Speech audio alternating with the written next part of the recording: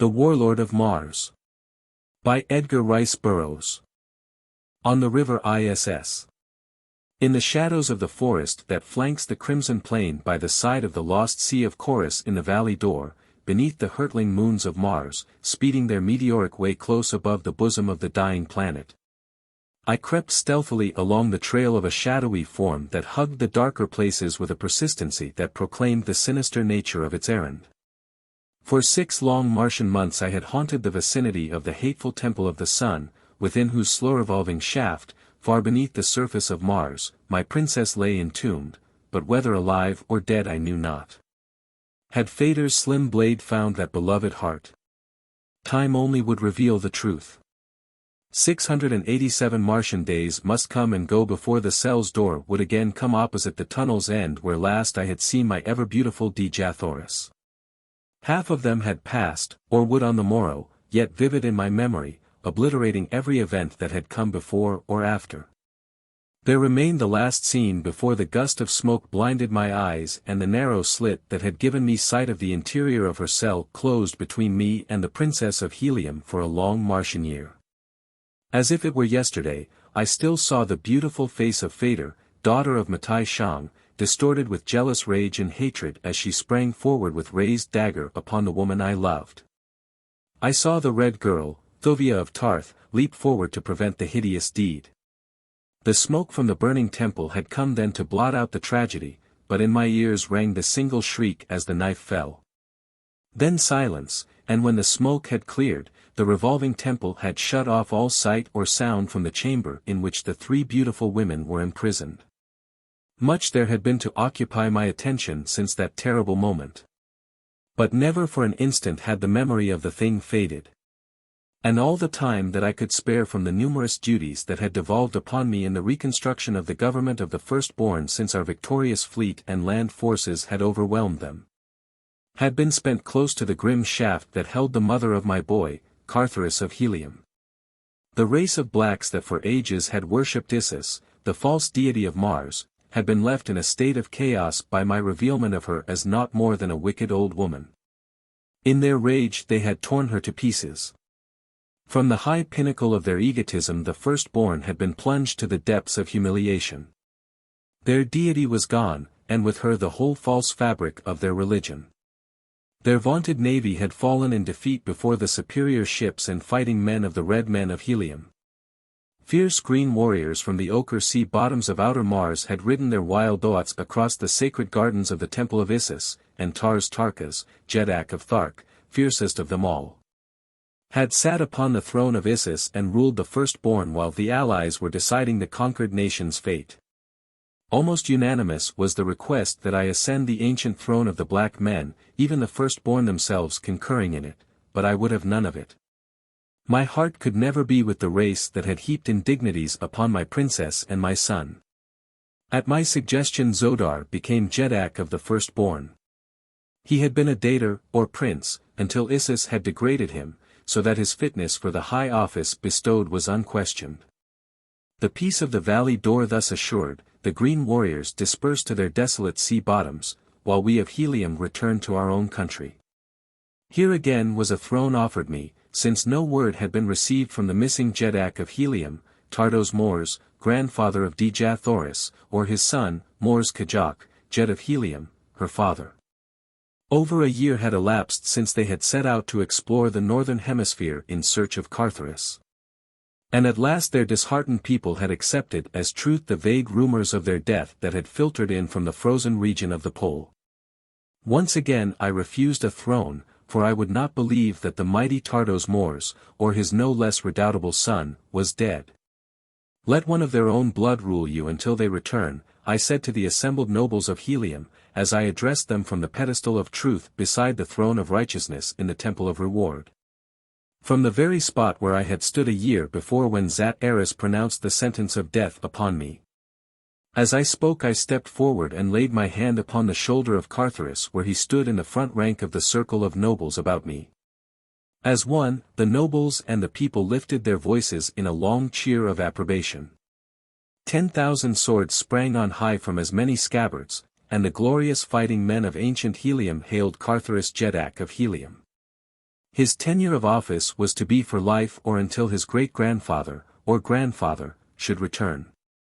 Having thus satisfactorily arranged this important duty for Helium, I started the following day for the valley door that I might remain close to the Temple of the Sun until the fateful day that should see the opening of the prison cell where my lost love lay buried.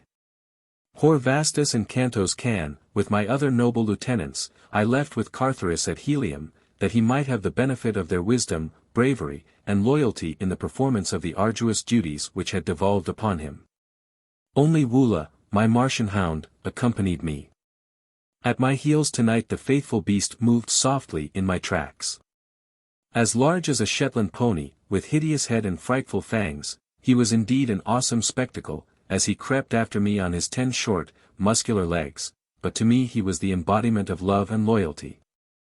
The figure ahead was that of the black Dejah of the firstborn, Thurid, whose undying enmity I had earned that time I laid him low with my bare hands in the courtyard of the Temple of Isis, and bound him with his own harness before the noble men and women who had but a moment before been extolling his prowess.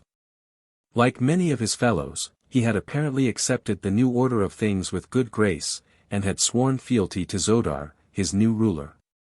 But I knew that he hated me, and I was sure that in his heart he envied and hated Zodar, so I had kept a watch upon his comings and goings, to the end that of late I had become convinced that he was occupied with some manner of intrigue. Several times I had observed him leaving the walled city of the firstborn after dark, taking his way out into the cruel and horrible valley door, where no honest business could lead any man. Tonight he moved quickly along the edge of the forest until well beyond sight or sound of the city, then he turned across the crimson sward toward the shore of the lost sea of Chorus. The rays of the nearer moon, swinging low across the valley, touched his jewel-encrusted harness with 1,000 changing lights and glanced from the glossy ebony of his smooth hide. Twice he turned his head back toward the forest, after the manner of one who is upon an evil errand, though he must have felt quite safe from pursuit. I did not dare follow him there beneath the moonlight, since it best suited my plans not to interrupt his. I wished him to reach his destination unsuspecting, that I might learn just where that destination lay and the business that awaited the night prowler there. So it was that I remained hidden until after Thurid had disappeared over the edge of the steep bank beside the sea a quarter of a mile away. Then, with Woola following, I hastened across the open after the black Dejah. The quiet of the tomb lay upon the mysterious valley of death, crouching deep in its warm nest within the sunken area at the south pole of the dying planet. In the far distance the golden cliffs raised their mighty barrier faces far into the starlit heavens, the precious metals and scintillating jewels that composed them sparkling in the brilliant light of Mars's 2 gorgeous moons. At my back was the forest, pruned and trimmed like the sward to park-like symmetry by the browsing of the ghoulish plant men. Before me lay the lost sea of Chorus, while farther on I caught the shimmering ribbon of Iss, the river of mystery, where it wound out from beneath the golden cliffs to empty into Chorus, to which for countless ages had been borne the deluded and unhappy Martians of the outer world upon the voluntary pilgrimage to this false heaven.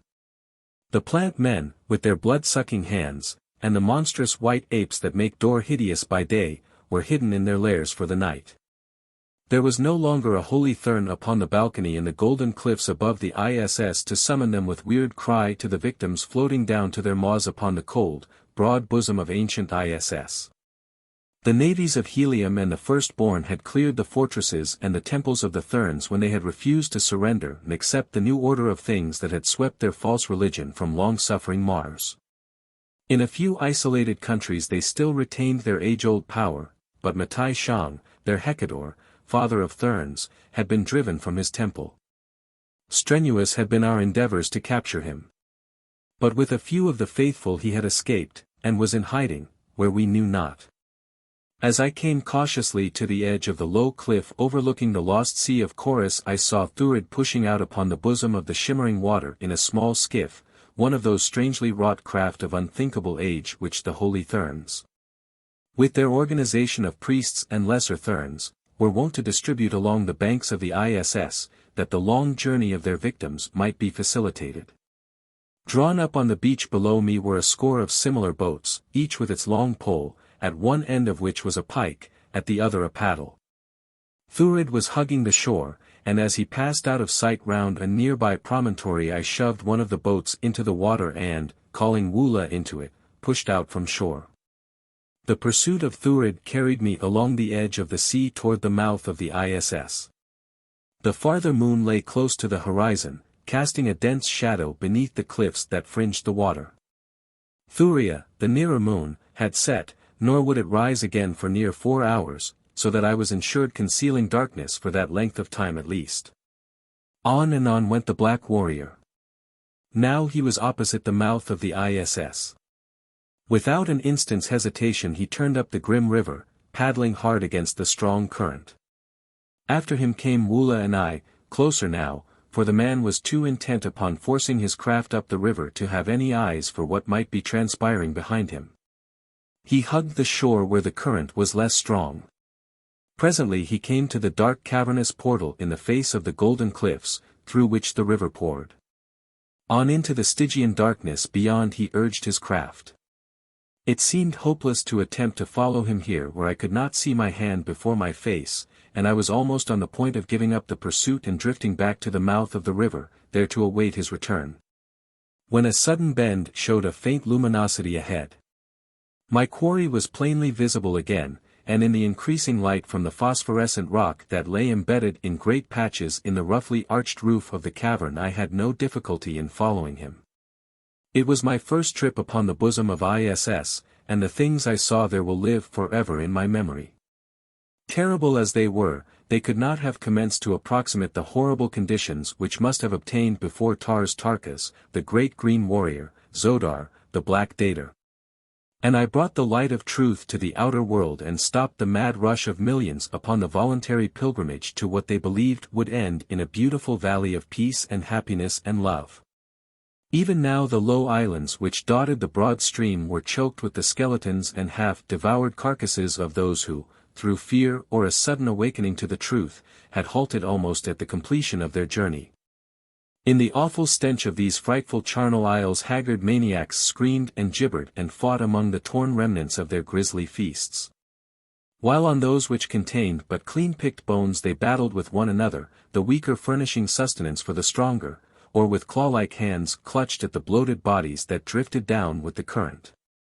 Thurid paid not the slightest attention to the screaming things that either menaced or pleaded with him as the mood directed them. Evidently he was familiar with the horrid sights that surrounded him. He continued up the river for perhaps a mile. And then, crossing over to the left bank, drew his craft up on a low ledge that lay almost on a level with the water. I dared not follow across the stream, for he most surely would have seen me. Instead I stopped close to the opposite wall beneath an overhanging mass of rock that cast a dense shadow beneath it.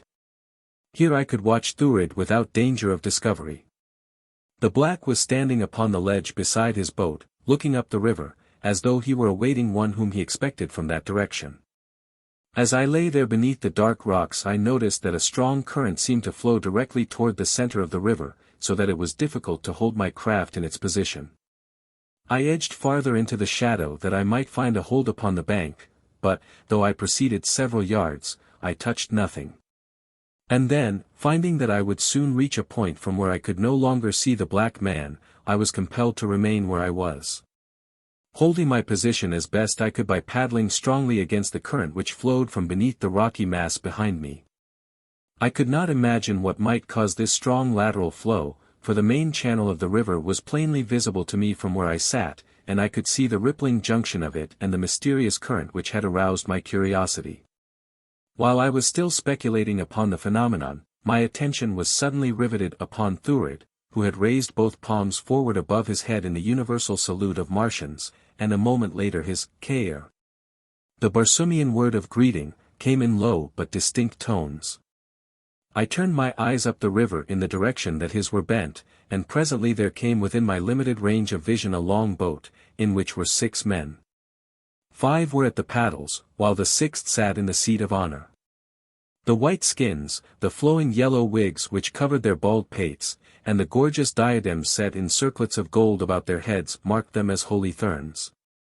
As they drew up beside the ledge upon which Thurid awaited them, he in the bow of the boat arose to step ashore, and then I saw that it was none other than Matai Shang, father of Thurns. The evident cordiality with which the two men exchanged greetings filled me with wonder, for the black and white men of Barsoom were hereditary enemies, nor ever before had I known of two meeting other than in battle. Evidently the reverses that had recently overtaken both peoples had resulted in an alliance between these two individuals, at least against the common enemy, and now I saw why Thurid had come so often out into the valley door by night. And that the nature of his conspiring might be such as to strike very close to me or to my friends. I wished that I might have found a point closer to the two men from which to have heard their conversation. But it was out of the question now to attempt to cross the river, and so I lay quietly watching them, who would have given so much to have known how close I lay to them. And how easily they might have overcome and killed me with their superior force. Several times Thurid pointed across the river in my direction, but that his gestures had any reference to me I did not for a moment believe. Presently he and Matai Shang entered the latter's boat, which turned out into the river and, swinging round, forged steadily across in my direction. As they advanced I moved my boat farther and farther in beneath the overhanging wall, but at last it became evident that their craft was holding the same course. The 5 paddlers sent the larger boat ahead at a speed that taxed my energies to equal. Every instant I expected to feel my prow crash against solid rock. The light from the river was no longer visible, but ahead I saw the faint tinge of a distant radiance, and still the water before me was open. At last the truth dawned upon me. I was following a subterranean river which emptied into the ISS at the very point where I had hidden. The rowers were now quite close to me. The noise of their own paddles drowned the sound of mine, but in another instant the growing light ahead would reveal me to them. There was no time to be lost. Whatever action I was to take must be taken at once. Swinging the prow of my boat toward the right, I sought the river's rocky side, and there I lay while Matai Shang and Thurid approached up the center of the stream, which was much narrower than the ISS. As they came nearer I heard the voices of Thurid and the father of Thurns raised in argument. I tell you, Thurn, the Black Dejah was saying, that I wish only vengeance upon John Carter, Prince of Helium. I am leading you into no trap. What could I gain by betraying you to those who have ruined my nation and my house? Let us stop here a moment that I may hear your plans, replied the Hecador, and then we may proceed with a better understanding of our duties and obligations. To the rowers he issued the command that brought their boat in toward the bank not a dozen paces beyond the spot where I lay.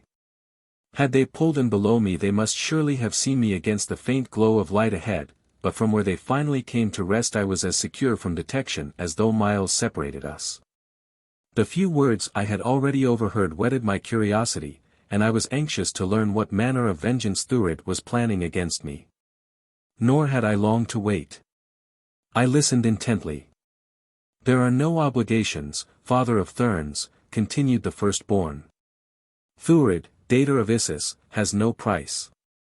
When the thing has been accomplished I shall be glad if you will see to it that I am well received, as is befitting my ancient lineage and noble rank, at some court that is yet loyal to thy ancient faith.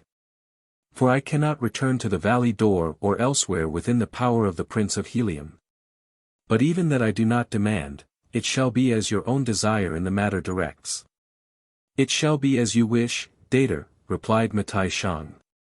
Nor is that all, power and riches shall be yours if you restore my daughter, Phaedor, to me, and place within my power Dejah Thoris, Princess of Helium. Ah, he continued with a malicious snarl, but the earth-man shall suffer for the indignities he has put upon the Holy of Holies, nor shall any vileness be too vile to inflict upon his princess. Would that it were in my power to force him to witness the humiliation and degradation of the Red Woman. You shall have your way with her before another day has passed, Matai Shang, said Thurid, if you but say the word. I have heard of the Temple of the Sun, Dejah, replied Matai Shang, but never have I heard that its prisoners could be released before the allotted year of their incarceration had elapsed. How, then, may you accomplish the impossible? Access may be had to any cell of the temple at any time, replied Thurid. Only Issus knew this, nor was it ever Issus' way to divulge more of her secrets than were necessary. By chance, after her death, I came upon an ancient plan of the temple, and there I found, plainly writ, the most minute directions for reaching the cells at any time. And more I learned, that many men had gone thither for Isis in the past, always on errands of death and torture to the prisoners. But those who thus learned the secret way were wont to die mysteriously immediately they had returned and made their reports to cruel Isis. "Let us proceed, then," said Matai Shang at last. "I must trust you, yet at the same time you must trust me, for we are 6 to your 1. "I do not fear," replied Thurid, "nor need you. Our hatred of the common enemy is sufficient bond to ensure our loyalty to each other.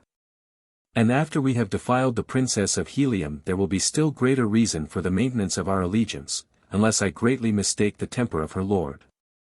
Matai Shang spoke to the paddlers. The boat moved on up the tributary. It was with difficulty that I restrained myself from rushing upon them and slaying the 2 vile plotters. But quickly I saw the mad rashness of such an act, which would cut down the only man who could lead the way to Dejah Thoris prison before the long Martian year had swung its interminable circle. If he should lead Matai Shang to that hallowed spot, then, too, should he lead John Carter, Prince of Helium. With silent paddle I swung slowly into the wake of the larger craft. How do you find this book? Any thoughts about the book or the author? Any suggestion for improvement? Please take a moment to share your thoughts in a comment. If you like it, share it with your friends who might enjoy it as well. Subscribe to keep in touch. Visit CompleteAudiobooks.com for more quality content. Under the Mountains. As we advanced up the river which winds beneath the golden cliffs out of the bowels of the mountains of Otz to mingle its dark waters with the grim and mysterious Iss, the faint glow which had appeared before us grew gradually into an all-enveloping radiance. The river widened until it presented the aspect of a large lake whose vaulted dome, lighted by glowing phosphorescent rock, was splashed with the vivid rays of the diamond, the sapphire, the ruby, and the countless nameless jewels of Barsoom which lay encrusted in the virgin gold which forms the major portion of these magnificent cliffs. Beyond the lighted chamber of the lake was darkness. What lay behind the darkness I could not even guess.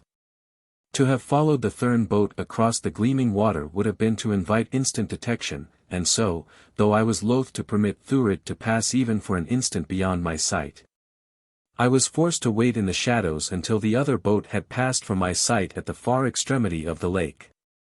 Then I paddled out upon the brilliant surface in the direction they had taken.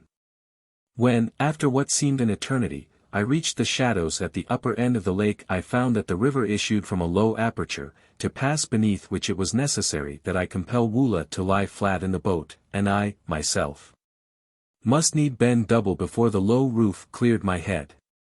Immediately the roof rose again upon the other side, but no longer was the way brilliantly lighted.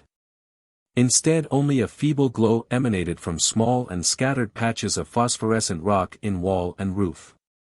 Directly before me the river ran into this smaller chamber through 3 separate arched openings. Thurid and the Thurns were nowhere to be seen. Into which of the dark holes had they disappeared?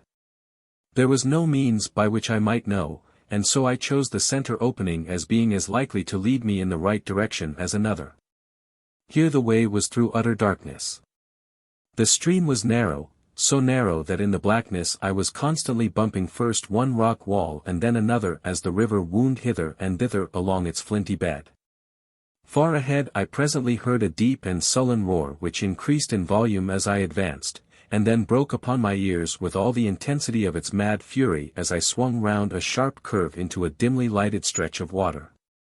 Directly before me the river thundered down from above in a mighty waterfall that filled the narrow gorge from side to side, rising far above me several hundred feet, as magnificent a spectacle as I ever had seen. But the roar, the awful, deafening roar of those tumbling waters penned in the rocky, subterranean vault, had the fall not entirely blocked my further passage and shown me that I had followed the wrong course, I believe that I should have fled anyway before the maddening tumult. Thurid and the Thurns could not have come this way. By stumbling upon the wrong course I had lost the trail, and they had gained so much ahead of me that now I might not be able to find them before it was too late, if, in fact, I could find them at all. It had taken several hours to force my way up to the falls against the strong current, and other hours would be required for the descent, although the pace would be much swifter. With a sigh I turned the prow of my craft downstream, and with mighty strokes hastened with reckless speed through the dark and tortuous channel until once again I came to the chamber into which flowed the 3 branches of the river. 2 unexplored channels still remained from which to choose, nor was there any means by which I could judge which was the more likely to lead me to the plotters. Never in my life, that I can recall, have I suffered such an agony of indecision. So much depended upon a correct choice, so much depended upon haste. The hours that I had already lost might seal the fate of the incomparable Dejah Thoris were she not already dead, to sacrifice other hours, and maybe days in a fruitless exploration of another blind lead would unquestionably prove fatal. Several times I essayed the right-hand entrance only to turn back as though warned by some strange intuitive sense that this was not the way. At last, convinced by the oft-recurring phenomenon, I cast my all upon the left-hand archway. Yet it was with a lingering doubt that I turned a parting look at the sullen waters which rolled, dark and forbidding, from beneath the grim, low archway on the right. And as I looked there came bobbing out upon the current from the Stygian darkness of the interior the shell of one of the great, succulent fruits of the Serapis tree. I could scarce restrain a shout of elation as this silent, insensate messenger floated past me, on toward the ISS and chorus, for it told me that journeying Martians were above me on that very stream. They had eaten of this marvelous fruit which nature concentrates within the hard shell of the Serapis nut, and having eaten had cast the husk overboard. It could have come from no others than the party I sought. Quickly I abandoned all thought of the left-hand passage, and a moment later had turned into the right. The stream soon widened, and recurring areas of phosphorescent rock lighted my way. I made good time, but was convinced that I was nearly a day behind those I was tracking. Neither Woola nor I had eaten since the previous day, but in so far as he was concerned it mattered but little, since practically all the animals of the Dead Sea bottoms of Mars are able to go for incredible periods without nourishment. Nor did I suffer. The water of the river was sweet and cold, for it was unpolluted by decaying bodies, like the ISS, and as for food, why the mere thought that I was nearing my beloved princess raised me above every material want. As I proceeded, the river became narrower and the current swift and turbulent, so swift in fact that it was with difficulty that I forced my craft upward at all. I could not have been making to exceed 100 yards an hour when, at a bend, I was confronted by a series of rapids through which the river foamed and boiled at a terrific rate. My heart sank within me. The Serapis nutshell had proved a false prophet, and, after all, my intuition had been correct. It was the left-hand channel that I should have followed. Had I been a woman I should have wept. At my right was a great, slow-moving eddy that circled far beneath the cliff's overhanging side, and to rest my tired muscles before turning back I let my boat drift into its embrace. I was almost prostrated by disappointment. It would mean another half-day's loss of time to retrace my way and take the only passage that yet remained unexplored. What hellish fate had led me to select from 3 possible avenues the 2 that were wrong? As the lazy current of the eddy carried me slowly about the periphery of the watery circle my boat twice touched the rocky side of the river in the dark recess beneath the cliff. A third time it struck, gently as it had before, but the contact resulted in a different sound, the sound of wood scraping upon wood. In an instant I was on the alert, for there could be no wood within that buried river that had not been man-brought. Almost coincidentally with my first apprehension of the noise, my hand shot out across the boat's side, and a second later I felt my fingers gripping the gunwale of another craft.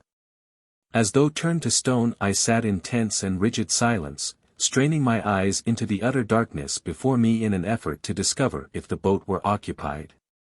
It was entirely possible that there might be men on board it who were still ignorant of my presence, for the boat was scraping gently against the rocks upon one side, so that the gentle touch of my boat upon the other easily could have gone unnoticed. Peer as I would I could not penetrate the darkness, and then I listened intently for the sound of breathing near me. But except for the noise of the rapids, the soft scraping of the boats, and the lapping of the water at their sides I could distinguish no sound. As usual, I thought rapidly. A rope lay coiled in the bottom of my own craft.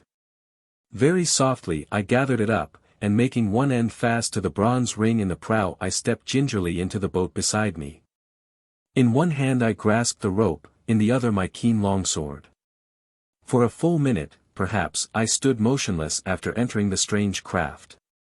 It had rocked a trifle beneath my weight, but it had been the scraping of its side against the side of my own boat that had seemed most likely to alarm its occupants, if there were any.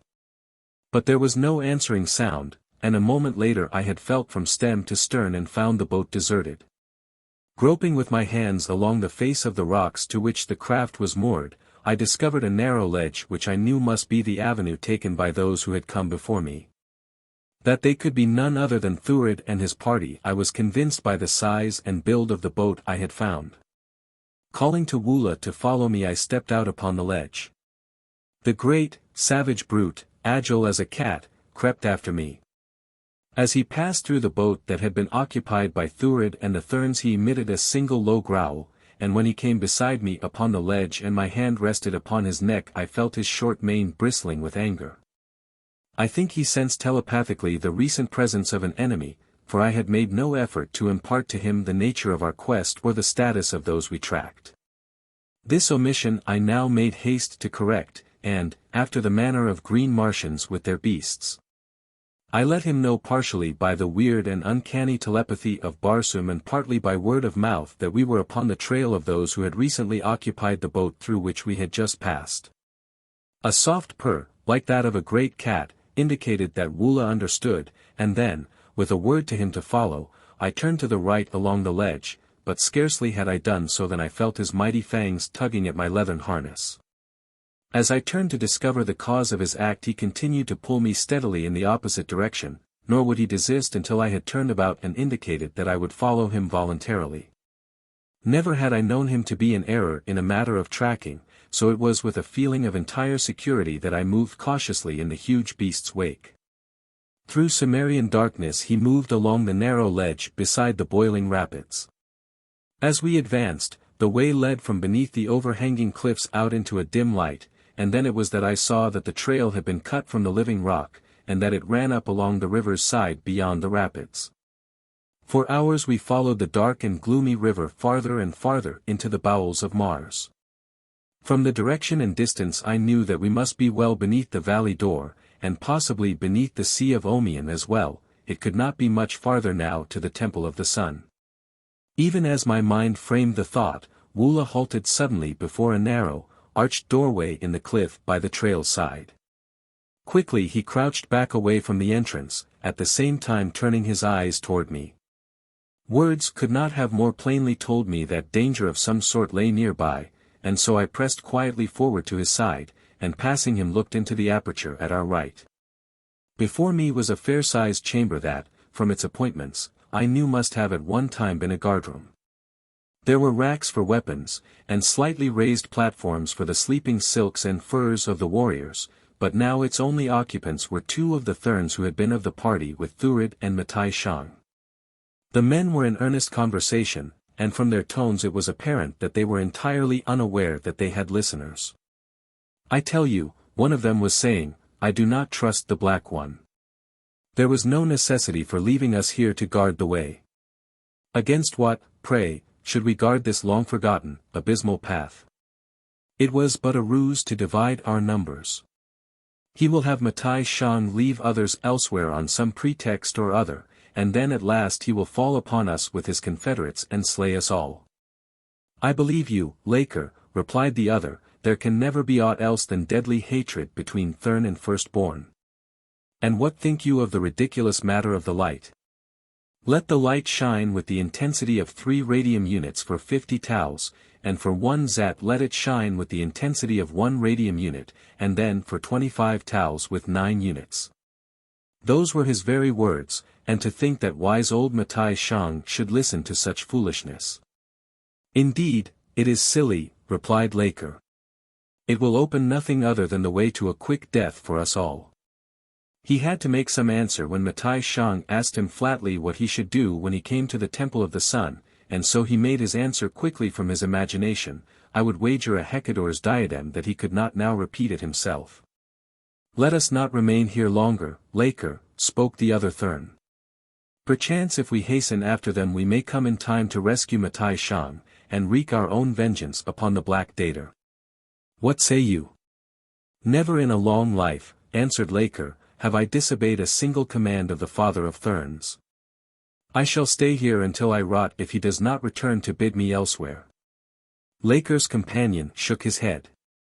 You are my superior, he said. I cannot do other than you sanction, though I still believe that we are foolish to remain. I, too, thought that they were foolish to remain, for I saw from Wula's actions that the trail led through the room where the two Thurns held guard. I had no reason to harbor any considerable love for this race of self-deified demons, yet I would have passed them by were it possible without molesting them. It was worth trying anyway, for a fight might delay us considerably, or even put an end entirely to my search. Better men than I have gone down before fighters of meaner ability than that possessed by the fierce Thurn warriors. Signaling Wula to heel, I stepped suddenly into the room before the two men. At sight of me their long swords flashed from the harness at their sides, but I raised my hand in a gesture of restraint. I seek Thurid, the Black Dejah, I said. My quarrel is with him, not with you. Let me pass then in peace, for if I mistake not he is as much your enemy as mine, and you can have no cause to protect him. They lowered their swords and Laker spoke. I know not whom you may be, with the white skin of a Thurn and the black hair of a red man, but were it only Thurid whose safety were at stake you might pass, and welcome, in so far as we be concerned. Tell us who you be, and what mission calls you to this unknown world beneath the valley door, then maybe we can see our way to let you pass upon the errand which we should like to undertake would our orders permit. I was surprised that neither of them had recognized me. For I thought that I was quite sufficiently well known either by personal experience or reputation to every Thurn upon Barsoom as to make my identity immediately apparent in any part of the planet. In fact, I was the only white man upon Mars whose hair was black and whose eyes were grey, with the exception of my son, Carthoris. To reveal my identity might be to precipitate an attack, for every Thurn upon Barsoom knew that to me they owed the fall of their age-old spiritual supremacy. On the other hand, my reputation as a fighting man might be sufficient to pass me by these two were their livers not of the right complexion to welcome a battle to the death. To be quite candid, I did not attempt to delude myself with any such sophistry, since I knew well that upon warlike Mars there are few cowards, and that every man, whether prince, priest, or peasant, glories in deadly strife. And so I gripped my longsword the tighter as I replied to Laker. I believe that you will see the wisdom of permitting me to pass unmolested, I said, for it would avail you nothing to die uselessly in the rocky bowels of Barsoom merely to protect a hereditary enemy, such as Thurid, Dejah of the Firstborn.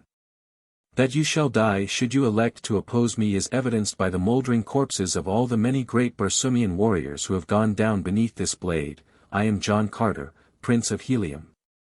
For a moment that name seemed to paralyze the two men, but only for a moment, and then the younger of them, with a vile name upon his lips, rushed toward me with ready sword. He had been standing a little behind his companion, Laker, during our parley, and now, ere he could engage me, the older man grasped his harness and drew him back. Hold, commanded Laker. There will be plenty of time to fight if we find it wise to fight at all. There be good reasons why every Thurn upon Barsoom should yearn to spill the blood of the blasphemer, the sacrilegist, but let us mix wisdom with our righteous hate. The Prince of Helium is bound upon an errand which we ourselves, but a moment since, were wishing that we might undertake. Let him go then and slay the Black. When he returns we shall still be here to bar his way to the outer world, and thus we shall have rid ourselves of two enemies, nor have incurred the displeasure of the Father of Thurns. As he spoke I could not but note the crafty glint in his evil eyes, and while I saw the apparent logic of his reasoning I felt, subconsciously perhaps, that his words did but veil some sinister intent. The other Thurn turned toward him in evident surprise, but when Laker had whispered a few brief words into his ear he, too, drew back and nodded acquiescence to his superior's suggestion. "Proceed, John Carter," said Laker. "But know that if Thurid does not lay you low there will be those awaiting your return who will see that you never pass again into the sunlight of the upper world. Go." During our conversation Woola had been growling and bristling close to my side. Occasionally he would look up into my face with a low, pleading whine, as though begging for the word that would send him headlong at the bare throats before him. He, too, sensed the villainy behind the smooth words. Beyond the Therns several doorways opened off the guardroom, and toward the one upon the extreme right Laker motioned. "That way leads to Thurid," he said. But when I would have called Woola to follow me there the beast whined and held back, and at last ran quickly to the first opening at the left, where he stood emitting his coughing bark, as though urging me to follow him upon the right way. I turned a questioning look upon Laker. "The brute is seldom wrong," I said, "and while I do not doubt your superior knowledge, Thurn, I think that I shall do well to listen to the voice of instinct that is backed by love and loyalty." As I spoke I smiled grimly that he might know without words that I distrusted him. "As you will," the fellow replied with a shrug. "In the end it shall be all the same." I turned and followed Woola into the left-hand passage, and though my back was toward my enemies, my ears were on the alert, yet I heard no sound of pursuit.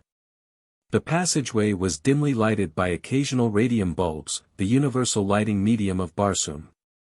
These same lamps may have been doing continuous duty in these subterranean chambers for ages, since they require no attention and are so compounded that they give off but the minutest of their substance in the generation of years of luminosity.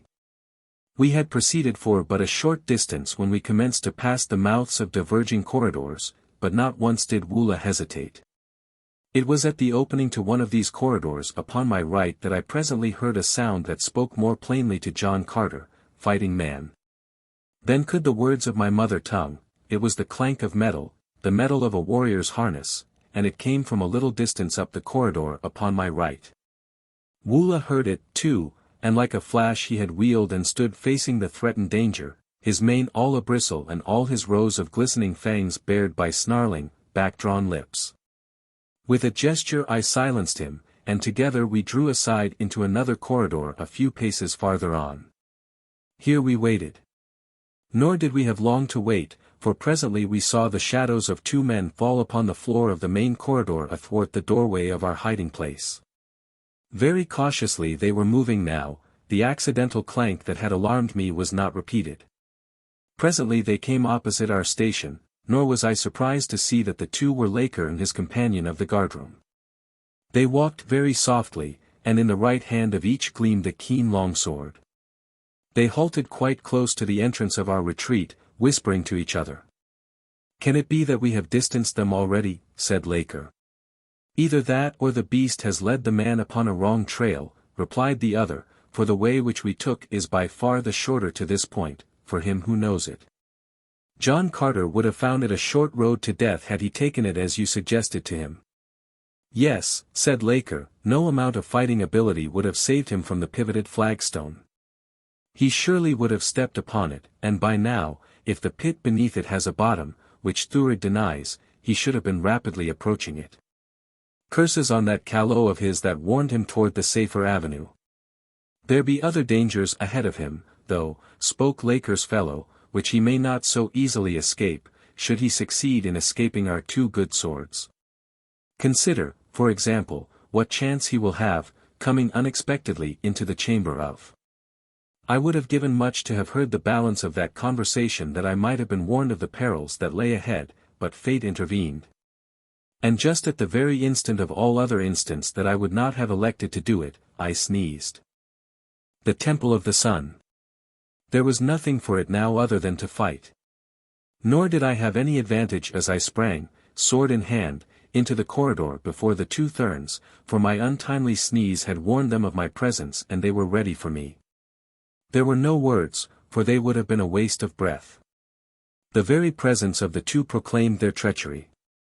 That they were following to fall upon me unawares was all too plain, and they, of course, must have known that I understood their plan. In an instant I was engaged with both, and though I loathe the very name of Thurn, I must in all fairness admit that they are mighty swordsmen. And these two were no exception, unless it were that they were even more skilled and fearless than the average among their race. While it lasted it was indeed as joyous a conflict as I ever had experienced. Twice at least I saved my breast from the mortal thrust of piercing steel only by the wondrous agility with which my earthly muscles endow me under the conditions of lesser gravity and air pressure upon Mars. Yet even so I came near to tasting death that day in the gloomy corridor beneath Mars's southern pole, for Laker played a trick upon me that in all my experience of fighting upon two planets I never before had witnessed the like of. The other Thurn was engaging me at the time, and I was forcing him back, touching him here and there with my point until he was bleeding from a dozen wounds. Yet not being able to penetrate his marvelous guard to reach a vulnerable spot for the brief instant that would have been sufficient to send him to his ancestors. It was then that Laker quickly unslung a belt from his harness, and as I stepped back to parry a wicked thrust he lashed one end of it about my left ankle so that it wound there for an instant, while he jerked suddenly upon the other end, throwing me heavily upon my back. Then, like leaping panthers, they were upon me, but they had reckoned without Woola, and before ever a blade touched me, a roaring embodiment of 1,000 demons hurtled above my prostrate form and my loyal Martian Kaol was upon them. Imagine, if you can, a huge grizzly with 10 legs armed with mighty talons and an enormous frog-like mouth splitting his head from ear to ear, exposing 3 rows of long, white tusks. Then endow this creature of your imagination with the agility and ferocity of a half-starved Bengal tiger and the strength of a span of bulls, and you will have some faint conception of Woola in action. Before I could call him off he had crushed Laker into a jelly with a single blow of one mighty paw, and had literally torn the other Thurn to ribbons. Yet when I spoke to him sharply he cowed sheepishly as though he had done a thing to deserve censure and chastisement. Never had I had the heart to punish Woola during the long years that had passed since that first day upon Mars when the green jet of the Tharks had placed him on guard over me. And I had won his love and loyalty from the cruel and loveless masters of his former life, yet I believe he would have submitted to any cruelty that I might have inflicted upon him, so wondrous was his affection for me. The diadem in the center of the circlet of gold upon the brow of Laker proclaimed him a holy Thurn, while his companion, not thus adorned, was a lesser Thurn, though from his harness I gleaned that he had reached the 9th cycle, which is but one below that of the holy Thurns. As I stood for a moment looking at the gruesome havoc Woola had wrought, there recurred to me the memory of that other occasion upon which I had masqueraded in the wig, diadem, and harness of Satyr Throg. The holy Thurn whom Thuvia of Tarth had slain, and now it occurred to me that it might prove of worth to utilize Laker's trappings for the same purpose. A moment later I had torn his yellow wig from his bald pate and transferred it and the circlet, as well as all his harness, to my own person. Woola did not approve of the metamorphosis. He sniffed at me and growled ominously, but when I spoke to him and patted his huge head he at length became reconciled to the change. And at my command trotted off along the corridor in the direction we had been going when our progress had been interrupted by the Thurns. We moved cautiously now, warned by the fragment of conversation I had overheard. I kept abreast of Woola that we might have the benefit of all our eyes for what might appear suddenly ahead to menace us, and well it was that we were forewarned. At the bottom of a flight of narrow steps the corridor turned sharply back upon itself, immediately making another turn in the original direction, so that at that point it formed a perfect letter S. The top leg of which debouched suddenly into a large chamber, illy lighted, and the floor of which was completely covered by venomous snakes and loathsome reptiles. To have attempted to cross that floor would have been to court instant death, and for a moment I was almost completely discouraged. Then it occurred to me that Thurid and Matai Shang with their party must have crossed it, and so there was a way. Had it not been for the fortunate accident by which I overheard even so small a portion of the Thurns' conversation we should have blundered at least a step or two into that wriggling mass of destruction. And a single step would have been all sufficient to have sealed our doom. These were the only reptiles I had ever seen upon Barsoom. But I knew from their similarity to the fossilized remains of supposedly extinct species I had seen in the museums of Helium that they comprised many of the known prehistoric reptilian genera, as well as others undiscovered. A more hideous aggregation of monsters had never before assailed my vision. It would be futile to attempt to describe them to Earth men, since substance is the only thing which they possess in common with any creature of the past or present with which you are familiar. Even their venom is of an unearthly virulence that, by comparison, would make the cobra de capello seem quite as harmless as an angleworm.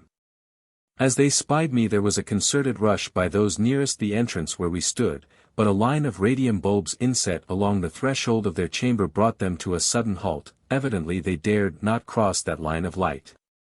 I had been quite sure that they would not venture beyond the room in which I had discovered them, though I had not guessed at what deterred them.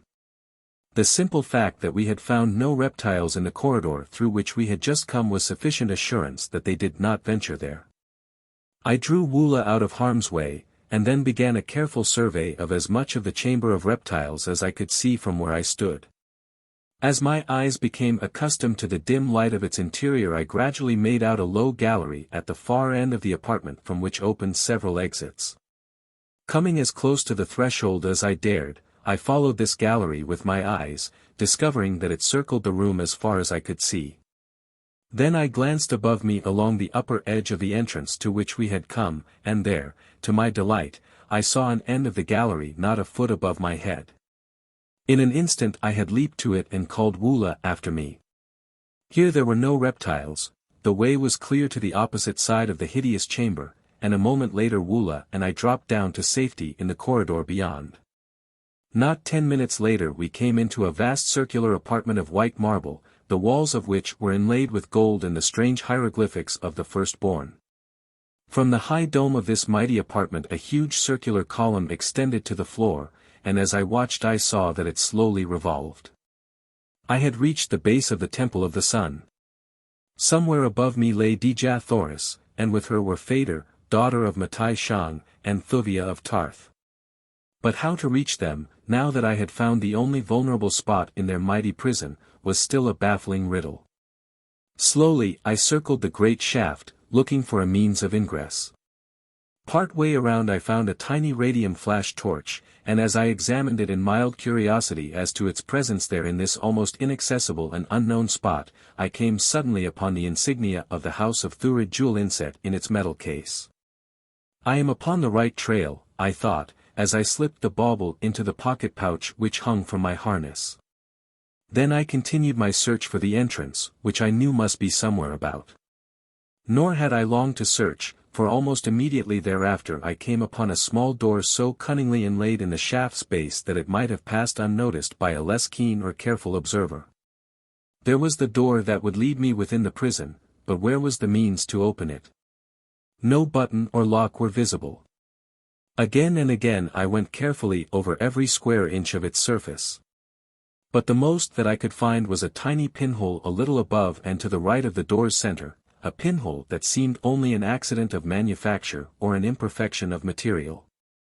Into this minute aperture I attempted to peer, but whether it was but a fraction of an inch deep or passed completely through the door I could not tell, at least no light showed beyond it.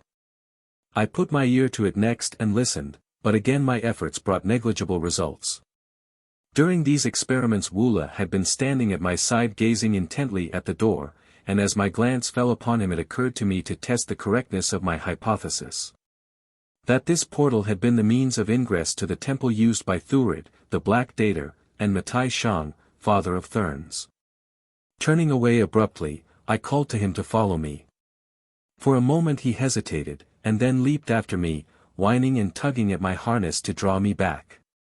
I walked on, however, some distance from the door before I let him have his way, that I might see precisely what he would do.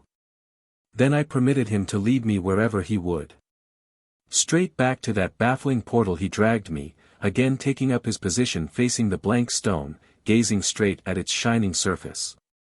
For an hour I worked to solve the mystery of the combination that would open the way before me. Carefully I recalled every circumstance of my pursuit of Thurid. And my conclusion was identical with my original belief, that Thurid had come this way without other assistance than his own knowledge and passed through the door that barred my progress, unaided from within. But how had he accomplished it? I recalled the incident of the Chamber of Mystery in the Golden Cliffs, that time I had freed Thuvia of Tarth from the dungeon of the Therns, and she had taken a slender, needle-like key from the keyring of her dead jailer to open the door leading back into the Chamber of Mystery where Tars Tarkas fought for his life with the Great Banths. Such a tiny keyhole as now defied me had opened the way to the intricate lock in that other door. Hastily I dumped the contents of my pocket pouch upon the ground before me. Could I but find a slender bit of steel, I might yet fashion a key that would give me ingress to the temple prison. As I examined the heterogeneous collection of odds and ends that is always to be found in the pocket pouch of a Martian warrior, my hand fell upon the emblazoned radium flash torch of the Black Data. As I was about to lay the thing aside as of no value in my present predicament, my eyes chanced upon a few strange characters roughly and freshly scratched upon the soft gold of the case. Casual curiosity prompted me to decipher them, but what I read carried no immediate meaning to my mind. There were 3 sets of characters, one below another. 3, 50T. 1, 1X. 9, 25T. For only an instant my curiosity was piqued, and then I replaced the torch in my pocket pouch. But my fingers had not unclasped from it when there rushed to my memory the recollection of the conversation between Laker and his companion when the Lesser Thurn had quoted the words of Thurid and scoffed at them. And what think you of the ridiculous matter of the light? Let the light shine with the intensity of 3 radium units for 50 tals. Ah, there was the first line of characters upon the torch's metal case, 3, 50T. And for 1 zat let it shine with the intensity of 1 radium unit, there was the second line, and then for 25 tals with 9 units. The formula was complete, but, what did it mean? I thought I knew, and, seizing a powerful magnifying glass from the litter of my pocket pouch, I applied myself to a careful examination of the marble immediately about the pinhole in the door. I could have cried aloud in exultation when my scrutiny disclosed the almost invisible incrustation of particles of carbonized electrons which are thrown off by these Martian torches. It was evident that for countless ages radium torches had been applied to this pinhole, and for what purpose there could be but a single answer: the mechanism of the lock was actuated by light rays. And I, John Carter, Prince of Helium, held the combination in my hand, scratched by the hand of my enemy upon his own torch case. In a cylindrical bracelet of gold about my wrist was my Barsoomian chronometer, a delicate instrument that records the tals and zats and zodes of Martian time, presenting them to view beneath a strong crystal much after the manner of an earthly odometer. Timing my operations carefully, I held the torch to the small aperture in the door, regulating the intensity of the light by means of the thumb lever upon the side of the case. For 50 tals I let 3 units of light shine full in the pinhole, then 1 unit for 1 zat, and for 25 tals 9 units. Those last 25 tals were the longest 25 seconds of my life. Would the lock click at the end of those seemingly interminable intervals of time? 23. 24. 25. I shut off the light with a snap. For 7 tals I waited. There had been no appreciable effect upon the lock's mechanism. Could it be that my theory was entirely wrong? Hold. Had the nervous strain resulted in a hallucination, or did the door really move? Slowly the solid stone sank noiselessly back into the wall. There was no hallucination here. Back and back it slid for 10 feet until it had disclosed at its right a narrow doorway leading into a dark and narrow corridor that paralleled the outer wall.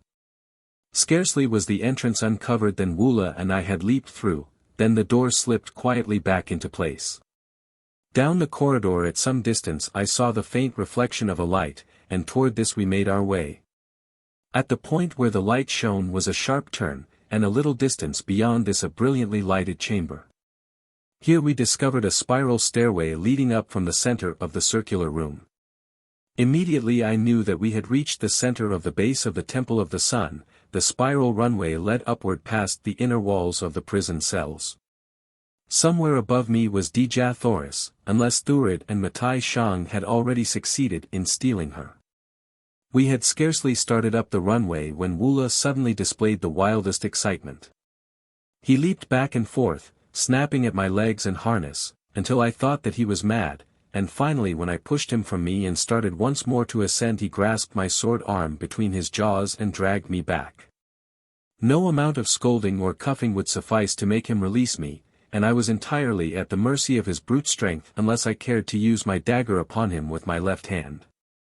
But, mad or no, I had not the heart to run the sharp blade into that faithful body. Down into the chamber he dragged me, and across it to the side opposite that at which we had entered. Here was another doorway leading into a corridor which ran directly down a steep incline. Without a moment's hesitation Woola jerked me along this rocky passage. Presently he stopped and released me, standing between me and the way we had come, looking up into my face as though to ask if I would now follow him voluntarily or if he must still resort to force. Looking ruefully at the marks of his great teeth upon my bare arm I decided to do as he seemed to wish me to do. After all, his strange instinct might be more dependable than my faulty human judgment. And well it was that I had been forced to follow him. But a short distance from the circular chamber we came suddenly into a brilliantly lighted labyrinth of crystal glass partitioned passages. At first I thought it was one vast, unbroken chamber, so clear and transparent were the walls of the winding corridors. But after I had nearly brained myself a couple of times by attempting to pass through solid vitreous walls I went more carefully. We had proceeded but a few yards along the corridor that had given us entrance to this strange maze when Woola gave mouth to a most frightful roar, at the same time dashing against the clear partition at our left. The resounding echoes of that fearsome cry were still reverberating through the subterranean chambers when I saw the thing that had startled it from the faithful beast. Far in the distance, dimly through the many thicknesses of intervening crystal, as in a haze that made them seem unreal and ghostly, I discerned the figures of 8 people, 3 females and 5 men. At the same instant, evidently startled by Woola's fierce cry, they halted and looked about. Then, of a sudden, one of them, a woman, held her arms out toward me, and even at that great distance I could see that her lips moved. It was Dejah Thoris, my ever beautiful and ever youthful princess of Helium. With her were Thuvia of Tarth, Phaedr, daughter of Matai Shang, and Thurid, and the father of Thurns, and the 3 lesser Thurns that had accompanied them. Thurid shook his fist at me, and then 2 of the Thurns grasped Dejah Thoris and Thuvia roughly by their arms and hurried them on. A moment later they had disappeared into a stone corridor beyond the labyrinth of glass. They say that love is blind, but so great a love as that of Dejah Thoris that knew me even beneath the Thurn disguise I wore and across the misty vista of that crystal maze must indeed be far from blind. The Secret Tower. I have no stomach to narrate the monotonous events of the tedious days that Woola and I spent ferreting our way across the labyrinth of glass. Through the dark and devious ways beyond that led beneath the valley door and golden cliffs to emerge at last upon the flank of the Otz mountains just above the Valley of Lost Souls, that pitiful purgatory peopled by the poor unfortunates who dare not continue their abandoned pilgrimage to Dor, or return to the various lands of the outer world from whence they came. Here the trail of Dejah Thoris abductors led along the mountain's base, across steep and rugged ravines, by the side of appalling precipices, and sometimes out into the valley, where we found fighting aplenty with the members of the various tribes that make up the population of this vale of hopelessness. But through it all we came at last to where the way led up a narrow gorge that grew steeper and more impracticable at every step until before us loomed a mighty fortress buried beneath the side of an overhanging cliff. Here was the secret hiding place of Matai Shang, father of Thurns.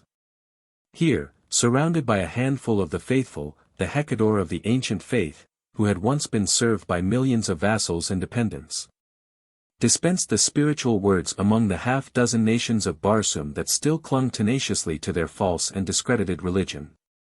Darkness was just falling as we came in sight of the seemingly impregnable walls of this mountain stronghold, and lest we be seen I drew back with Woola behind a jutting granite promontory, into a clump of the hardy purple scrub that thrives upon the barren sides of Otz. Here we lay until the quick transition from daylight to darkness had passed. Then I crept out to approach the fortress walls in search of a way within. Either through carelessness or overconfidence in the supposed inaccessibility of their hiding place, the triple-barred gate stood ajar. Beyond were a handful of guards, laughing and talking over one of their incomprehensible Barsoomian games. I saw that none of the guardsmen had been of the party that accompanied Thurid and Matai Shang, and so, relying entirely upon my disguise, I walked boldly through the gateway and up to the Thurn guard. The men stopped their game and looked up at me, but there was no sign of suspicion. Similarly they looked at Woola, growling at my heel. Kair, I said in true Martian greeting, and the warriors arose and saluted me. I have but just found my way hither from the Golden Cliffs, I continued, and seek audience with the Hecador, Matai Shang, father of Thurns. Where may he be found? Follow me, said one of the guard, and, turning, led me across the outer courtyard toward a second buttressed wall. Why the apparent ease with which I seemingly deceived them did not rouse my suspicions I know not, unless it was that my mind was still so full of that fleeting glimpse of my beloved princess that there was room in it for naught else. Be that as it may, the fact is that I marched buoyantly behind my guide straight into the jaws of death. Afterward I learned that Thurn spies had been aware of my coming for hours before I reached the hidden fortress. The gate had been purposely left ajar to tempt me on. The guards had been schooled well in their part of the conspiracy, and I, more like a schoolboy than a seasoned warrior, ran headlong into the trap. At the far side of the outer court a narrow door led into the angle made by one of the buttresses with the wall. Here my guide produced a key and opened the way within, then, stepping back, he motioned me to enter. Matai Shang is in the temple court beyond, he said, and as Woola and I passed through, the fellow closed the door quickly upon us. The nasty laugh that came to my ears through the heavy planking of the door after the lock clicked was my first intimation that all was not as it should be. I found myself in a small, circular chamber within the buttress. Before me a door opened, presumably, upon the inner court beyond.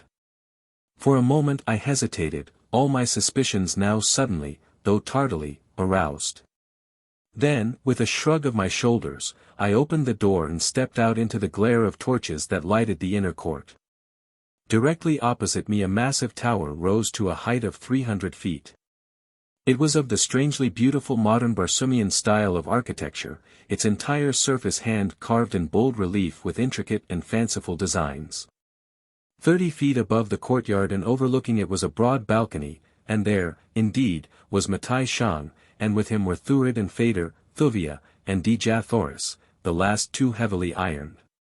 A handful of Thurn warriors stood just behind the little party. As I entered the enclosure the eyes of those in the balcony were full upon me. An ugly smile distorted the cruel lips of Matai Shang.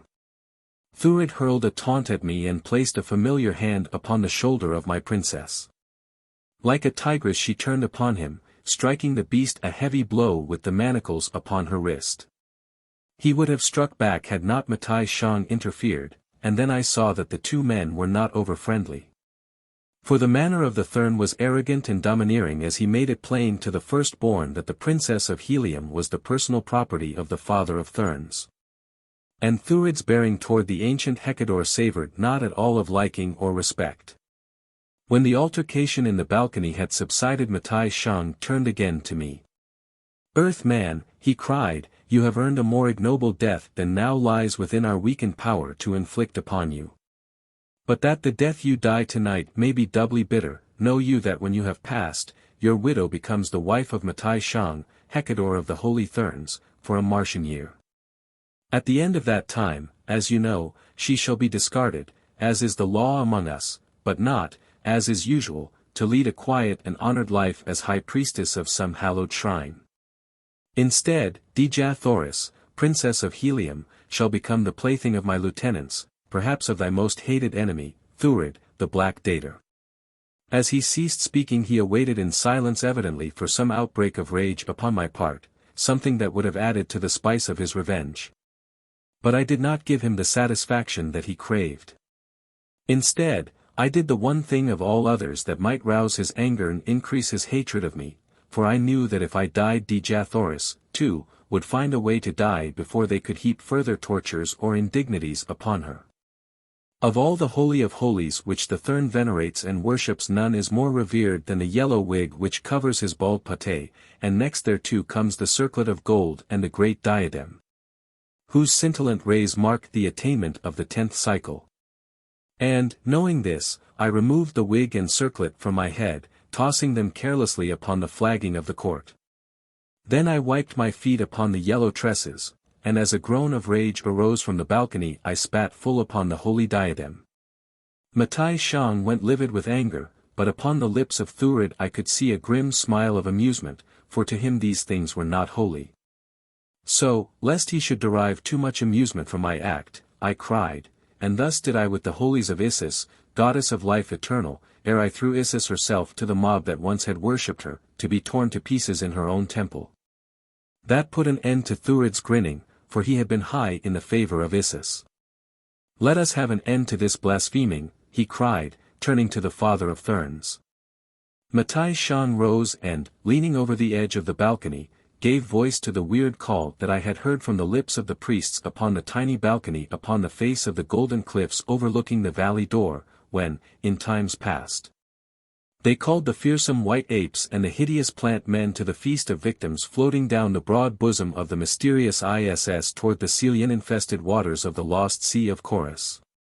Let loose the death, he cried, and immediately a dozen doors in the base of the tower swung open, and a dozen grim and terrible bants sprang into the arena. This was not the first time that I had faced the ferocious Barsoomian lion, but never had I been pitted, single-handed, against a full dozen of them. Even with the assistance of the fierce Woola, there could be but a single outcome to so unequal a struggle. For a moment the beasts hesitated beneath the brilliant glare of the torches. But presently their eyes, becoming accustomed to the light, fell upon Woola and me, and with bristling manes and deep-throated roars they advanced, lashing their tawny sides with their powerful tails. In the brief interval of life that was left me I shot a last, parting glance toward my Dejah Thoris. Her beautiful face was set in an expression of horror. And as my eyes met hers she extended both arms toward me as, struggling with the guards who now held her, she endeavored to cast herself from the balcony into the pit beneath, that she might share my death with me. Then, as the bants were about to close upon me, she turned and buried her dear face in her arms. Suddenly my attention was drawn toward Thuvia of Tarth. The beautiful girl was leaning far over the edge of the balcony, her eyes bright with excitement. In another instant the bants would be upon me, but I could not force my gaze from the features of the red girl, for I knew that her expression meant anything but the enjoyment of the grim tragedy that would so soon be enacted below her. There was some deeper, hidden meaning which I sought to solve. For an instant I thought of relying on my earthly muscles and agility to escape the bants and reach the balcony, which I could easily have done. But I could not bring myself to desert the faithful Woola and leave him to die alone beneath the cruel fangs of the hungry bants. That is not the way upon Barsoom, nor was it ever the way of John Carter. Then the secret of Thuvia's excitement became apparent as from her lips there issued the purring sound I had heard once before. That time that, within the golden cliffs, she called the fierce bants about her and led them as a shepherdess might lead her flock of meek and harmless sheep. At the first note of that soothing sound the bants halted in their tracks, and every fierce head went high as the beasts sought the origin of the familiar call. Presently they discovered the red girl in the balcony above them, and, turning, roared out their recognition and their greeting. Guards sprang to drag Thuvia away, but ere they had succeeded she had hurled a volley of commands at the listening brutes, and as one they turned and marched back into their dens. "You need not fear them now, John Carter," cried Thuvia, before they could silence her. "Those bants will never harm you now, nor Woola either." It was all I cared to know. There was naught to keep me from that balcony now, and with a long, running leap I sprang far aloft until my hands grasped its lowest sill. In an instant all was wild confusion. Matai Shang shrank back. Thurid sprang forward with drawn sword to cut me down. Again Dejah Thoris wielded her heavy irons and fought him back. Then Matai Shang grasped her about the waist and dragged her away through a door leading within the tower. For an instant Thurid hesitated, and then, as though fearing that the father of Thurns would escape him with the princess of Helium, he, too, dashed from the balcony in their wake. Phaedra alone retained her presence of mind. 2 of the guards she ordered to bear away Thuvia of Tarth, the others she commanded to remain and prevent me from following. Then she turned toward me. "John Carter," she cried, "for the last time I offer you the love of Phaedra, daughter of the holy Hecador. Accept, and your princess shall be returned to the court of her grandfather, and you shall live in peace and happiness. Refuse, and the fate that my father has threatened shall fall upon Dejah Thoris. You cannot save her now, for by this time they have reached a place where even you may not follow. Refuse, and naught can save you. For, though the way to the last stronghold of the holy Thurns was made easy for you, the way hence hath been made impossible. What say you?" "You knew my answer, Phaedra," I replied, "before ever you spoke." "Make way," I cried to the guards, for John Carter, Prince of Helium, would pass. With that I leaped over the low baluster that surrounded the balcony, and with drawn longsword faced my enemies. There were 3 of them. But Phaedra must have guessed what the outcome of the battle would be, for she turned and fled from the balcony the moment she saw that I would have none of her proposition. The 3 guardsmen did not wait for my attack. Instead, they rushed me, the 3 of them simultaneously. And it was that which gave me an advantage, for they fouled one another in the narrow precincts of the balcony, so that the foremost of them stumbled full upon my blade at the first onslaught. The red stain upon my point roused to its full the old bloodlust of the fighting man that has ever been so strong within my breast. So that my blade flew through the air with a swiftness and deadly accuracy that threw the 2 remaining Thurns into wild despair. When at last the sharp steel found the heart of one of them, the other turned to flee, and, guessing that his steps would lead him along the way taken by those I sought, I let him keep ever far enough ahead to think that he was safely escaping my sword. Through several inner chambers he raced until he came to a spiral runway. Up this he dashed, I in close pursuit. At the upper end we came out into a small chamber, the walls of which were blank except for a single window overlooking the slopes of Otz and the Valley of Lost Souls beyond. Here the fellow tore frantically at what appeared to be but a piece of the blank wall opposite the single window. In an instant I guessed that it was a secret exit from the room, and so I paused that he might have an opportunity to negotiate it, for I cared nothing to take the life of this poor servitor. All I craved was a clear road in pursuit of Dejah Thoris, my long-lost princess. But, try as he would, the panel would yield neither to cunning nor force, so that eventually he gave it up and turned to face me. "Go thy way, Thurn," I said to him, pointing toward the entrance to the runway up which we had but just come. "I have no quarrel with you, nor do I crave your life. Go." For answer he sprang upon me with his sword, and so suddenly, at that I was like to have gone down before his first rush. So there was nothing for it but to give him what he sought, and that as quickly as might be, that I might not be delayed too long in this chamber while Matai Shang and Thurid made way with Dejah Thoris and Thuvia of Tarth. The fellow was a clever swordsman, resourceful and extremely tricky. In fact, he seemed never to have heard that there existed such a thing as a code of honor, for he repeatedly outraged a dozen Barsoomian fighting customs that an honorable man would rather die than ignore. He even went so far as to snatch his holy wig from his head and throw it in my face, so as to blind me for a moment while he thrust at my unprotected breast. When he thrust, however, I was not there, for I had fought with Thurns before. And while none had ever resorted to precisely that same expedient, I knew them to be the least honorable and most treacherous fighters upon Mars. And so was ever on the alert for some new and devilish subterfuge when I was engaged with one of their race. But at length he overdid the thing, for, drawing his short sword, he hurled it, javelin-wise, at my body, at the same instant rushing upon me with his long sword. A single sweeping circle of my own blade caught the flying weapon and hurled it clattering against the far wall, and then, as I sidestepped my antagonist's impetuous rush, I let him have my point full in the stomach as he hurtled by. Clear to the hilt my weapon passed through his body, and with a frightful shriek he sank to the floor, dead. Halting only for the brief instant that was required to wrench my sword from the carcass of my late antagonist, I sprang across the chamber to the blank wall beyond, through which the Thurn had attempted to pass. Here I sought for the secret of its lock, but all to no avail. In despair I tried to force the thing, but the cold, unyielding stone might well have laughed at my futile, puny endeavors. In fact, I could have sworn that I caught the faint suggestion of taunting laughter from beyond the baffling panel. In disgust I desisted from my useless efforts and stepped to the chamber's single window. The slopes of Otz and the distant valley of Lost Souls held nothing to compel my interest then, but, towering far above me, the tower's carved wall riveted my keenest attention. Somewhere within that massive pile was Dejah Thoris.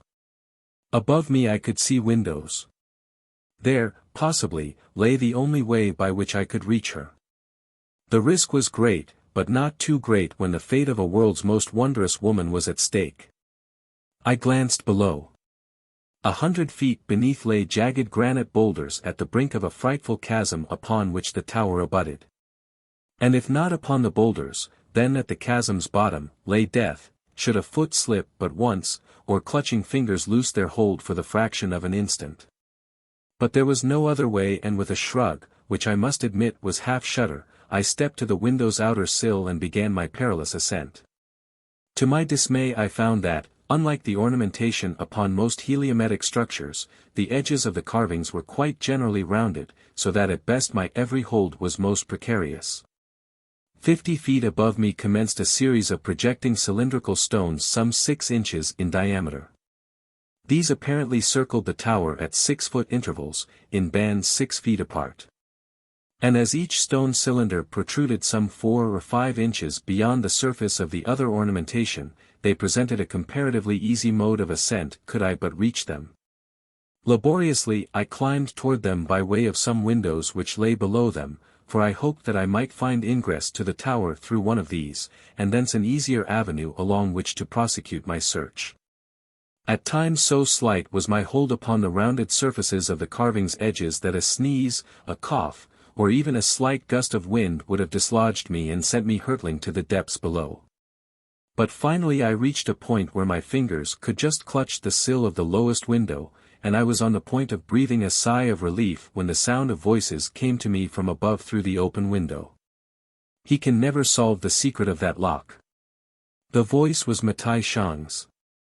Let us proceed to the hangar above that we may be far to the south before he finds another way, should that be possible.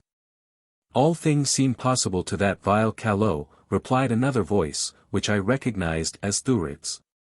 Then let us haste, said Matai Shang. But to be doubly sure, I will leave 2 who shall patrol this runway. Later they may follow us upon another flyer, overtaking us at Kaol. My upstretched fingers never reached the window's sill.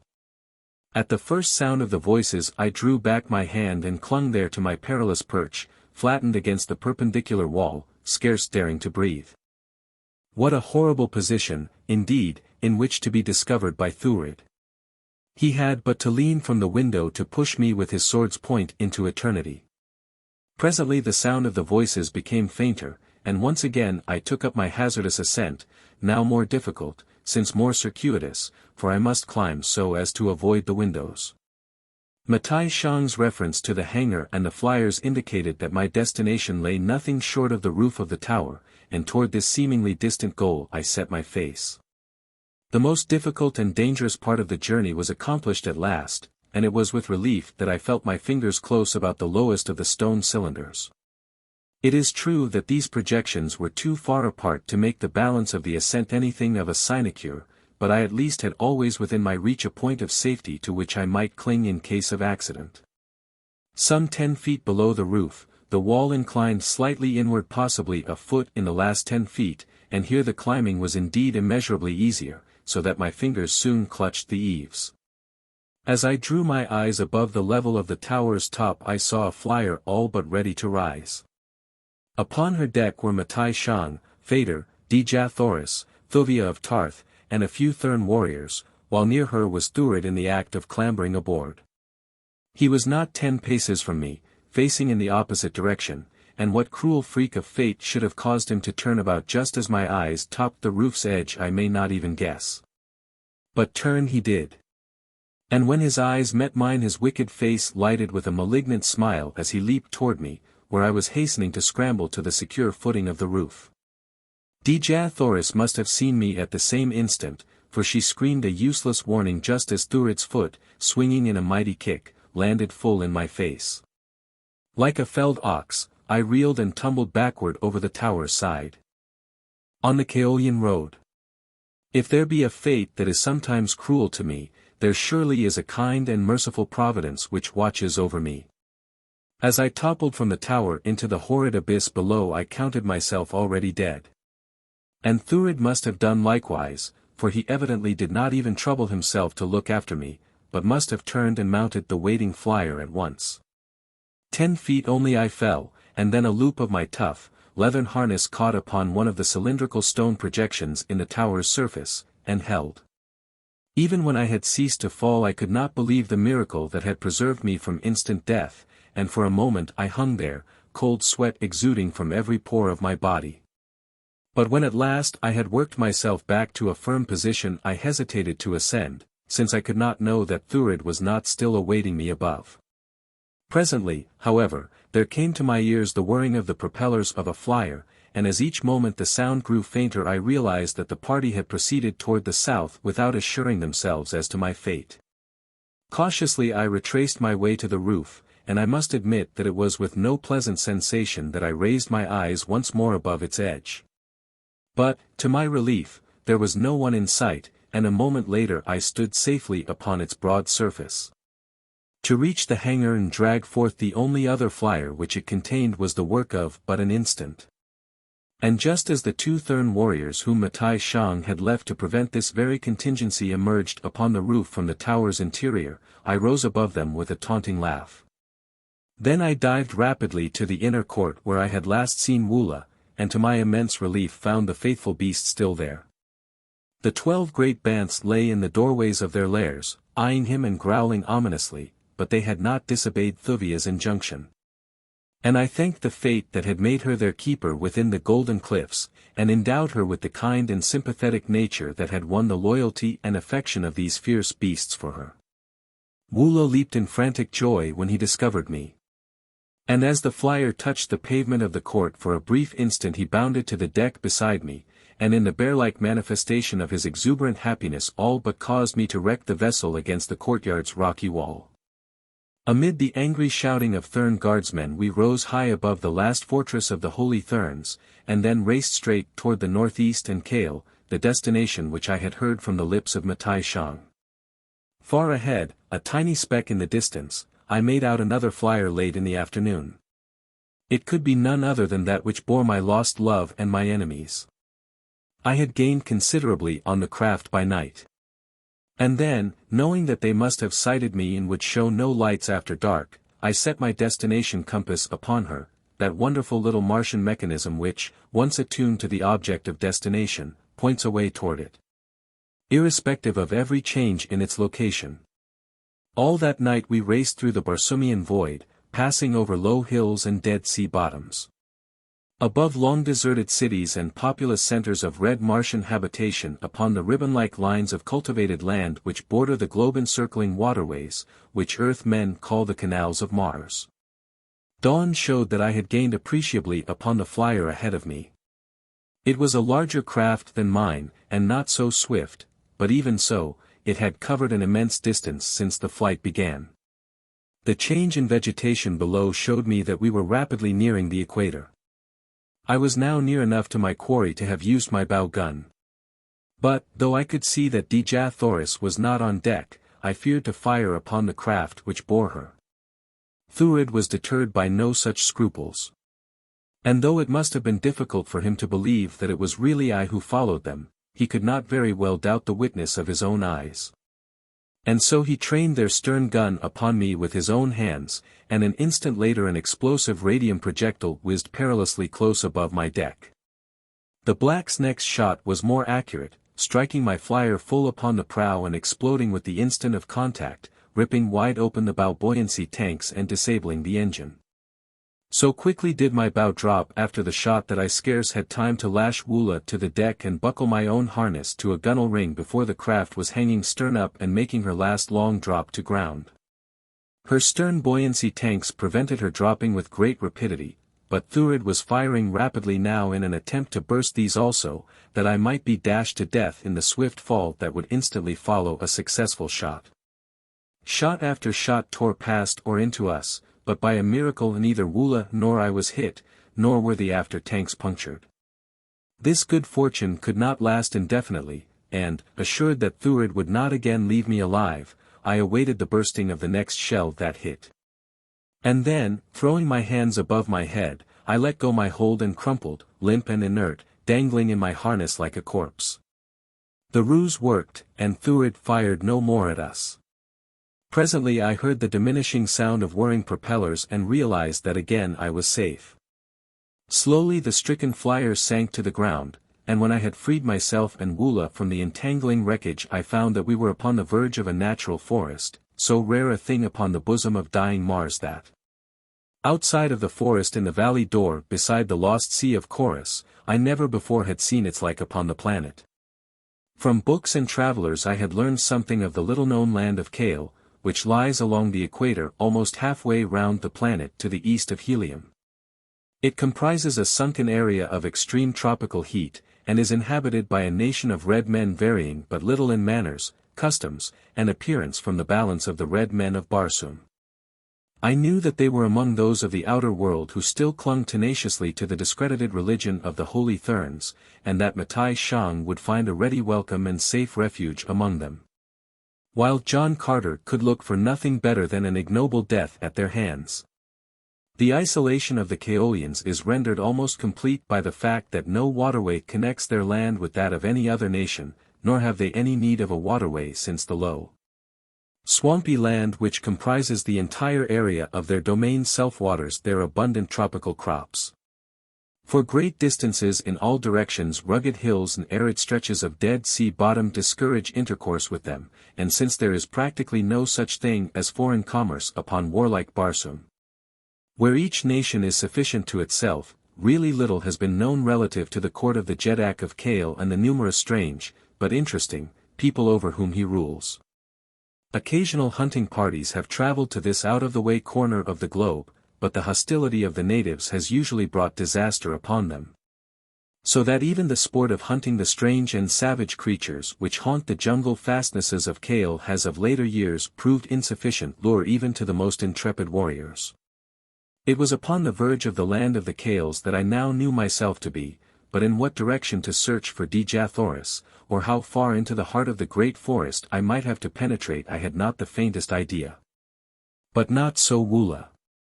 Scarcely had I disentangled him than he raised his head high in air and commenced circling about at the edge of the forest.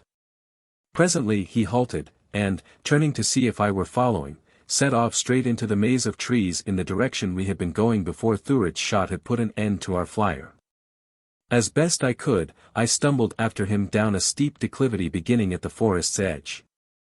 Immense trees reared their mighty heads far above us, their broad fronds completely shutting off the slightest glimpse of the sky. It was easy to see why the Kaolians needed no navy. Their cities, hidden in the midst of this towering forest, must be entirely invisible from above, nor could a landing be made by any but the smallest flyers, and then only with the greatest risk of accident. How Thurid and Matai Shang were to land I could not imagine. Though later I was to learn that to the level of the forest top there rises in each city of Kaol a slender watchtower which guards the Kaolians by day and by night against the secret approach of a hostile fleet. To one of these the Hecador of the Holy Therns had no difficulty in approaching, and by its means the party was safely lowered to the ground. As Woola and I approached the bottom of the declivity the ground became soft and mushy, so that it was with the greatest difficulty that we made any headway whatever. Slender purple grasses topped with red and yellow fern-like fronds grew rankly all about us to the height of several feet above my head.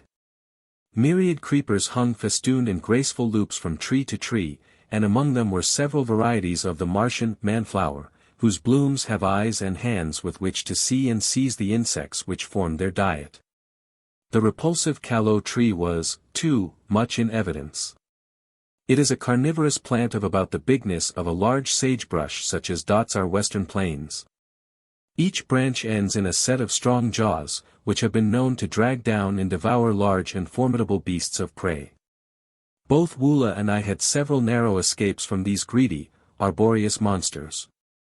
Occasional areas of firm sod gave us intervals of rest from the arduous labor of traversing this gorgeous, twilight swamp. And it was upon one of these that I finally decided to make camp for the night which my chronometer warned me would soon be upon us. Many varieties of fruit grew in abundance about us, and as Martian Kalos are omnivorous, Woola had no difficulty in making a square meal after I had brought down the viands for him. Then, having eaten, too, I lay down with my back to that of my faithful hound, and dropped into a deep and dreamless sleep.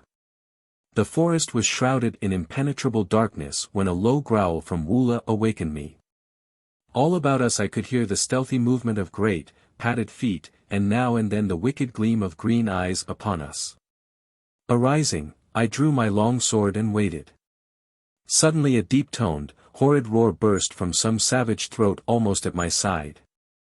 What a fool I had been not to have found safer lodgings for myself and Woola among the branches of one of the countless trees that surrounded us. By daylight it would have been comparatively easy to have hoisted Woola aloft in one manner or another, but now it was too late. There was nothing for it but to stand our ground and take our medicine, though, from the hideous racket which now assailed our ears, and for which that first roar had seemed to be the signal, I judged that we must be in the midst of hundreds, perhaps thousands, of the fierce, man-eating denizens of the Kaolian jungle. All the balance of the night they kept up their infernal din, but why they did not attack us I could not guess, nor am I sure to this day, unless it is that none of them ever venture upon the patches of scarlet sward which dot the swamp. When morning broke they were still there, walking about as in a circle, but always just beyond the edge of the sward. A more terrifying aggregation of fierce and bloodthirsty monsters it would be difficult to imagine. Singly and in pairs they commenced wandering off into the jungle shortly after sunrise, and when the last of them had departed Woola and I resumed our journey. Occasionally we caught glimpses of horrid beasts all during the day. But, fortunately, we were never far from a sward island, and when they saw us their pursuit always ended at the verge of the solid sod. Toward noon we stumbled upon a well-constructed road running in the general direction we had been pursuing. Everything about this highway marked it as the work of skilled engineers, and I was confident, from the indications of antiquity which it bore, as well as from the very evident signs of its being still in everyday use, that it must lead to one of the principal cities of Kaol.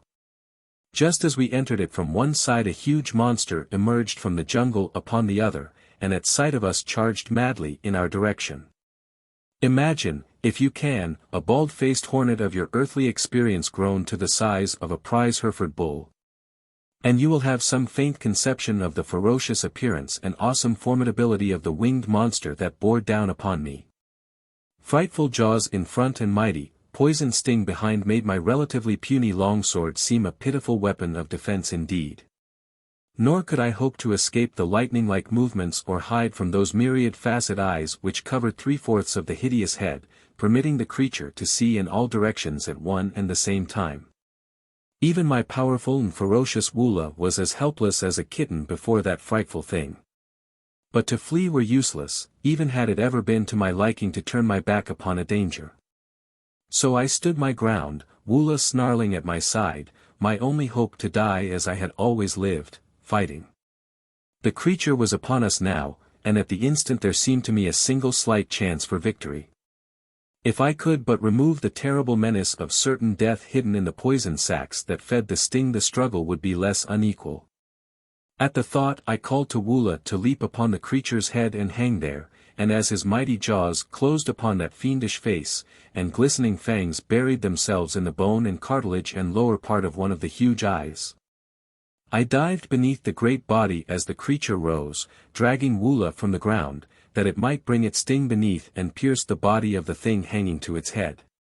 To put myself in the path of that poison-laden lance was to court instant death, but it was the only way. And as the thing shot lightning-like toward me, I swung my longsword in a terrific cut that severed the deadly member close to the gorgeously marked body. Then, like a battering ram, one of the powerful hind legs caught me full in the chest and hurled me, half-stunned and wholly winded, clear across the broad highway and into the underbrush of the jungle that fringes it. Fortunately, I passed between the boles of trees. Had I struck one of them I should have been badly injured, if not killed, so swiftly had I been catapulted by that enormous hind leg. Dazed though I was, I stumbled to my feet and staggered back to Woola's assistance, to find his savage antagonist circling 10 feet above the ground, beating madly at the clinging Kaol with all 6 powerful legs. Even during my sudden flight through the air I had not once released my grip upon my longsword, and now I ran beneath the 2 battling monsters, jabbing the winged terror repeatedly with its sharp point. The thing might easily have risen out of my reach, but evidently it knew as little concerning retreat in the face of danger as either Woola or I, for it dropped quickly toward me.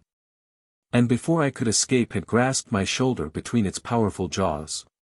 Time and again the now useless stub of its giant sting struck futilely against my body, but the blows alone were almost as effective as the kick of a horse. So that when I say futilely, I refer only to the natural function of the disabled member. Eventually the thing would have hammered me to a pulp. Nor was it far from accomplishing this when an interruption occurred that put an end forever to its hostilities. From where I hung a few feet above the road I could see along the highway a few hundred yards to where it turned toward the east. And just as I had about given up all hope of escaping the perilous position in which I now was, I saw a red warrior come into view from around the bend.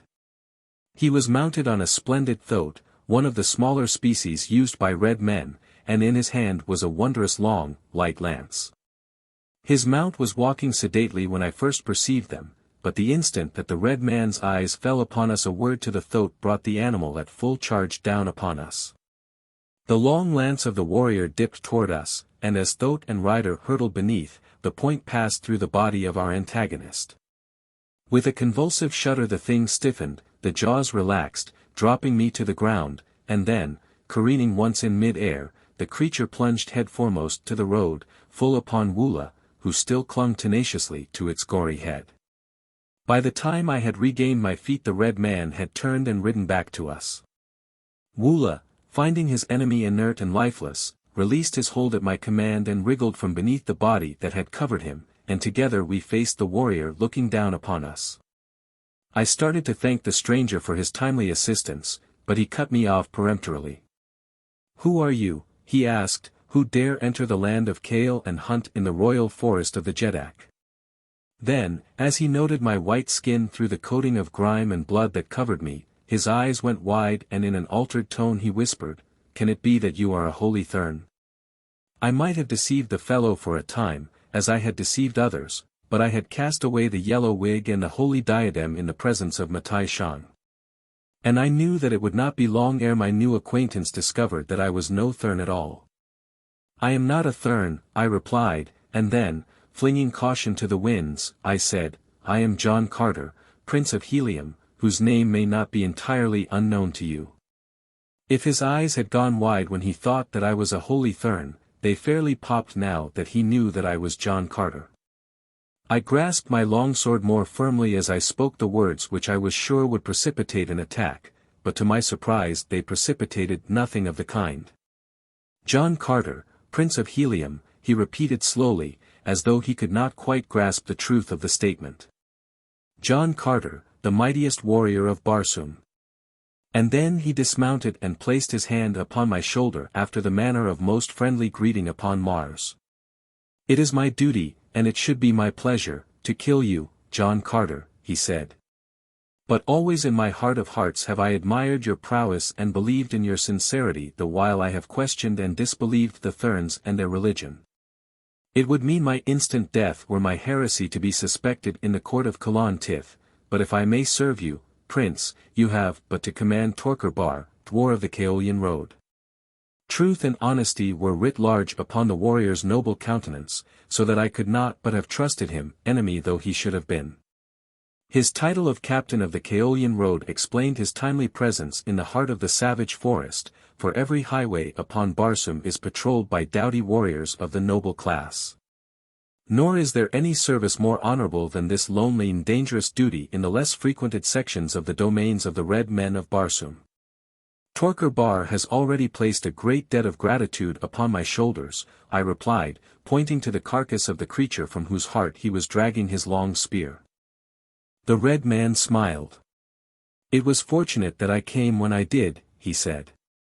Only this poisoned spear pricking the very heart of a Sith can kill it quickly enough to save its prey.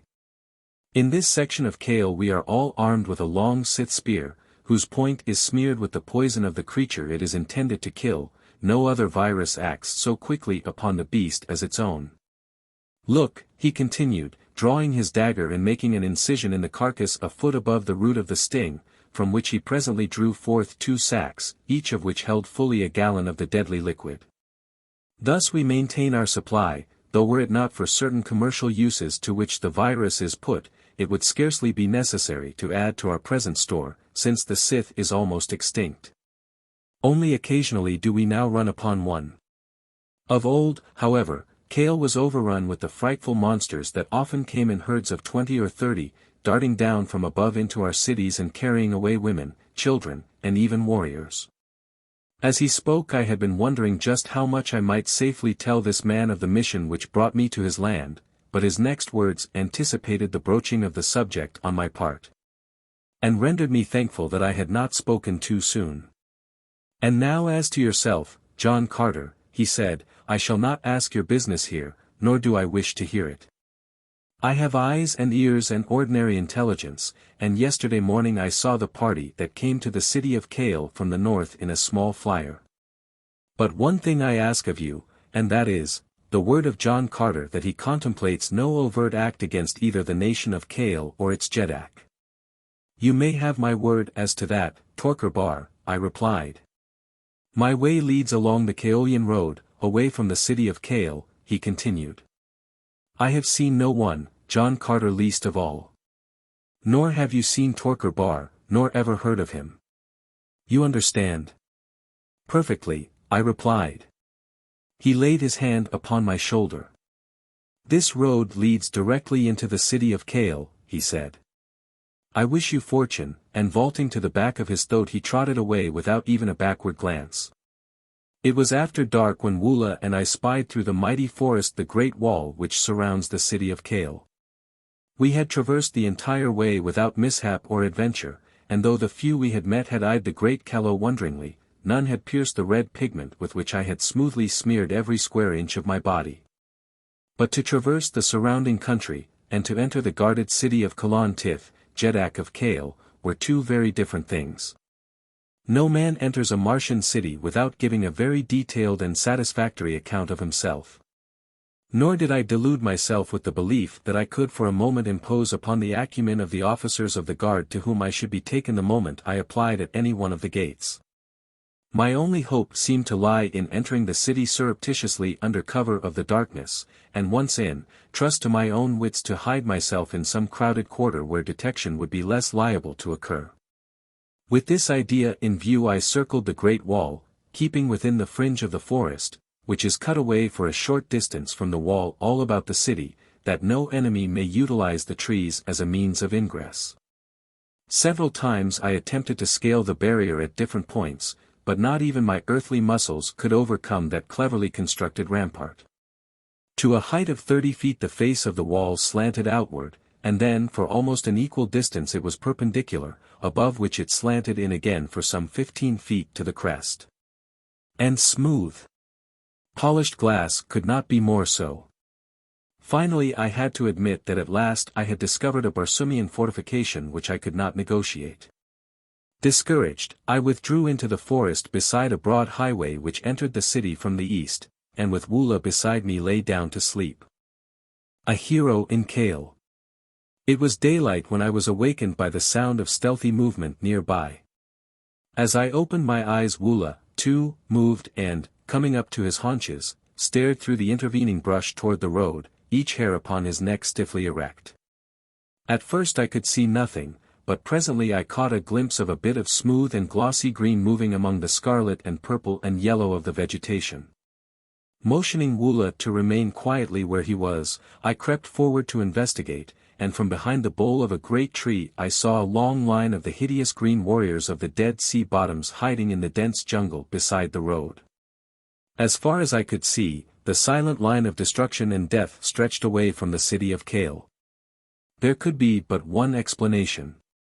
The green men were expecting an exodus of a body of red troops from the nearest city gate, and they were lying there in ambush to leap upon them. I owed no fealty to the Jeddak of Kaol, but he was of the same race of noble red men as my own princess, and I would not stand supinely by and see his warriors butchered by the cruel and heartless demons of the waste places of Barsoom. Cautiously I retraced my steps to where I had left Woola, and warning him to silence, signaled him to follow me. Making a considerable detour to avoid the chance of falling into the hands of the green men, I came at last to the Great Wall. 100 yards to my right was the gate from which the troops were evidently expected to issue, but to reach it I must pass the flank of the green warriors within easy sight of them, and fearing that my plan to warn the Kaolians might thus be thwarted, I decided upon hastening toward the left, where another gate a mile away would give me ingress to the city. I knew that the word I brought would prove a splendid passport to Kaol, and I must admit that my caution was due more to my ardent desire to make my way into the city than to avoid a brush with the green men. As much as I enjoy a fight, I cannot always indulge myself, and just now I had more weighty matters to occupy my time than spilling the blood of strange warriors. Could I but win beyond the city's wall, there might be opportunity in the confusion and excitement which were sure to follow my announcement of an invading force of green warriors to find my way within the palace of the Jeddak, where I was sure Matai Shang and his party would be quartered. But scarcely had I taken 100 steps in the direction of the farther gate when the sound of marching troops, the clank of metal, and the squealing of thoats just within the city apprised me of the fact that the Kaolians were already moving toward the other gate. There was no time to be lost. In another moment the gate would be opened and the head of the column pass out upon the death-bordered highway. Turning back toward the fateful gate, I ran rapidly along the edge of the clearing, taking the ground in the mighty leaps that had first made me famous upon Barsoom. 30, 50, 100 feet at a bound are nothing for the muscles of an athletic earthman upon Mars. As I passed the flank of the waiting green men they saw my eyes turned upon them, and in an instant, knowing that all secrecy was at an end, those nearest me sprang to their feet in an effort to cut me off before I could reach the gate. At the same instant the mighty portal swung wide and the head of the Kaolian column emerged. A dozen green warriors had succeeded in reaching a point between me and the gate, but they had but little idea who it was they had elected to detain. I did not slacken my speed an iota as I dashed among them, and as they fell before my blade I could not but recall the happy memory of those other battles when Tars Tarkas, Jeddak of Thark, mightiest of Martian green men, had stood shoulder to shoulder with me through long, hot Martian days, as together we hewed down our enemies until the pile of corpses about us rose higher than a tall man's head. When several pressed me too closely, there before the carved gateway of Kaol, I leaped above their heads, and fashioning my tactics after those of the hideous plant men of Dor, struck down upon my enemies' heads as I passed above them. From the city the red warriors were rushing toward us, and from the jungle the savage horde of green men were coming to meet them. In a moment I was in the very center of as fierce and bloody a battle as I had ever passed through. These Kaolians are most noble fighters, nor are the green men of the equator one whit less warlike than their cold, cruel cousins of the temperate zone. There were many times when either side might have withdrawn without dishonor and thus ended hostilities. But from the mad abandon with which each invariably renewed hostilities I soon came to believe that what need not have been more than a trifling skirmish would end only with the complete extermination of one force or the other. With the joy of battle once roused within me, I took keen delight in the fray, and that my fighting was noted by the Kaolians was often evidenced by the shouts of applause directed at me. If I sometimes seem to take too great pride in my fighting ability, it must be remembered that fighting is my vocation. If your vocation be shoeing horses, or painting pictures, and you can do one or the other better than your fellows, then you are a fool if you are not proud of your ability. And so I am very proud that upon 2 planets no greater fighter has ever lived than John Carter, Prince of Helium. And I outdid myself that day to impress the fact upon the natives of Kaol, for I wished to win a way into their hearts, and their city. Nor was I to be disappointed in my desire. All day we fought, until the road was red with blood and clogged with corpses. Back and forth along the slippery highway the tide of battle surged, but never once was the gateway to Kaol really in danger. There were breathing spells when I had a chance to converse with the red men beside whom I fought, and once the Jeddak, Kaolian himself, laid his hand upon my shoulder and asked my name. I am Dejah, I replied, recalling a name given me by the Tharks many years before, from the surnames of the first two of their warriors I had killed, which is the custom among them. You are a mighty warrior, Dejah, he replied, and when this day is done I shall speak with you again in the great audience chamber. And then the fight surged upon us once more and we were separated, but my heart's desire was attained. And it was with renewed vigor and a joyous soul that I laid about me with my long sword until the last of the green men had had enough and had withdrawn toward their distant sea bottom. Not until the battle was over did I learn why the red troops had sallied forth that day. It seemed that Kaolian was expecting a visit from a mighty Jeddak of the north, a powerful and the only ally of the Kaolians, and it had been his wish to meet his guest a full day's journey from Kaol. But now the march of the welcoming host was delayed until the following morning, when the troops again set out from Kaol. I had not been bidden to the presence of Kaolian after the battle, but he had sent an officer to find me and escort me to comfortable quarters in that part of the palace set aside for the officers of the royal guard. There, with Wula, I had spent a comfortable night, and rose much refreshed after the arduous labors of the past few days. Wula had fought with me through the battle of the previous day, true to the instincts and training of a Martian war dog, great numbers of which are often to be found with the savage green hordes of the dead sea bottoms. Neither of us had come through the conflict unscathed, but the marvelous, healing salves of Barsoom had sufficed, overnight, to make us as good as new. I breakfasted with a number of the Kaolian officers, whom I found as courteous and delightful hosts as even the nobles of Helium, who are renowned for their ease of manners and excellence of breeding. The meal was scarcely concluded and a messenger arrived from Kaolian summoning me before him. As I entered the royal presence the Jeddak rose, and stepping from the dais which supported his magnificent throne, came forward to meet me, a mark of distinction that is seldom accorded to other than a visiting ruler. Kair, Dejah. He greeted me. I have summoned you to receive the grateful thanks of the people of Kaol, for had it not been for your heroic bravery in daring fate to warn us of the ambuscade we must surely have fallen into the well-laid trap. Tell me more of yourself, from what country you come, and what errand brings you to the court of Kaolian. I am from Haster, I said, for in truth I had a small palace in that southern city which lies within the far-flung dominions of the Heliumitic nation. My presence in the land of Kaol is partly due to accident, my flyer being wrecked upon the southern fringe of your great forest. It was while seeking entrance to the city of Kaol that I discovered the green horde lying in wait for your troops. If Kaolian wondered what business brought me in a flyer to the very edge of his domain, he was good enough not to press me further for an explanation, which I should indeed have had difficulty in rendering. During my audience with the Jeddak another party entered the chamber from behind me, so that I did not see their faces until Kaolian stepped past me to greet them, commanding me to follow and be presented.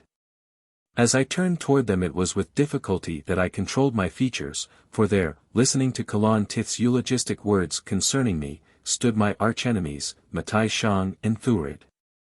Holy Hecador of the Holy Therns, the Jeddak was saying, shower thy blessings upon Dejah, the valorous stranger from distant Haster, whose wondrous heroism and marvelous ferocity saved the day for Kaol yesterday.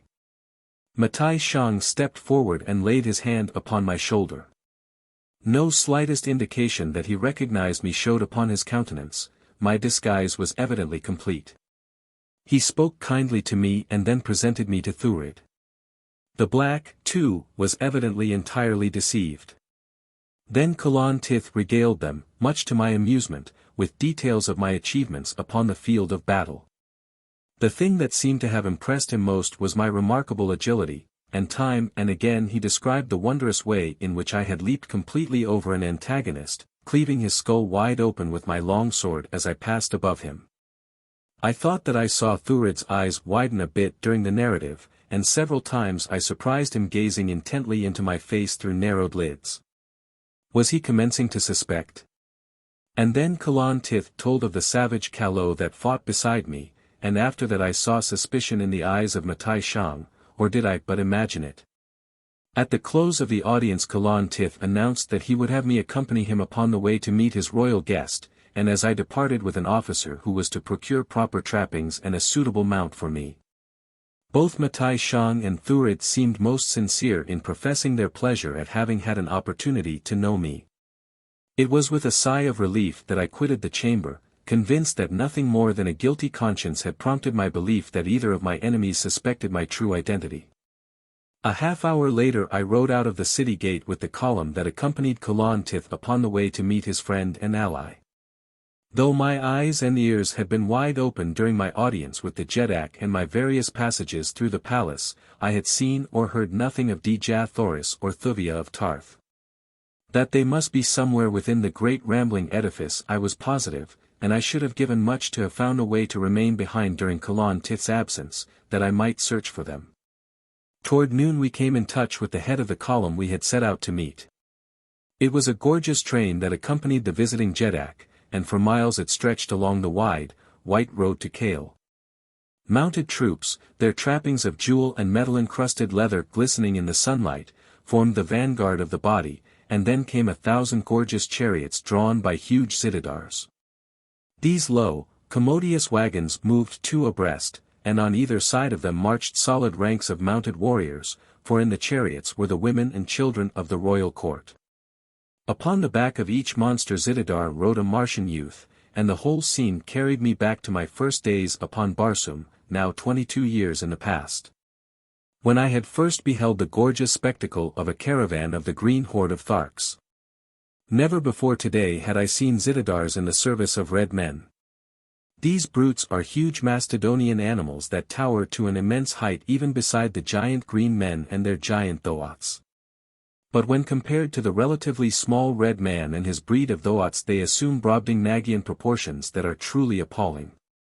The beasts were hung with jeweled trappings and saddle pads of gay silk, embroidered in fanciful designs with strings of diamonds, pearls, rubies, emeralds, and the countless unnamed jewels of Mars. While from each chariot rose a dozen standards from which streamers, flags, and pennons fluttered in the breeze. Just in front of the chariots the visiting Jeddak rode alone upon a pure white thoat, another unusual sight upon Barsoom, and after them came interminable ranks of mounted spearmen, riflemen, and swordsmen. It was indeed a most imposing sight. Except for the clanking of accoutrements and the occasional squeal of an angry thoat or the low guttural of a Zitadar, the passage of the cavalcade was almost noiseless, for neither thoat nor Zitadar is a hoofed animal.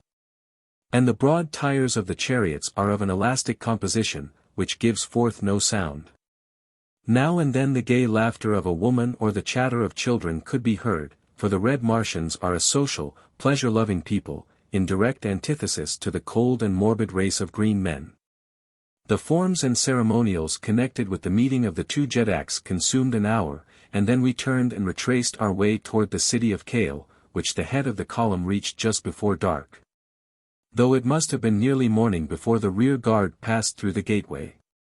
Fortunately, I was well up toward the head of the column, and after the great banquet, which I attended with the officers of the royal guard, I was free to seek repose. There was so much activity and bustle about the palace all during the night with the constant arrival of the noble officers of the visiting Jeddak's retinue that I dared not attempt to prosecute a search for Dejah Thoris, and so, as soon as it was seemly for me to do so, I returned to my quarters. As I passed along the corridors between the banquet hall and the apartments that had been allotted me, I had a sudden feeling that I was under surveillance, and, turning quickly in my tracks, caught a glimpse of a figure which darted into an open doorway the instant I wheeled about. Though I ran quickly back to the spot where the shadower had disappeared I could find no trace of him, yet in the brief glimpse that I had caught I could have sworn that I had seen a white face surmounted by a mass of yellow hair. The incident gave me considerable food for speculation, since if I were right in the conclusion induced by the cursory glimpse I had had of the spy, then Matai Shang and Thurid must suspect my identity. And if that were true, not even the service I had rendered Kaolian Tith could save me from his religious fanaticism. But never did vague conjecture or fruitless fears for the future lie with sufficient weight upon my mind to keep me from my rest, and so tonight I threw myself upon my sleeping silks and furs and passed at once into dreamless slumber. Kalos are not permitted within the walls of the palace proper, and so I had to relegate poor Wula to quarters in the stables where the royal Thoats are kept. He had comfortable, even luxurious apartments, but I would have given much to have had him with me, and if he had been, the thing which happened that night would not have come to pass. I could not have slept over a quarter of an hour when I was suddenly awakened by the passing of some cold and clammy thing across my forehead. Instantly I sprang to my feet, clutching in the direction I thought the presence lay. For an instant my hand touched against human flesh, and then, as I lunged head foremost through the darkness to seize my nocturnal visitor, my foot became entangled in my sleeping silks and I fell sprawling to the floor. By the time I had resumed my feet and found the button which controlled the light, my caller had disappeared. Careful search of the room revealed nothing to explain either the identity or business of the person who had thus secretly sought me in the dead of night. That the purpose might be theft I could not believe, since thieves are practically unknown upon Barsoom. Assassination, however, is rampant, but even this could not have been the motive of my stealthy friend, for he might easily have killed me had he desired. I had about given up fruitless conjecture and was on the point of returning to sleep when a dozen Kaolian guardsmen entered my apartment. The officer in charge was one of my genial hosts of the morning, but now upon his face was no sign of friendship. "Kaolian Tith commands your presence before him," he said. "Come. New allies." Surrounded by guardsmen, I marched back along the corridors of the palace of Kaolian Tith, Dejah of Kaol, to the great audience chamber in the center of the massive structure. As I entered the brilliantly lighted apartment, filled with the nobles of Kaol and the officers of the visiting Dejah, all eyes were turned upon me. Upon the great dais at the end of the chamber stood 3 thrones, upon which sat Kaolian Tith and his 2 guests, Matai Shang, and the visiting Dejah. Up the broad center aisle we marched beneath deadly silence, and at the foot of the thrones we halted. "Prefer thy charge," said Kaolian Tith, turning to one who stood among the nobles at his right. And then Thurid, the black dater of the firstborn, stepped forward and faced me. "Most noble Dejah," he said, addressing Kaolian Tith, "from the first I suspected this stranger within thy palace. Your description of his fiendish prowess tallied with that of the archenemy of truth upon Barsoom. But that there might be no mistake, I dispatched a priest of your own holy cult to make the test that should pierce his disguise and reveal the truth. Behold the result," and Thurid pointed a rigid finger at my forehead. All eyes followed the direction of that accusing digit. I alone seemed at a loss to guess what fatal sign rested upon my brow. The officer beside me guessed my perplexity. And as the brows of Kaolian Tith darkened in a menacing scowl as his eyes rested upon me, the noble drew a small mirror from his pocket pouch and held it before my face. One glance at the reflection it gave back to me was sufficient. From my forehead the hand of the sneaking Thurn had reached out through the concealing darkness of my bedchamber and wiped away a patch of the disguising red pigment as broad as my palm. Beneath showed the tan texture of my own white skin. For a moment Thurid ceased speaking, to enhance, I suspect, the dramatic effect of his disclosure. Then he resumed. "Here, O Kaolian Tith," he cried, "is he who has desecrated the temples of the gods of Mars, who has violated the persons of the holy Thurns themselves and turned the world against its age-old religion. Before you, in your power, Dejah of Kaol, defender of the holies, stands John Carter, Prince of Helium." Kaolian Tith looked toward Matai Shang as though for corroboration of these charges. The holy Thurn nodded his head. "It is indeed the arch-blasphemer," he said. "Even now he has followed me to the very heart of thy palace, Kaolian Tith, for the sole purpose of assassinating me." He lies," I cried. "Kaolian Tith, listen that you may know the truth. Listen while I tell you why John Carter has followed Matai Shang to the heart of thy palace. Listen to me as well as to them, and then judge if my acts be not more in accord with true Barsoomian chivalry and honor than those of these revengeful devotees of the spurious creeds from whose cruel bonds I have freed your planet. Silence!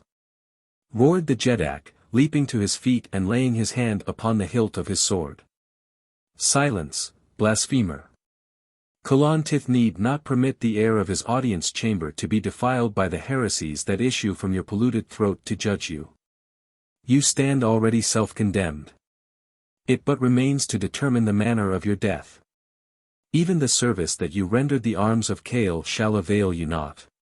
It was but a base subterfuge whereby you might win your way into my favor and reach the side of this holy man whose life you craved. To the pits with him, he concluded, addressing the officer of my guard. Here was a pretty pass, indeed. What chance had I against a whole nation? What hope for me of mercy at the hands of the fanatical Kaolian Tith with such advisers as Matai Shang and Thurid? The black grinned malevolently in my face. You shall not escape this time, Earth Man, he taunted. The guards closed toward me. A red haze blurred my vision. The fighting blood of my Virginian sires coursed hot through my veins. The lust of battle in all its mad fury was upon me. With a leap I was beside Thurid, and ere the devilish smirk had faded from his handsome face I had caught him full upon the mouth with my clenched fist. And as the good, old American blow landed, the black Dater shot back a dozen feet, to crumple in a heap at the foot of Kaolian Tith's throne, spitting blood and teeth from his hurt mouth. Then I drew my sword and swung round, on guard, to face a nation. In an instant the guardsmen were upon me, but before a blow had been struck a mighty voice rose above the din of shouting warriors, and a giant figure leaped from the dais beside Kaolian Tith and, with drawn longsword, threw himself between me and my adversaries. It was the visiting Jeddak. Hold, he cried. If you value my friendship, Kaolian Tith, and the age-old peace that has existed between our peoples, call off your swordsmen. For wherever or against whomsoever fights John Carter, Prince of Helium, there beside him and to the death fights Thuvin Din, Jeddak of Tarth. The shouting ceased and the menacing points were lowered as 1,000 eyes turned first toward Thuvin Din in surprise and then toward Kaolian Tith in question. At first the Jeddak of Kaol went white in rage, but before he spoke he had mastered himself, so that his tone was calm and even as befitted intercourse between two great Jeddaks. Thuvin Din, he said slowly, must have great provocation thus to desecrate the ancient customs which inspire the deportment of a guest within the palace of his host. Lest I, too, should forget myself as has my royal friend, I should prefer to remain silent until the Jeddak of Tarth has won from me applause for his action by relating the causes which provoked it. I could see that the Jeddak of Tarth was of half a mind to throw his medal in Kaolian Tith's face, but he controlled himself even as well as had his host. None knows better than Thuvin Din, he said, the laws which govern the acts of men in the domains of their neighbors, but Thuvin Din owes allegiance to a higher law than these, the law of gratitude. Nor to any man upon Barsoom does he owe a greater debt of gratitude than to John Carter, Prince of Helium. Years ago, Kaolian Tith, he continued, upon the occasion of your last visit to me, you were greatly taken with the charms and graces of my only daughter, Thuvia. You saw how I adored her, and later you learned that, inspired by some unfathomable whim, she had taken the last, long, voluntary pilgrimage upon the cold bosom of the mysterious ISS, leaving me desolate. Some months ago I first heard of the expedition which John Carter had led against Isis and the Holy Therns. Faint rumors of the atrocities reported to have been committed by the Therns upon those who for countless ages have floated down the mighty ISS came to my ears. I heard that thousands of prisoners had been released, few of whom dared to return to their own countries owing to the mandate of terrible death which rests against all who return from the valley door. For a time I could not believe the heresies which I heard, and I prayed that my daughter Thuvia might have died before she ever committed the sacrilege of returning to the outer world. But then my father's love asserted itself, and I vowed that I would prefer eternal damnation to further separation from her if she could be found. So I sent emissaries to Helium, and to the court of Zodar, Jeddak of the firstborn, and to him who now rules those of the Thurn nation that have renounced their religion. And from each and all I heard the same story of unspeakable cruelties and atrocities perpetrated upon the poor defenseless victims of their religion by the holy Thurns. Many there were who had seen or known my daughter, and from Thurns who had been close to Matai Shang I learned of the indignities that he personally heaped upon her. And I was glad when I came here to find that Matai Shang was also your guest, for I should have sought him out had it taken a lifetime. More, too, I heard, and that of the chivalrous kindness that John Carter had accorded my daughter. They told me how he fought for her and rescued her, and how he spurned escape from the savage warhunds of the south, sending her to safety upon his own throat and remaining upon foot to meet the green warriors. Can you wonder, Kaolian Tith, that I am willing to jeopardize my life, the peace of my nation, or even your friendship, which I prize more than aught else, to champion the Prince of Helium? For a moment Kaolian Tith was silent. I could see by the expression of his face that he was sore perplexed. Then he spoke. Thuvan Din, he said, and his tone was friendly though sad, who am I to judge my fellow man? In my eyes the father of Thurns is still holy, and the religion which he teaches the only true religion, but were I faced by the same problem that has vexed you I doubt not that I should feel and act precisely as you have. In so far as the Prince of Helium is concerned I may act, but between you and Matai Shang my only office can be one of conciliation. The Prince of Helium shall be escorted in safety to the boundary of my domain ere the sun has set again, where he shall be free to go whither he will, but upon pain of death must he never again enter the land of Kaol. If there be a quarrel between you and the father of Thurns, I need not ask that the settlement of it be deferred until both have passed beyond the limits of my power. Are you satisfied, Thuvan Din? The Jeddak of Tarth nodded his assent, but the ugly scowl that he bent upon Matai Shang harbored ill for that pasty-faced godling. The Prince of Helium is far from satisfied, I cried, breaking rudely in upon the beginnings of peace, for I had no stomach for peace at the price that had been named. I have escaped death in a dozen forms to follow Matai Shang and overtake him, and I do not intend to be led, like a decrepit thoat to the slaughter, from the goal that I have won by the prowess of my sword arm and the might of my muscles. Nor will Thuvan Din, Jeddak of Tarth, be satisfied when he has heard me through. Do you know why I have followed Matai Shang and Thurid, the Black Dater, from the forests of the Valley Dor across half a world through almost insurmountable difficulties? Think you that John Carter, Prince of Helium, would stoop to assassination? Can Kaolian Tith be such a fool as to believe that lie, whispered in his ear by the holy Thurn or Dater Thurid? I do not follow Matai Shang to kill him, though the god of mine own planet knows that my hands itch to be at his throat. I follow him, Thuvan Din, because with him are two prisoners, my wife, Dejah Thoris, Princess of Helium, and your daughter, Thuvia of Tarth. Now think you that I shall permit myself to be led beyond the walls of Kaol unless the mother of my son accompanies me, and thy daughter be restored? Thuvan Din turned upon Kaolian Tith. Rage flamed in his keen eyes. But by the masterfulness of his self-control he kept his tones level as he spoke.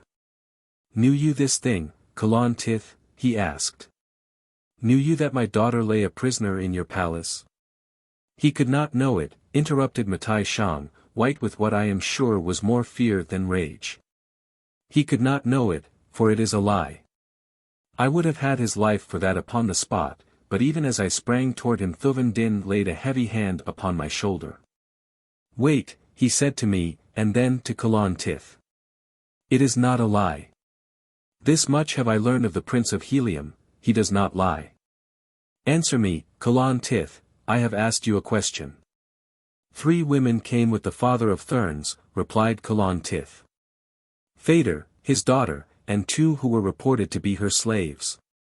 If these be Thuvia of Tarth and Dejah Thoris of Helium I did not know it, I have seen neither. But if they be, then shall they be returned to you on the morrow. As he spoke he looked straight at Matai Shang, not as a devotee should look at a high priest, but as a ruler of men looks at one to whom he issues a command. It must have been plain to the father of Thurns, as it was to me, that the recent disclosures of his true character had done much already to weaken the faith of Kaolian Tith. And that it would require but little more to turn the powerful Jeddak into an avowed enemy. But so strong are the seeds of superstition that even the great Kaolian still hesitated to cut the final strand that bound him to his ancient religion. Matai Shang was wise enough to seem to accept the mandate of his follower, and promised to bring the 2 slave women to the audience chamber on the morrow. "It is almost morning now," he said, "and I should dislike to break in upon the slumber of my daughter, or I would have them fetched at once that you might see that the Prince of Helium is mistaken." And he emphasized the last word in an effort to affront me so subtly that I could not take open offense. I was about to object to any delay, and demand that the Princess of Helium be brought to me forthwith, when Thuvan Din made such insistence seem unnecessary. "I should like to see my daughter at once," he said, "but if Kaolian Tith will give me his assurance that none will be permitted to leave the palace this night, and that no harm shall befall either Dejah Thoris or Thuvia of Tarth between now and the moment they are brought into our presence in this chamber at daylight, I shall not insist." "None shall leave the palace tonight," replied the Jeddak of Kaol, "and Matai Shang will give us assurance that no harm will come to the 2 women." The Thurn assented with a nod. A few moments later Kaolian Tith indicated that the audience was at an end, and at Thuvan Din's invitation I accompanied the Jeddak of Tarth to his own apartments, where we sat until daylight. While he listened to the account of my experiences upon his planet and to all that had befallen his daughter during the time that we had been together, I found the father of Thuvia a man after my own heart, and that night saw the beginning of a friendship which has grown until it is second only to that which obtains between Tars Tarkas, the Green Jeddak of Thark, and myself.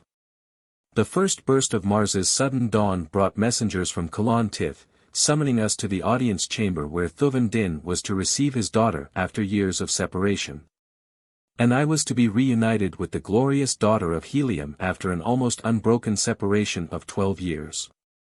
My heart pounded within my bosom until I looked about me in embarrassment, so sure was I that all within the room must hear. My arms ached to enfold once more the divine form of her whose eternal youth and undying beauty were but outward manifestations of a perfect soul. At last the messenger dispatched to fetch Matai Shang returned. I craned my neck to catch the first glimpse of those who should be following, but the messenger was alone. Halting before the throne he addressed his Jeddak in a voice that was plainly audible to all within the chamber.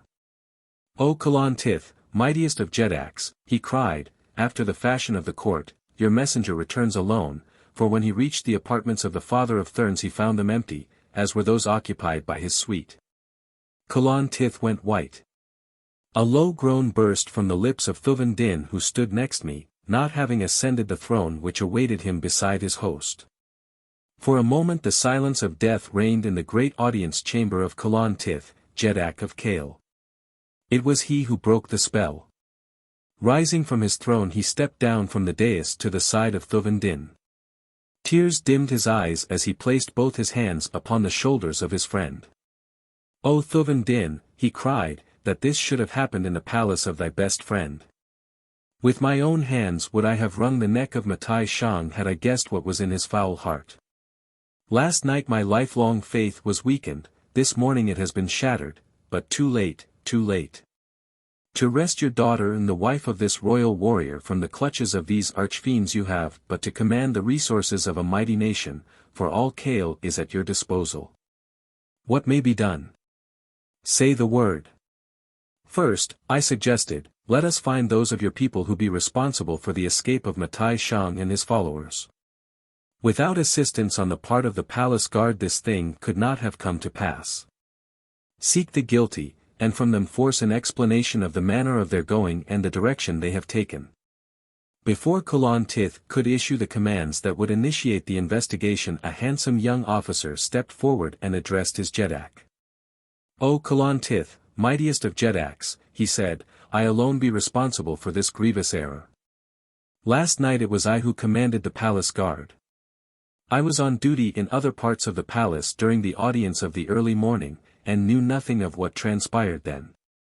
So that when the father of Thurns summoned me and explained that it was your wish that his party be hastened from the city because of the presence here of a deadly enemy who sought the holy Hecador's life, I did only what a lifetime of training has taught me was the proper thing to do. I obeyed him whom I believe to be the ruler of us all. Mightier even than thou, mightiest of Jedaks. Let the consequences and the punishment fall on me alone, for I alone am guilty.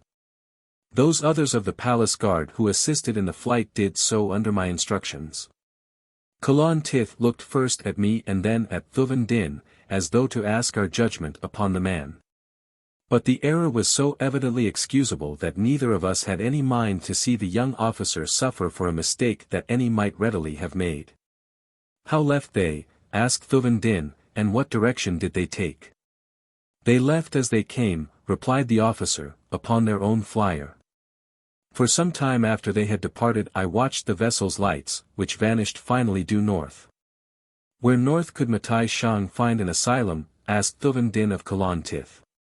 For some moments the Jedak of Kaol stood with bowed head, apparently deep in thought. Then a sudden light brightened his countenance. I have it, he cried. Only yesterday Matai Shang let drop a hint of his destination, telling me of a race of people unlike ourselves who dwell far to the north. They, he said, had always been known to the holy Thurns and were devout and faithful followers of the ancient cult.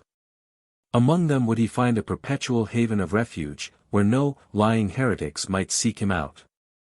It is there that Matai Shang has gone. And in all Kaol there be no flyer wherein to follow, I cried.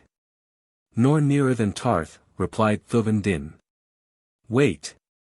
I exclaimed, beyond the southern fringe of this great forest lies the wreck of the Thurn flyer which brought me that far upon my way. If you will loan me men to fetch it, and artificers to assist me, I can repair it in 2 days, Kaolian Tith. I had been more than half suspicious of the seeming sincerity of the Kaolian Jedak's sudden apostasy, but the alacrity with which he embraced my suggestion, and the dispatch with which a force of officers and men were placed at my disposal entirely removed the last vestige of my doubts. 2 days later the flyer rested upon the top of the watchtower, ready to depart. Thuvan Din and Kaolian Tith had offered me the entire resources of 2 nations, millions of fighting men were at my disposal. But my flyer could hold but one other than myself and Woola. As I stepped aboard her, Thuvan Din took his place beside me. I cast a look of questioning surprise upon him. He turned to the highest of his own officers who had accompanied him to Kaol. To you I entrust the return of my retinue to Tarth, he said. There my son rules ably in my absence. The Prince of Helium shall not go alone into the land of his enemies. I have spoken. Farewell. Through the Carrion caves. Straight toward the north, day and night, our destination compass led us after the fleeing flyer upon which it had remained set since I first attuned it after leaving the Thurn fortress. Early in the second night we noticed the air becoming perceptibly colder, and from the distance we had come from the equator were assured that we were rapidly approaching the North Arctic region. My knowledge of the efforts that had been made by countless expeditions to explore that unknown land bade me to caution. For never had flyer returned who had passed to any considerable distance beyond the mighty ice barrier that fringes the southern hem of the frigid zone. What became of them none knew, only that they passed forever out of the sight of man into that grim and mysterious country of the pole. The distance from the barrier to the pole was no more than a swift flyer should cover in a few hours, and so it was assumed that some frightful catastrophe awaited those who reached the forbidden land, as it had come to be called by the Martians of the outer world. Thus it was that I went more slowly as we approached the barrier, for it was my intention to move cautiously by day over the ice pack that I might discover, before I had run into a trap, if there really lay an inhabited country at the North Pole. For there only could I imagine a spot where Matai Shang might feel secure from John Carter, Prince of Helium. We were flying at a snail's pace but a few feet above the ground, literally feeling our way along through the darkness, for both moons had set, and the night was black with the clouds that are to be found only at Mars's 2 extremities. Suddenly a towering wall of white rose directly in our path, and though I threw the helm hard over, and reversed our engine, I was too late to avoid collision. With a sickening crash we struck the high-looming obstacle 3/4 on. The flyer reeled half over, the engine stopped, as the patched buoyancy tanks burst, and we plunged, head foremost, to the ground 20 feet beneath.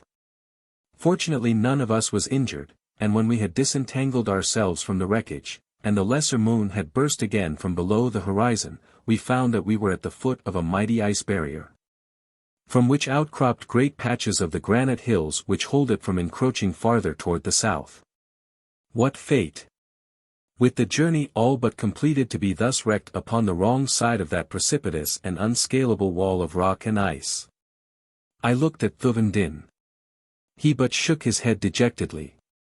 The balance of the night we spent shivering in our inadequate sleeping silks and furs upon the snow that lies at the foot of the ice barrier. With daylight my battered spirits regained something of their accustomed hopefulness, though I must admit that there was little enough for them to feed upon.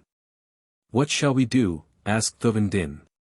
"How may we pass that which is impassable?" "First we must disprove its impassability," I replied. "Nor shall I admit that it is impassable before I have followed its entire circle and stand again upon this spot, defeated. The sooner we start, the better, for I see no other way, and it will take us more than a month to travel the weary, frigid miles that lie before us." For 5 days of cold and suffering and privation we traversed the rough and frozen way which lies at the foot of the ice barrier. Fierce, fur-bearing creatures attacked us by daylight and by dark. Never for a moment were we safe from the sudden charge of some huge demon of the north. The Apt was our most consistent and dangerous foe. It is a huge, white-furred creature with 6 limbs, 4 of which, short and heavy, carry it swiftly over the snow and ice, while the other 2, growing forward from its shoulders on either side of its long, powerful neck, terminate in white, hairless hands, with which it seizes and holds its prey. Its head and mouth are more similar in appearance to those of a hippopotamus than to any other earthly animal, except that from the sides of the lower jawbone 2 mighty horns curve slightly downward toward the front. Its 2 huge eyes inspired my greatest curiosity. They extend in 2 vast, oval patches from the center of the top of the cranium down either side of the head to below the roots of the horns, so that these weapons really grow out from the lower part of the eyes, which are composed of several thousand ocelli each. This eye structure seemed remarkable in a beast whose haunts were upon a glaring field of ice and snow, and though I found upon minute examination of several that we killed that each ocellus is furnished with its own lid, and that the animal can at will close as many of the facets of his huge eyes as he chooses, yet I was positive that nature had thus equipped him because much of his life was to be spent in dark, subterranean recesses. Shortly after this we came upon the hugest Apt that we had seen. The creature stood fully 8 feet at the shoulder, and was so sleek and clean and glossy that I could have sworn that he had but recently been groomed. He stood head-on eyeing us as we approached him, for we had found it a waste of time to attempt to escape the perpetual bestial rage which seems to possess these demon creatures, who rove the dismal north attacking every living thing that comes within the scope of their far-seeing eyes. Even when their bellies are full and they can eat no more, they kill purely for the pleasure which they derive from taking life, and so when this particular Apt failed to charge us, and instead wheeled and trotted away as we neared him, I should have been greatly surprised had I not chanced to glimpse the sheen of a golden collar about its neck. Thuvendin saw it, too, and it carried the same message of hope to us both. Only man could have placed that collar there, and as no race of Martians of which we knew aught ever had attempted to domesticate the ferocious Apt, he must belong to a people of the north of whose very existence we were ignorant, possibly to the fabled yellow men of Barsoom, that once powerful race which was supposed to be extinct, though sometimes, by theorists, thought still to exist in the frozen north. Simultaneously we started upon the trail of the great beast. Woola was quickly made to understand our desires, so that it was unnecessary to attempt to keep in sight of the animal whose swift flight over the rough ground soon put him beyond our vision. For the better part of 2 hours the trail paralleled the barrier, and then suddenly turned toward it through the roughest and seemingly most impassable country I ever had beheld. Enormous granite boulders blocked the way on every hand. Deep rifts in the ice threatened to engulf us at the least misstep, and from the north a slight breeze wafted to our nostrils an unspeakable stench that almost choked us. For another 2 hours we were occupied in traversing a few hundred yards to the foot of the barrier.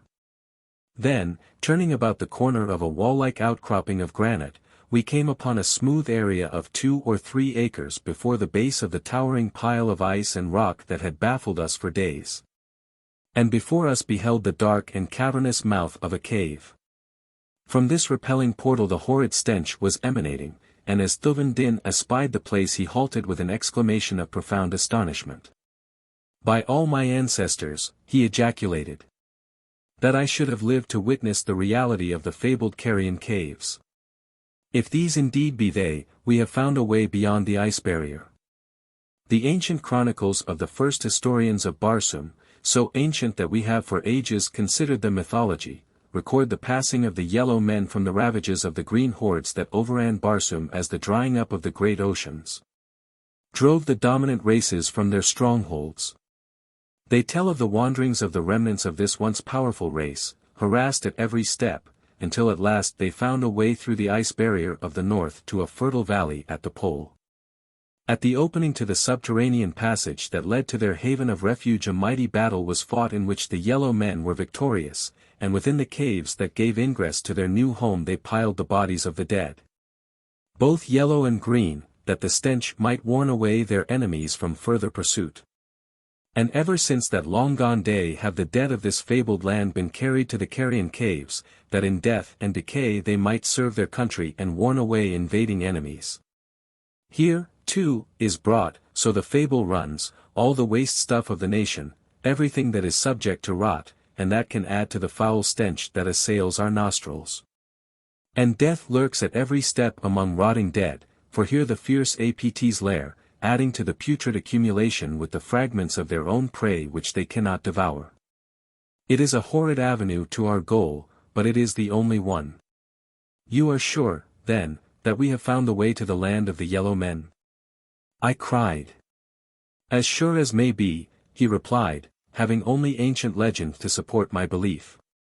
But see how closely, so far, each detail tallies with the world-old story of the Hegira of the yellow race.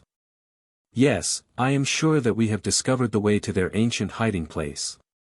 If it be true, and let us pray that such may be the case, I said, then here may we solve the mystery of the disappearance of Tardos Mors, Jeddak of Helium, and Mors Kajak, his son.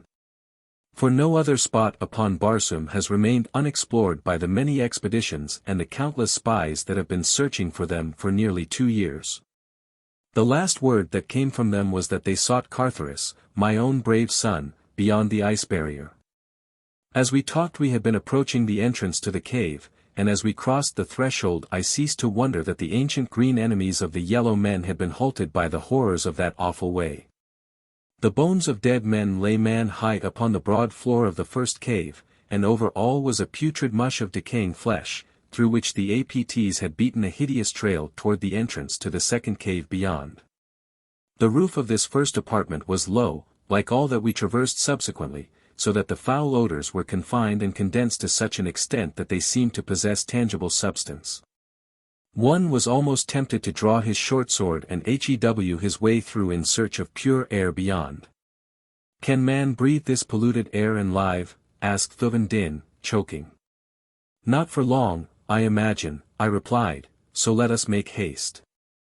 I will go first, and you bring up the rear, with Woola between. Come, and with the words I dashed forward, across the fetid mass of putrefaction. It was not until we had passed through 7 caves of different sizes and varying but little in the power and quality of their stenches that we met with any physical opposition. Then, within the 8th cave, we came upon a lair of apts. A full score of the mighty beasts were disposed about the chamber. Some were sleeping, while others tore at the fresh-killed carcasses of new-brought prey, or fought among themselves in their love-making. Here in the dim light of their subterranean home the value of their great eyes was apparent, for these inner caves are shrouded in perpetual gloom that is but little less than utter darkness. To attempt to pass through the midst of that fierce herd seemed, even to me, the height of folly, and so I proposed to Thuvan Din that he return to the outer world with Woola. That the two might find their way to civilization and come again with a sufficient force to overcome not only the APTs, but any further obstacles that might lie between us and our goal.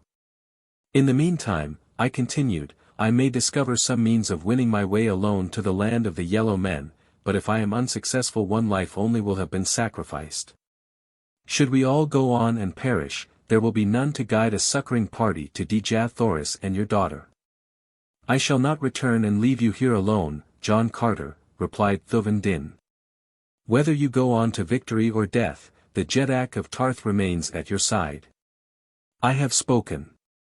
I knew from his tone that it were useless to attempt to argue the question, and so I compromised by sending Woola back with a hastily penned note enclosed in a small metal case and fastened about his neck.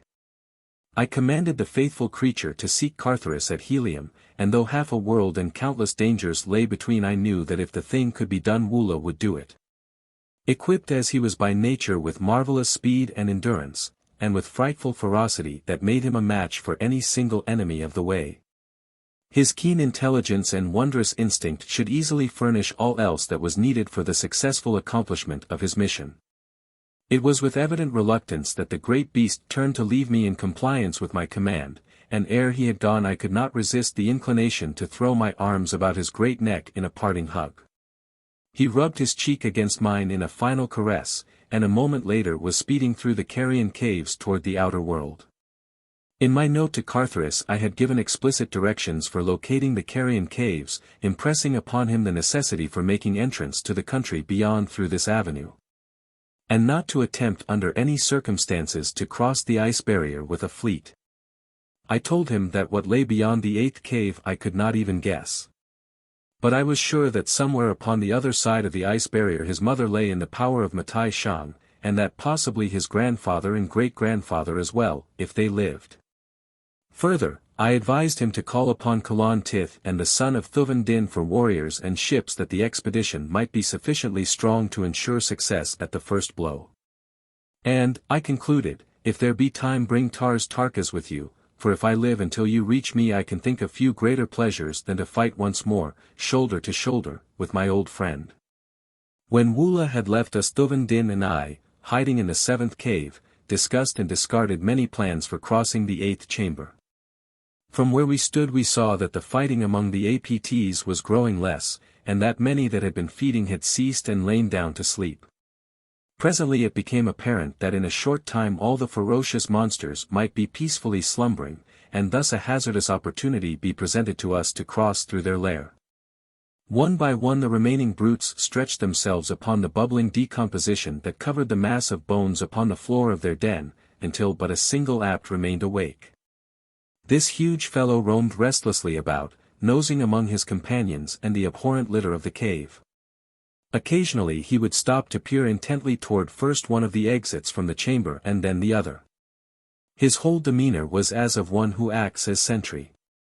We were at last forced to the belief that he would not sleep while the other occupants of the lair slept, and so cast about in our minds for some scheme whereby we might trick him. Finally I suggested a plan to Thuvan Din, and as it seemed as good as any that we had discussed we decided to put it to the test. To this end Thuvan Din placed himself close against the cave's wall, beside the entrance to the 8th chamber, while I deliberately showed myself to the guardian apt as he looked toward our retreat. Then I sprang to the opposite side of the entrance, flattening my body close to the wall. Without a sound the great beast moved rapidly toward the 7th cave to see what manner of intruder had thus rashly penetrated so far within the precincts of his habitation. As he poked his head through the narrow aperture that connects the two caves a heavy longsword was awaiting him upon either hand, and before he had an opportunity to emit even a single growl his severed head rolled at our feet. Quickly we glanced into the 8th chamber, not an apt had moved. Crawling over the carcass of the huge beast that blocked the doorway Thuvan Din and I cautiously entered the forbidding and dangerous den. Like snails we wound our silent and careful way among the huge, recumbent forms. The only sound above our breathing was the sucking noise of our feet as we lifted them from the ooze of decaying flesh through which we crept. Halfway across the chamber and one of the mighty beasts directly before me moved restlessly at the very instant that my foot was poised above his head, over which I must step. Breathlessly I waited, balancing upon one foot, for I did not dare move a muscle. In my right hand was my keen short sword, the point hovering an inch above the thick fur beneath which beat the savage heart. Finally the apt relaxed, sighing, as with the passing of a bad dream, and resumed the regular respiration of deep slumber. I planted my raised foot beyond the fierce head and an instant later had stepped over the beast. Thuvan Din followed directly after me, and another moment found us at the further door, undetected. The Carrion caves consist of a series of 27 connecting chambers. And present the appearance of having been eroded by running water in some far-gone age when a mighty river found its way to the south through this single breach in the barrier of rock and ice that hems the country of the pole. Thuvan Din and I traversed the remaining 19 caverns without adventure or mishap. We were afterward to learn that but once a month is it possible to find all the APTs of the Carrion caves in a single chamber. At other times they roam singly or in pairs in and out of the caves, so that it would have been practically impossible for two men to have passed through the entire 27 chambers without encountering an apt in nearly every one of them. Once a month they sleep for a full day, and it was our good fortune to stumble by accident upon one of these occasions. Beyond the last cave we emerged into a desolate country of snow and ice, but found a well-marked trail leading north. The way was boulder-strewn, as had been that south of the barrier, so that we could see but a short distance ahead of us at any time. After a couple of hours we passed round a huge boulder to come to a steep declivity leading down into a valley. Directly before us we saw a half-dozen men, fierce, black-bearded fellows, with skins the color of a ripe lemon. "The yellow men of Barsoom!" ejaculated Thuvan Din, as though even now that he saw them he found it scarce possible to believe that the very race we expected to find hidden in this remote and inaccessible land did really exist. We withdrew behind an adjacent boulder to watch the actions of the little party, which stood huddled at the foot of another huge rock, their backs toward us. One of them was peering round the edge of the granite mass as though watching one who approached from the opposite side. Presently the object of his scrutiny came within the range of my vision and I saw that it was another yellow man. All were clothed in magnificent furs, the 6 in the black and yellow striped hide of the Orlok, while he who approached alone was resplendent in the pure white skin of an apt. The yellow men were armed with 2 swords, and a short javelin was slung across the back of each, while from their left arms hung cup-like shields no larger than a dinner plate, the concave sides of which turned outward toward an antagonist. They seemed puny and futile implements of safety against an even ordinary swordsman, but I was later to see the purpose of them and with what wondrous dexterity the yellow men manipulate them. One of the swords which each of the warriors carried caught my immediate attention. I call it a sword, but really it was a sharp-edged blade with a complete hook at the far end. The other sword was of about the same length as the hooked instrument, and somewhere between that of my long sword and my short sword. It was straight and two-edged. In addition to the weapons I have enumerated, each man carried a dagger in his harness.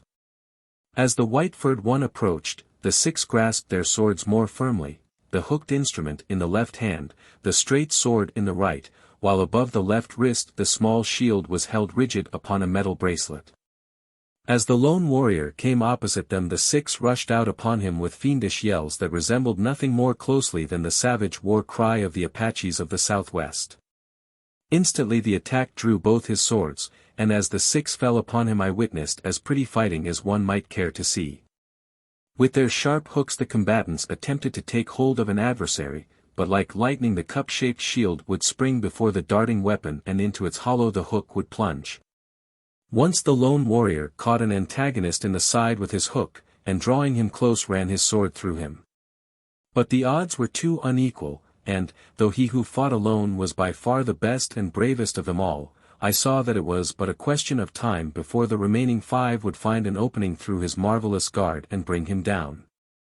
Now my sympathies have ever been with the weaker side of an argument, and though I knew nothing of the cause of the trouble I could not stand idly by and see a brave man butchered by superior numbers. As a matter of fact, I presume I gave little attention to seeking an excuse, for I love a good fight too well to need any other reason for joining in when one is afoot. So it was that before Thuvin Din knew what I was about, he saw me standing by the side of the white-clad yellow man, battling like mad with his 5 adversaries. With the yellow men. Thuvin Din was not long in joining me, and, though we found the hooked weapon a strange and savage thing with which to deal, the 3 of us soon dispatched the 5 black-bearded warriors who opposed us. When the battle was over, our new acquaintance turned to me, and removing the shield from his wrist, held it out. I did not know the significance of his act, but judged that it was but a form of expressing his gratitude to me. I afterward learned that it symbolized the offering of a man's life in return for some great favor done him, and my act of refusing, which I had immediately done, was what was expected of me. Then, except from Talu, Prince of Marantina, said the yellow man, this token of my gratitude, and reaching beneath one of his wide sleeves he withdrew a bracelet and placed it upon my arm. He then went through the same ceremony with Thuvin Din. Next he asked our names, and from what land we hailed. He seemed quite familiar with the geography of the outer world, and when I said I was from Helium he raised his brows. Ah, he said, you seek your ruler in his company? Know you of them? I asked. But little more than that they were captured by my uncle, Silensis Oll, Jedak of Jedaks, ruler of Ochre, land of the yellow men of Barsoom. As to their fate I know nothing, for I am at war with my uncle, who would crush my power in the principality of Marantina. These from whom you have just saved me are warriors he has sent out to find and slay me, for they know that often I come alone to hunt and kill the sacred apt which Silensis Oll so much reveres. It is partly because I hate his religion that Silensis Oll hates me, but mostly does he fear my growing power and the great faction which has arisen throughout Ochre that would be glad to see me ruler of Ochre and Jedak of Jedaks in his place. He is a cruel and tyrannous master whom all hate, and were it not for the great fear they have of him I could raise an army overnight that would wipe out the few that might remain loyal to him. My own people are faithful to me, and the little valley of Marantina has paid no tribute to the court of Silensis Oll for a year. Nor can he force us, for a dozen men may hold the narrow way to Marantina against 1,000,000. But now, as to thine own affairs. How may I aid you? My palace is at your disposal, if you wish to honor me by coming to Marantina. When our work is done we shall be glad to accept your invitation, I replied. But now you can assist us most by directing us to the court of Silensis Oll, and suggesting some means by which we may gain admission to the city and the palace, or whatever other place we find our friends to be confined. Talu gazed ruefully at our smooth faces and at Thuvin Din's red skin and my white one. First you must come to Marantina, he said, for a great change must be wrought in your appearance before you can hope to enter any city in Ochre. You must have yellow faces and black beards, and your apparel and trappings must be those least likely to arouse suspicion. In my palace is one who can make you appear as truly yellow men as does Silensis Oll himself. His counsel seemed wise. And as there was apparently no other way to ensure a successful entry to Kadabra, the capital city of Ochre, we set out with Talu, Prince of Marantina, for his little, rock-bound country. The way was over some of the worst traveling I have ever seen, and I do not wonder that in this land where there are neither Thoats nor flyers that Marantina is in little fear of invasion. But at last we reached our destination, the first view of which I had from a slight elevation a half-mile from the city. Nestled in a deep valley lay a city of Martian concrete, whose every street and plaza and open space was roofed with glass. All about lay snow and ice, but there was none upon the rounded, dome-like, crystal covering that enveloped the whole city. Then I saw how these people combated the rigors of the Arctic, and lived in luxury and comfort in the midst of a land of perpetual ice. Their cities were veritable hothouses, and when I had come within this one my respect and admiration for the scientific and engineering skill of this buried nation was unbounded. The moment we entered the city Talu threw off his outer garments of fur, as did we, and I saw that his apparel differed but little from that of the red races of Barsoom. Except for his leathern harness, covered thick with jewels and metal, he was naked, nor could one have comfortably worn apparel in that warm and humid atmosphere. For 3 days we remained the guests of Prince Talu, and during that time he showered upon us every attention and courtesy within his power. He showed us all that was of interest in his great city. The Marantina atmosphere plant will maintain life indefinitely in the cities of the North Pole after all life upon the balance of dying Mars is extinct through the failure of the air supply. Should the great central plant again cease functioning as it did upon that memorable occasion that gave me the opportunity of restoring life and happiness to the strange world that I had already learned to love so well. He showed us the heating system that stores the sun's rays in great reservoirs beneath the city, and how little is necessary to maintain the perpetual summer heat of the glorious garden spot within this Arctic paradise. Broad avenues of sod sown with the seed of the ochre vegetation of the Dead Sea bottoms carried the noiseless traffic of light and airy ground flyers that are the only form of artificial transportation used north of the gigantic ice barrier. The broad tires of these unique flyers are but rubber-like gas bags filled with the 8th Barsoomian ray. Or ray of propulsion, that remarkable discovery of the Martians that has made possible the great fleets of mighty airships that render the red man of the outer world supreme. It is this ray which propels the inherent or reflected light of the planet off into space, and when confined gives to the Martian craft their airy buoyancy. The ground flyers of Marantina contain just sufficient buoyancy in their automobile-like wheels to give the cars traction for steering purposes. And though the hind wheels are geared to the engine, and aid in driving the machine, the bulk of this work is carried by a small propeller at the stern. I know of no more delightful sensation than that of riding in one of these luxuriously appointed cars which skim, light and airy as feathers, along the soft, mossy avenues of Marantina. They move with absolute noiselessness between borders of crimson sward and beneath arching trees gorgeous with the wondrous blooms that mark so many of the highly cultivated varieties of Barsoomian vegetation. By the end of the 3rd day the court barber, I can think of no other earthly appellation by which to describe him, had wrought so remarkable a transformation in both Thuvan Din and myself that our own wives would never have known us. Our skins were of the same lemon color as his own, and great, black beards and mustaches had been deftly affixed to our smooth faces. The trappings of warriors of ochre aided in the deception. And for where beyond the hothouse cities we each had suits of the black and yellow-striped orlek. Talu gave us careful directions for the journey to Kadabra, the capital city of the Ochre Nation, which is the racial name of the Yellow Men. This good friend even accompanied us part way, and then, promising to aid us in any way that he found possible, bade us adieu. On parting he slipped upon my finger a curiously wrought ring set with a dead black, lustreless stone, which appeared more like a bit of bituminous coal than the priceless Barsoomian gem which in reality it is. There had been but 3 others cut from the mother stone, he said, which is in my possession. These 3 are worn by nobles high in my confidence, all of whom have been sent on secret missions to the court of Silensis Oll. Should you come within 50 feet of any of these 3 you will feel a rapid, pricking sensation in the finger upon which you wear this ring. He who wears one of its mates will experience the same feeling. It is caused by an electrical action that takes place the moment 2 of these gems cut from the same mother stone come within the radius of each other's power. By it you will know that a friend is at hand upon whom you may depend for assistance in time of need. Should another wearer of one of these gems call upon you for aid, do not deny him, and should death threaten you, swallow the ring rather than let it fall into the hands of enemies. Guard it with your life, John Carter, for some day it may mean more than life to you. With this parting admonition our good friend turned back toward Marantina, and we set our faces in the direction of the city of Kadabra and the court of Silensis Oll, Jeddak of Jeddaks.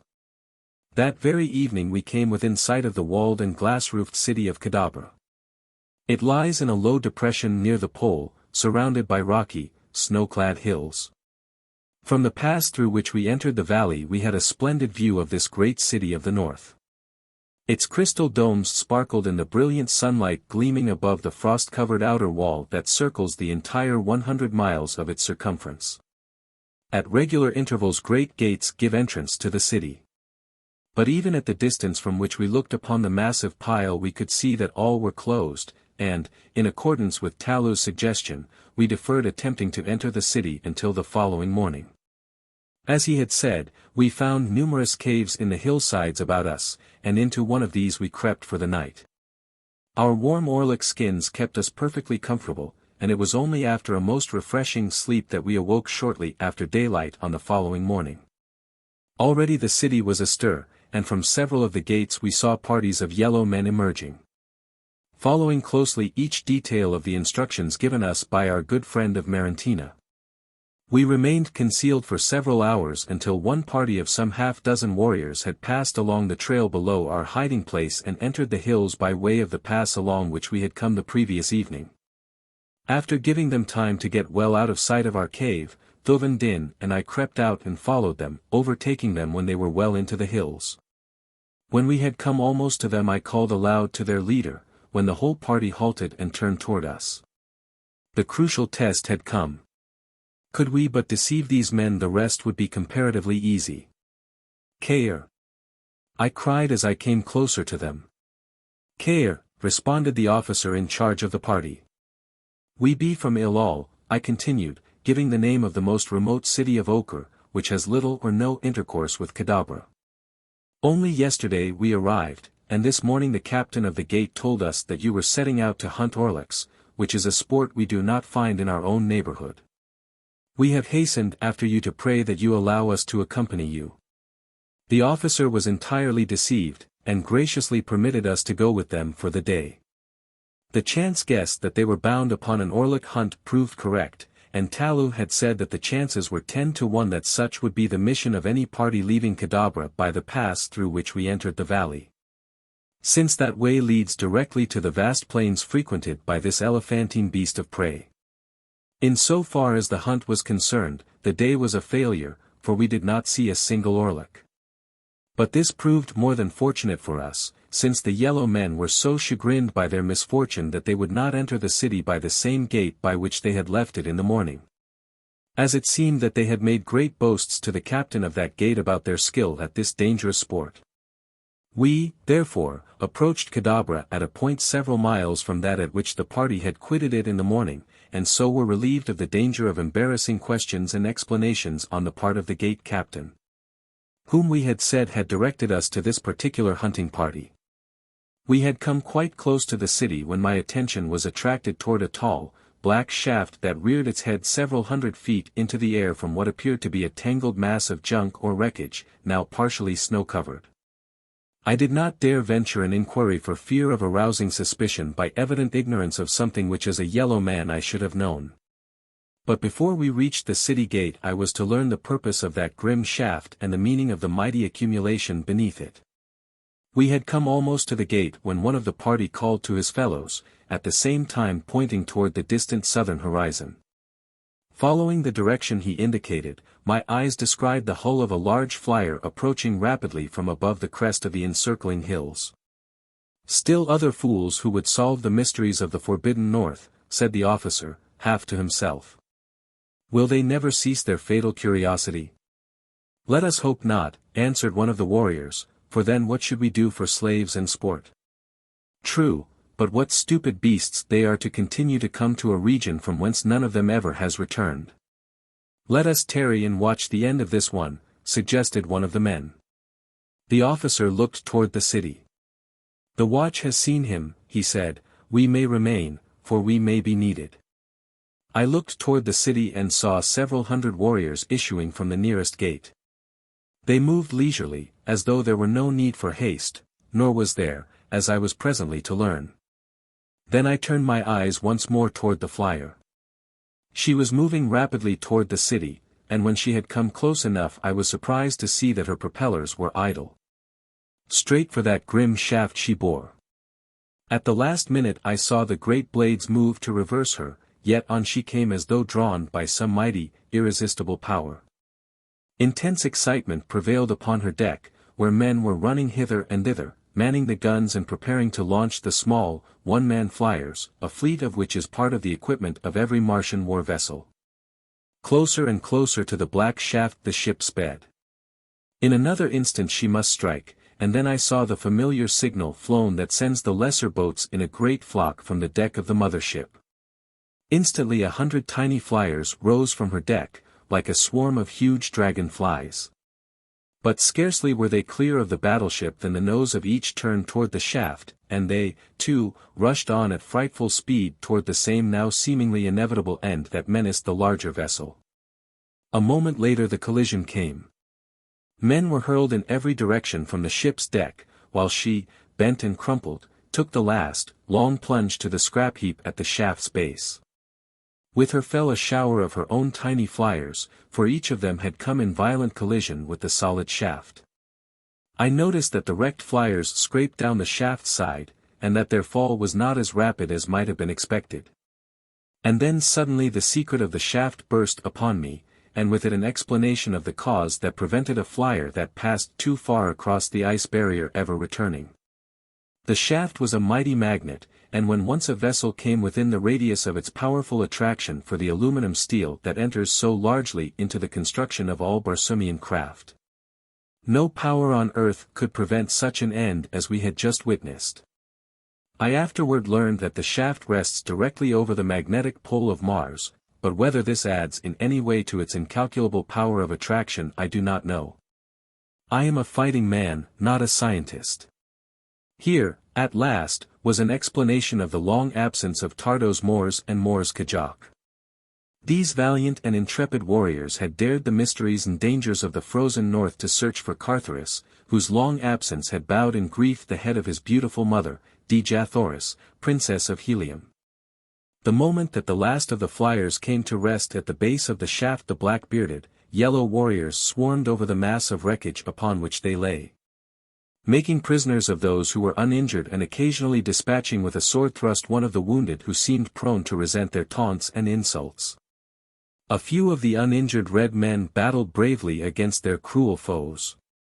But for the most part they seemed too overwhelmed by the horror of the catastrophe that had befallen them to do more than submit supinely to the golden chains with which they were manacled.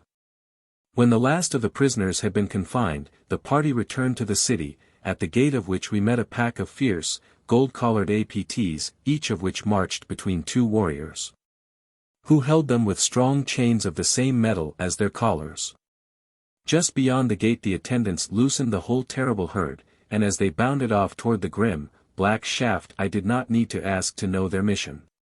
Had there not been those within the cruel city of Kadabra who needed succor far worse than the poor unfortunate dead and dying out there in the cold upon the bent and broken carcasses of 1,000 flyers, I could not have restrained my desire to hasten back and do battle with those horrid creatures that had been dispatched to rend and devour them.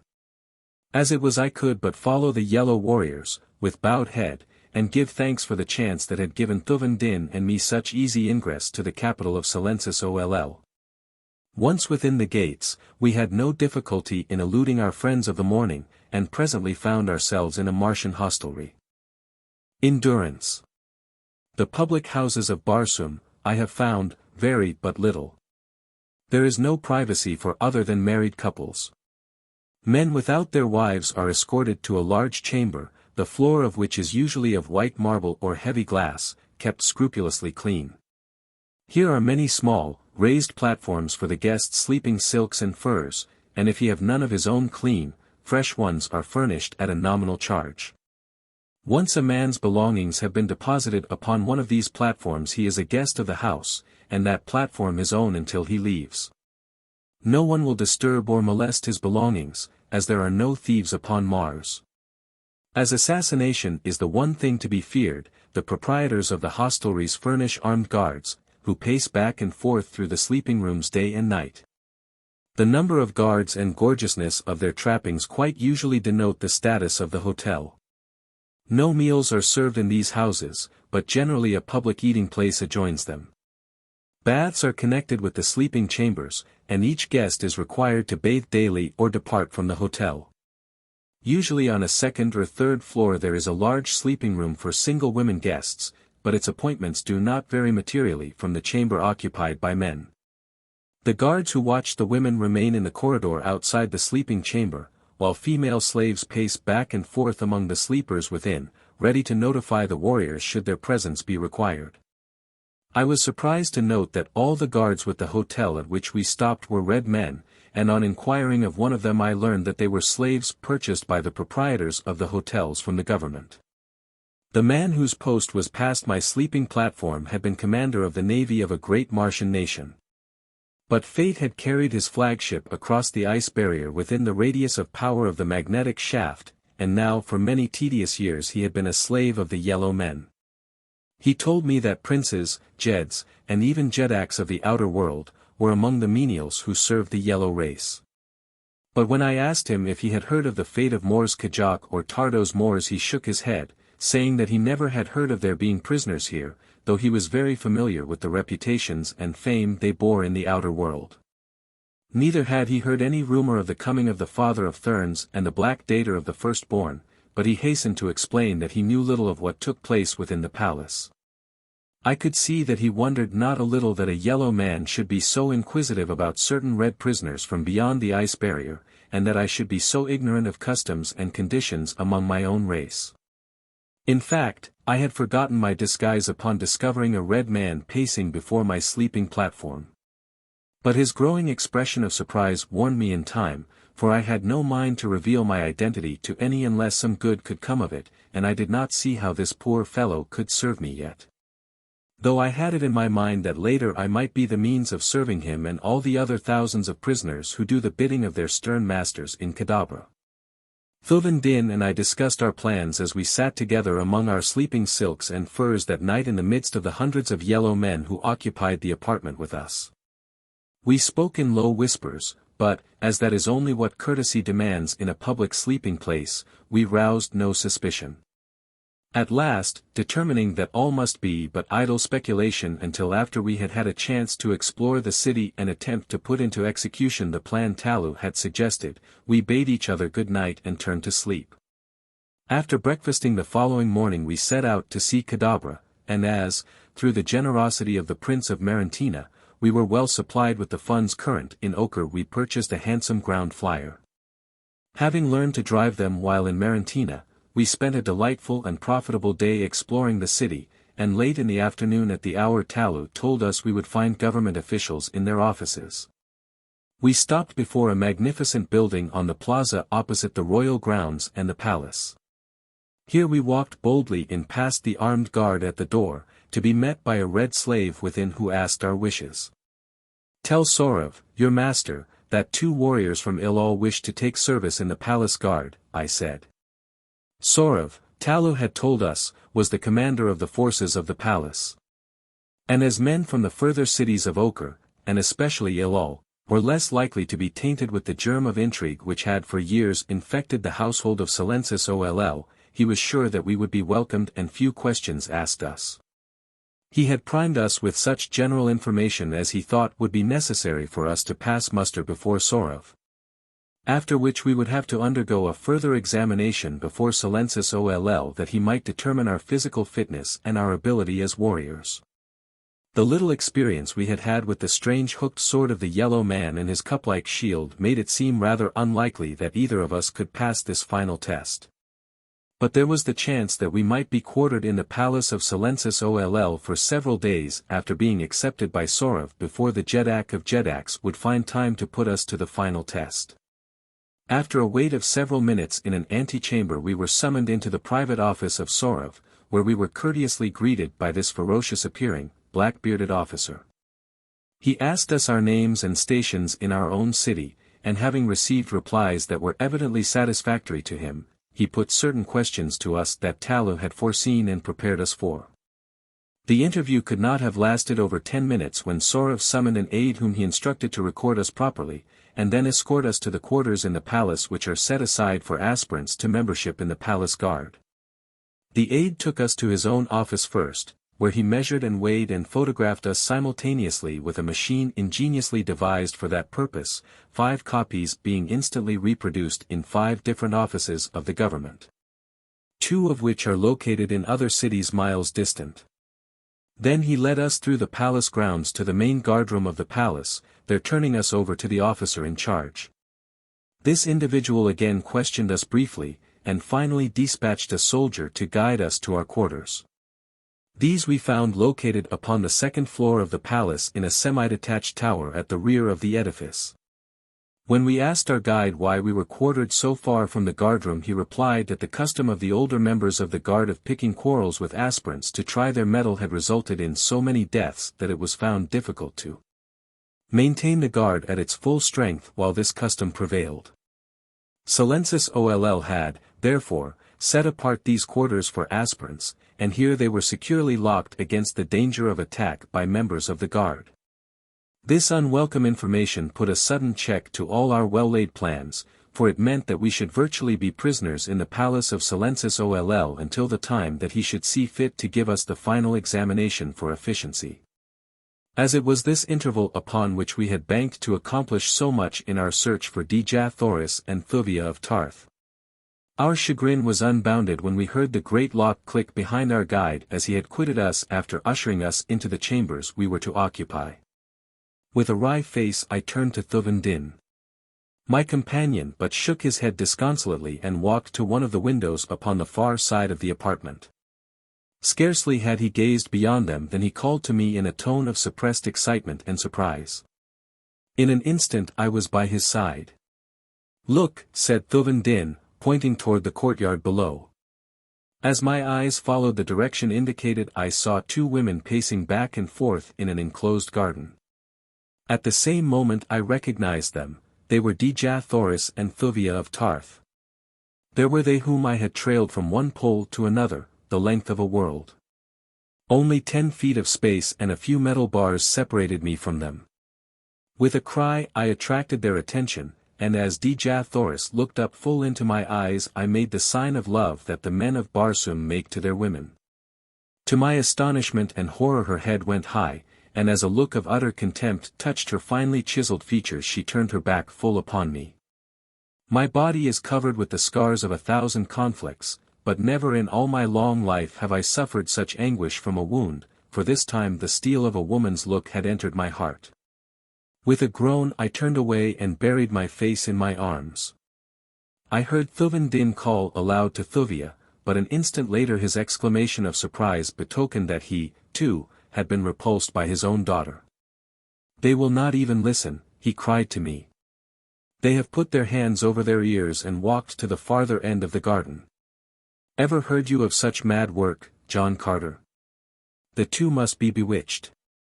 Presently I mustered the courage to return to the window, for even though she spurned me I loved her, and could not keep my eyes from feasting upon her divine face and figure, but when she saw me looking she again turned away.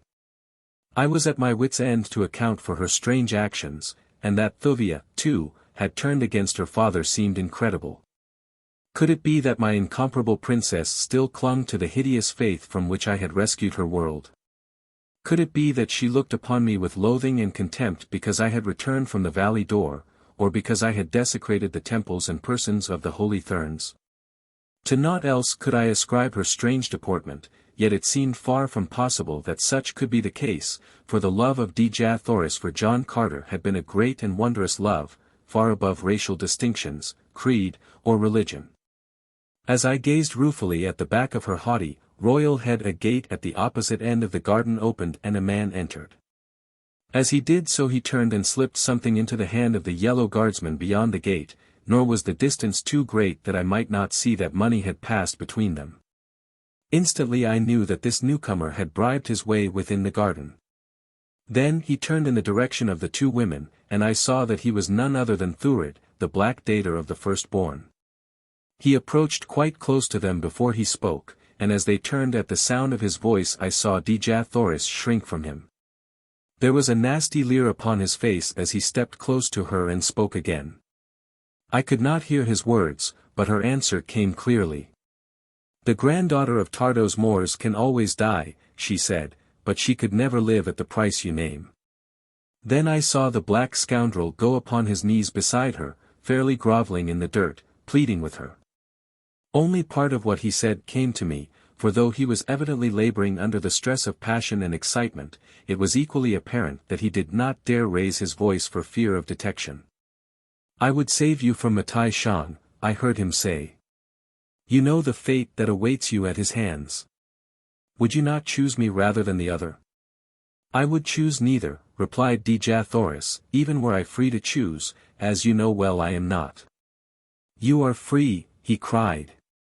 John Carter, Prince of Helium, is dead. I know better than that.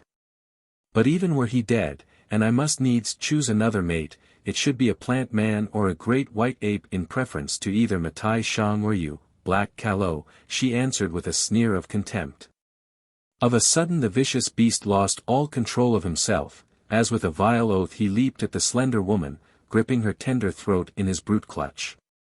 Thuvia screamed and sprang to aid her fellow prisoner, and at the same instant I, too, went mad, and tearing at the bars that spanned my window I ripped them from their sockets as they had been but copper wire.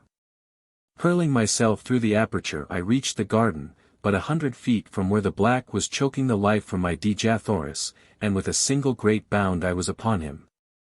I spoke no word as I tore his defiling fingers from that beautiful throat, nor did I utter a sound as I hurled him 20 feet from me. Foaming with rage, Thurid regained his feet and charged me like a mad bull. Yellow man, he shrieked, you knew not upon whom you had laid your vile hands, but ere I am done with you, you will know well what it means to offend the person of a firstborn. Then he was upon me, reaching for my throat, and precisely as I had done that day in the courtyard of the Temple of Isis I did here in the garden of the palace of Silensis Oll. I ducked beneath his outstretched arms, and as he lunged past me I planted a terrific right upon the side of his jaw. Just as he had done upon that other occasion he did now. Like a top he spun round, his knees gave beneath him, and he crumpled to the ground at my feet. Then I heard a voice behind me. It was the deep voice of authority that marks the ruler of men, and when I turned to face the resplendent figure of a giant yellow man I did not need to ask to know that it was Silensis Oll. At his right stood Matai Shang, and behind them a score of guardsmen. Who are you, he cried, and what means this intrusion within the precincts of the women's garden? I do not recall your face. How came you here? But for his last words I should have forgotten my disguise entirely and told him outright that I was John Carter, Prince of Helium, but his question recalled me to myself. I pointed to the dislodged bars of the window above. I am an aspirant to membership in the palace guard, I said, and from yonder window in the tower where I was confined awaiting the final test for fitness I saw this brute attack this woman. I could not stand idly by, O Jeddak, and see this thing done within the very palace grounds, and yet feel that I was fit to serve and guard your royal person. I had evidently made an impression upon the ruler of Ochre by my fair words, and when he had turned to Dejah Thoris and Thuvia of Tarth, and both had corroborated my statements it began to look pretty dark for Thurid. I saw the ugly gleam in Matai Shang's evil eyes as Dejah Thoris narrated all that had passed between Thurid and herself. And when she came to that part which dealt with my interference with the data of the firstborn her gratitude was quite apparent, though I could see by her eyes that something puzzled her strangely. I did not wonder at her attitude toward me while others were present, but that she should have denied me while she and Thuvia were the only occupants of the garden still cut me sorely. As the examination proceeded I cast a glance at Thurid and startled him looking wide-eyed and wonderingly at me, and then of a sudden he laughed full in my face. A moment later Silensis Oll turned toward the black. What have you to say in explanation of these charges? He asked in a deep and terrible voice. Dare you aspire to one whom the father of Thurns has chosen, one who might even be a fit mate for the Jeddak of Jeddaks himself? And then the black-bearded tyrant turned and cast a sudden greedy look upon Dejah Thoris, as though with the words a new thought and a new desire had sprung up within his mind and breast. Thurid had been about to reply and, with a malicious grin upon his face, was pointing an accusing finger at me, when Silensis Oll's words and the expression of his face cut him short. A cunning look crept into his eyes, and I knew from the expression of his face that his next words were not the ones he had intended to speak.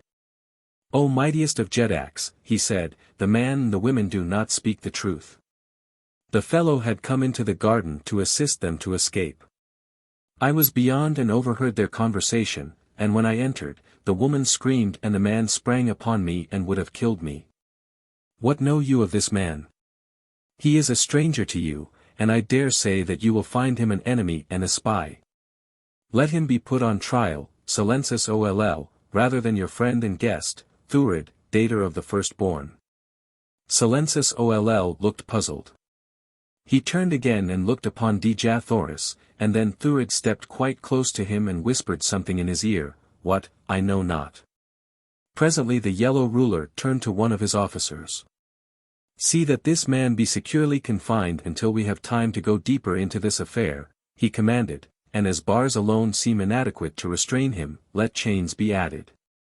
Then he turned and left the garden, taking Dejah Thoris with him, his hand upon her shoulder. Thurid and Matai Shang went also, and as they reached the gateway the black turned and laughed again aloud in my face. What could be the meaning of his sudden change toward me? Could he suspect my true identity? It must be that, and the thing that had betrayed me was the trick and blow that had laid him low for the second time. As the guards dragged me away my heart was very sad and bitter indeed, for now to the two relentless enemies that had hounded her for so long another and a more powerful one had been added.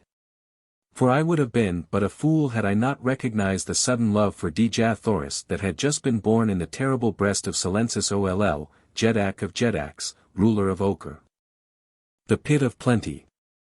I did not languish long within the prison of Silensis Oll. During the short time that I lay there, fettered with chains of gold, I often wondered as to the fate of Thuvan Din, Jeddak of Tarth. My brave companion had followed me into the garden as I attacked Thurid, and when Silensis Oll had left with Dejah Thoris and the others, leaving Thuvia of Tarth behind, he, too, had remained in the garden with his daughter, apparently unnoticed. For he was apparelled similarly to the guards. The last I had seen of him he stood waiting for the warriors who escorted me to close the gate behind them, that he might be alone with Thuvia. Could it be possible that they had escaped? I doubted it, and yet with all my heart I hoped that it might be true. The third day of my incarceration brought a dozen warriors to escort me to the audience chamber, where Silensis Oll himself was to try me. A great number of nobles crowded the room, and among them I saw Thurid, but Matai Shang was not there. Dejah Thoris, as radiantly beautiful as ever, sat upon a small throne beside Silensis Oll. The expression of sad hopelessness upon her dear face cut deep into my heart. Her position beside the Jeddak of Jeddaks boded ill for her and me, and on the instant that I saw her there sprang to my mind the firm intention never to leave that chamber alive if I must leave her in the clutches of this powerful tyrant. I had killed better men than Silensis Oll, and killed them with my bare hands, and now I swore to myself that I should kill him if I found that the only way to save the princess of Helium. That it would mean almost instant death for me I cared not, except that it would remove me from further efforts in behalf of Dejah Thoris, and for this reason alone I would have chosen another way. For even though I should kill Silensis Oll, that act would not restore my beloved wife to her own people. I determined to wait the final outcome of the trial, that I might learn all that I could of the Carrion ruler's intentions, and then act accordingly. Scarcely had I come before him than Silensis Oll summoned Thurid also. Dater Thurid, he said, you have made a strange request of me, but, in accordance with your wishes and your promise that it will result only to my interests, I have decided to accede. You tell me that a certain announcement will be the means of convicting this prisoner and, at the same time, open the way to the gratification of my dearest wish. Thurid nodded. Then shall I make the announcement here before all my nobles, continued Silensis Oll. For a year no queen has sat upon the throne beside me, and now it suits me to take to wife one who is reputed the most beautiful woman upon Barsoom. A statement which none may truthfully deny.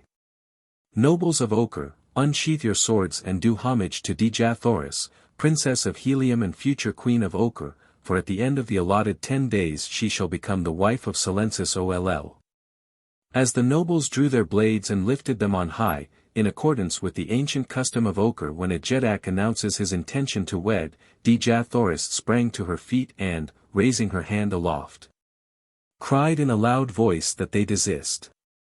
I may not be the wife of Silensis Oll, she pleaded, for already I be a wife and mother. John Carter, Prince of Helium, still lives. I know it to be true, for I overheard Matai Shang tell his daughter Fader that he had seen him in Kair, at the court of Kalan Tith, Jedak. A Jedak does not wed a married woman, nor will Silensis Oll thus violate the bonds of matrimony. Silensis Oll turned upon Thurid with an ugly look. "Is this the surprise you held in store for me?" he cried. "You assured me that no obstacle which might not be easily overcome stood between me and this woman, and now I find that the one insuperable obstacle intervenes. What mean you, man? What have you to say? And should I deliver John Carter into your hands, Silensis Oll, would you not feel that I had more than satisfied the promise that I made you?" answered Thurid. "Talk not like a fool," cried the enraged Jedak.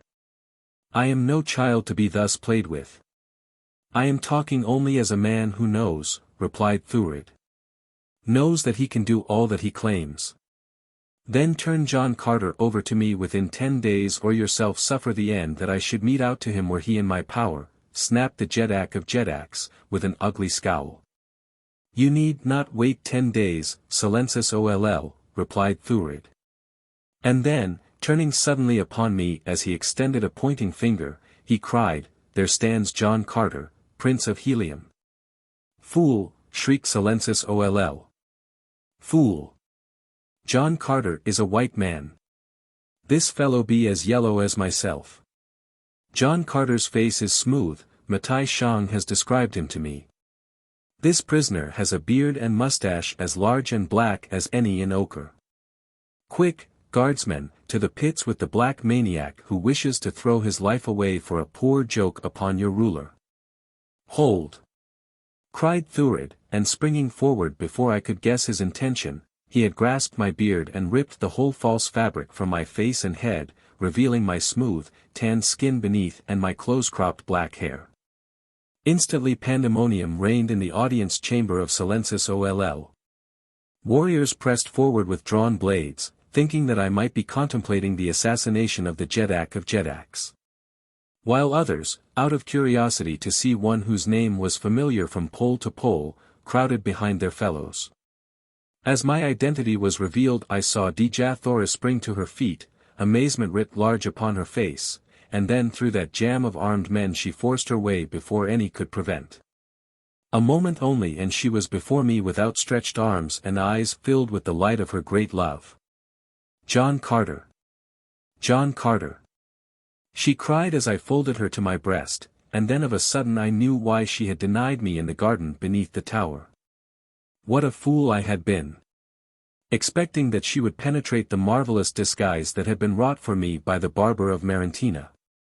She had not known me, that was all, and when she saw the sign of love from a stranger she was offended and righteously indignant. Indeed, but I had been a fool. "And it was you," she cried, "who spoke to me from the tower. How could I dream that my beloved Virginian lay behind that fierce beard and that yellow skin?" She had been wont to call me her Virginian as a term of endearment, for she knew that I loved the sound of that beautiful name, made 1,000 times more beautiful and hallowed by her dear lips. And as I heard it again after all those long years my eyes became dimmed with tears and my voice choked with emotion. But an instant did I crush that dear form to me ere Silensis Oll, trembling with rage and jealousy, shouldered his way to us. "Seize the man," he cried to his warriors, and 100 ruthless hands tore us apart. Well, it was for the nobles of the court of Ochre that John Carter had been disarmed. As it was, a dozen of them felt the weight of my clenched fists, and I had fought my way half up the steps before the throne to which Silensis Oll had carried Dejah Thoris ere ever they could stop me. Then I went down, fighting, beneath 100 warriors, but before they had battered me into unconsciousness I heard that from the lips of Dejah Thoris that made all my suffering well worth while. Standing there beside the great tyrant, who clutched her by the arm, she pointed to where I fought alone against such awful odds. "Think you, Silensis Oll, that the wife of such as he is," she cried, "would ever dishonor his memory, were he 1,000 times dead, by mating with a lesser mortal? Lives there upon any world such another as John Carter, Prince of Helium? Lives there another man who could fight his way back and forth across a warlike planet, facing savage beasts and hordes of savage men, for the love of a woman? I, Dejah Thoris, Princess of Helium, am his. He fought for me and won me. If you be a brave man you will honor the bravery that is his, and you will not kill him. Make him a slave if you will, silencis oll, but spare his life. I would rather be a slave with such as he than be queen of ochre. Neither slave nor queen dictates to silencis oll, replied the Jeddak of Jeddaks. John Carter shall die a natural death in the pit of plenty, and the day he dies Dejah Thoris shall become my queen. I did not hear her reply, for it was then that a blow upon my head brought unconsciousness, and when I recovered my senses only a handful of guardsmen remained in the audience chamber with me. As I opened my eyes they goaded me with the points of their swords and bade me rise. Then they led me through long corridors to a court far toward the center of the palace. In the center of the court was a deep pit, near the edge of which stood half a dozen other guardsmen, awaiting me. One of them carried a long rope in his hands, which he commenced to make ready as we approached. We had come to within 50 feet of these men when I felt a sudden strange and rapid pricking sensation in one of my fingers. For a moment I was nonplussed by the odd feeling, and then there came to me recollection of that which in the stress of my adventure I had entirely forgotten, the gift ring of Prince Talu of Marantina.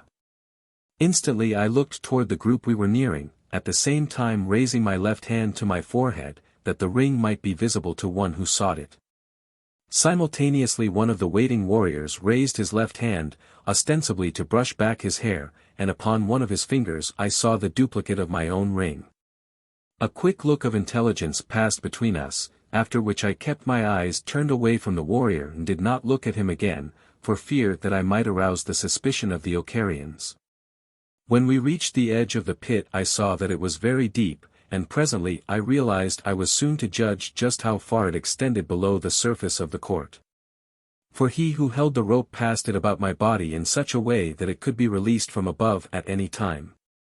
And then, as all the warriors grasped it, he pushed me forward, and I fell into the yawning abyss. After the first jerk as I reached the end of the rope that had been paid out to let me fall below the pit's edge they lowered me quickly but smoothly. The moment before the plunge, while 2 or 3 of the men had been assisting in adjusting the rope about me, one of them had brought his mouth close to my cheek. And in the brief interval before I was cast into the forbidding hole he breathed a single word into my ear. Courage.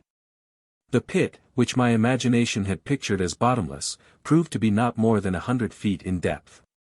But as its walls were smoothly polished it might as well have been 1,000 feet, for I could never hope to escape without outside assistance. For a day I was left in darkness.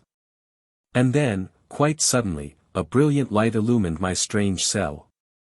I was reasonably hungry and thirsty by this time, not having tasted food or drink since the day prior to my incarceration. To my amazement I found the sides of the pit, that I had thought smooth, lined with shelves, upon which were the most delicious viands and liquid refreshments that ochre afforded.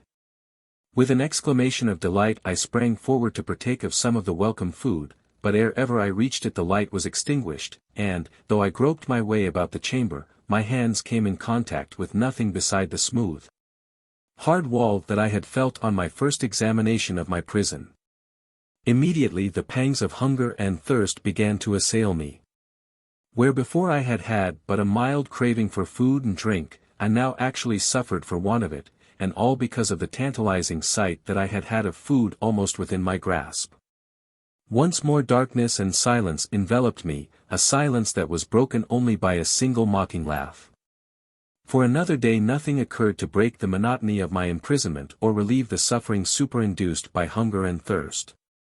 Slowly the pangs became less keen, as suffering deadened the activity of certain nerves. And then the light flashed on once again, and before me stood an array of new and tempting dishes, with great bottles of clear water and flagons of refreshing wine, upon the outside of which the cold sweat of condensation stood. Again, with the hunger madness of a wild beast, I sprang forward to seize those tempting dishes, but, as before, the light went out and I came to a sudden stop against a hard wall. Then the mocking laugh rang out for a second time. The pit of plenty. Ah, what a cruel mind must have devised this exquisite, hellish torture. Day after day was the thing repeated, until I was on the verge of madness. And then, as I had done in the pits of the Warhunds, I took a new, firm hold upon my reason and forced it back into the channels of sanity. By sheer willpower I regained control over my tottering mentality, and so successful was I that the next time that the light came I sat quite still and looked indifferently at the fresh and tempting food almost within my reach. Glad I was that I had done so, for it gave me an opportunity to solve the seeming mystery of those vanishing banquets. As I made no move to reach the food, the torturers left the light turned on in the hope that at last I could refrain no longer from giving them the delicious thrill of enjoyment that my former futile efforts to obtain it had caused. And as I sat scrutinizing the laden shelves I presently saw how the thing was accomplished, and so simple was it that I wondered I had not guessed it before. The wall of my prison was of clearest glass, behind the glass were the tantalizing viands. After nearly an hour the light went out, but this time there was no mocking laughter, at least not upon the part of my tormentors, but I, to be at quits with them, gave a low laugh that none might mistake for the cackle of a maniac. 9 days passed, and I was weak from hunger and thirst, but no longer suffering, I was past that. Then, down through the darkness above, a little parcel fell to the floor at my side. Indifferently I groped for it, thinking it but some new invention of my jailers to add to my sufferings. At last I found it, a tiny package wrapped in paper, at the end of a strong and slender cord. As I opened it a few lozenges fell to the floor. As I gathered them up, feeling of them and smelling of them, I discovered that they were tablets of concentrated food such as are quite common in all parts of Barsoom. Poison. I thought. Well, what of it? Why not end my misery now rather than drag out a few more wretched days in this dark pit? Slowly I raised one of the little pellets to my lips. Goodbye, my Dejah Thoris. I breathed. I have lived for you and fought for you, and now my next dearest wish is to be realized, for I shall die for you, and, taking the morsel in my mouth, I devoured it. One by one I ate them all, nor ever did anything taste better than those tiny bits of nourishment, within which I knew must lie the seeds of death, possibly of some hideous, torturing death. As I sat quietly upon the floor of my prison, waiting for the end, my fingers by accident came in contact with the bit of paper in which the things had been wrapped. And as I idly played with it, my mind roaming far back into the past, that I might live again for a few brief moments before I died some of the many happy moments of a long and happy life, I became aware of strange protuberances upon the smooth surface of the parchment-like substance in my hands. For a time they carried no special significance to my mind, I merely was mildly wondrous that they were there, but at last they seemed to take form, and then I realized that there was but a single line of them, like writing. Now, more interestedly, my fingers traced and retraced them. There were 4 separate and distinct combinations of raised lines. Could it be that these were 4 words, and that they were intended to carry a message to me? The more I thought of it the more excited I became, until my fingers raced madly back and forth over those bewildering little hills and valleys upon that bit of paper. But I could make nothing of them, and at last I decided that my very haste was preventing me from solving the mystery. Then I took it more slowly. Again and again my forefinger traced the first of those 4 combinations. Martian writing is rather difficult to explain to an Earthman, it is something of a cross between shorthand and picture writing, and is an entirely different language from the spoken language of Mars. Upon Barsoom there is but a single oral language. It is spoken today by every race and nation, just as it was at the beginning of human life upon Barsoom. It has grown with the growth of the planet's learning and scientific achievements. But so ingenious a thing it is that new words to express new thoughts or describe new conditions or discoveries form themselves. No other word could explain the thing that a new word is required for other than the word that naturally falls to it. And so, no matter how far removed 2 nations or races, their spoken languages are identical. Not so their written languages, however. No 2 nations have the same written language, and often cities of the same nation have a written language that differs greatly from that of the nation to which they belong. Thus it was that the signs upon the paper, if in reality they were words, baffled me for some time, but at last I made out the first one. It was courage, and it was written in the letters of Marantina. Courage. That was the word the yellow guardsman had whispered in my ear as I stood upon the verge of the pit of plenty. The message must be from him, and he I knew was a friend. With renewed hope I bent my every energy to the deciphering of the balance of the message, and at last success rewarded my endeavor. I had read the 4 words. Courage. Follow the rope. Follow the rope. What could it mean? Follow the rope. What rope? Presently I recalled the cord that had been attached to the parcel when it fell at my side, and after a little groping my hand came in contact with it again. It depended from above, and when I pulled upon it I discovered that it was rigidly fastened, possibly at the pit's mouth. Upon examination I found that the cord, though small, was amply able to sustain the weight of several men. Then I made another discovery. There was a second message knotted in the rope at about the height of my head. This I deciphered more easily, now that the key was mine. Bring the rope with you. Beyond the knots lies danger. That was all there was to this message. It was evidently hastily formed, an afterthought. I did not pause longer than to learn the contents of the second message, and, though I was none too sure of the meaning of the final admonition, beyond the knots lies danger, yet I was sure that here before me lay an avenue of escape. And that the sooner I took advantage of it the more likely was I to win to liberty. At least, I could be but little worse off than I had been in the pit of plenty. I was to find, however, ere I was well out of that damnable hole that I might have been very much worse off had I been compelled to remain there another 2 minutes. It had taken me about that length of time to ascend some 50 feet above the bottom when a noise above attracted my attention. To my chagrin I saw that the covering of the pit was being removed far above me, and in the light of the courtyard beyond I saw a number of yellow warriors. Could it be that I was laboriously working my way into some new trap? Were the messages spurious, after all? And then, just as my hope and courage had ebbed to their lowest, I saw 2 things. One was the body of a huge, struggling, snarling apt being lowered over the side of the pit toward me, and the other was an aperture in the side of the shaft, an aperture larger than a man's body, into which my rope led. Just as I scrambled into the dark hole before me the apt passed me, reaching out with his mighty hands to clutch me, and snapping, growling, and roaring in a most frightful manner. Plainly now I saw the end for which Silencis Oll had destined me.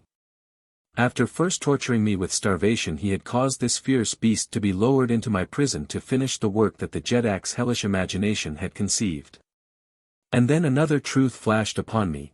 I had lived 9 days of the allotted 10 which must intervene before Silencis Oll could make Dejah Thoris his queen. The purpose of the apt was to ensure my death before the 10th day. I almost laughed aloud as I thought how Silencis Oll's measure of safety was to aid in defeating the very end he sought. For when they discovered that the apt was alone in the pit of plenty they could not know but that he had completely devoured me, and so no suspicion of my escape would cause a search to be made for me. Coiling the rope that had carried me thus far upon my strange journey, I sought for the other end, but found that as I followed it forward it extended always before me.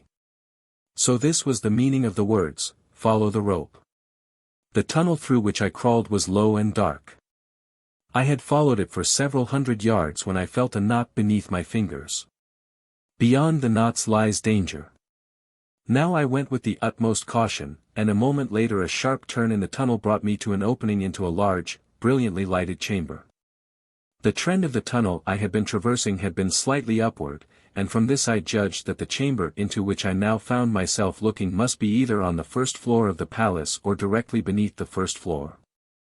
Upon the opposite wall were many strange instruments and devices, and in the center of the room stood a long table, at which 2 men were seated in earnest conversation. He who faced me was a yellow man, a little, wizened up, pasty-faced old fellow with great eyes that showed the white round the entire circumference of the iris. His companion was a black man, and I did not need to see his face to know that it was Thurid, for there was no other of the firstborn north of the ice barrier. Thurid was speaking as I came within hearing of the men's voices. Solon, he was saying, there is no risk and the reward is great.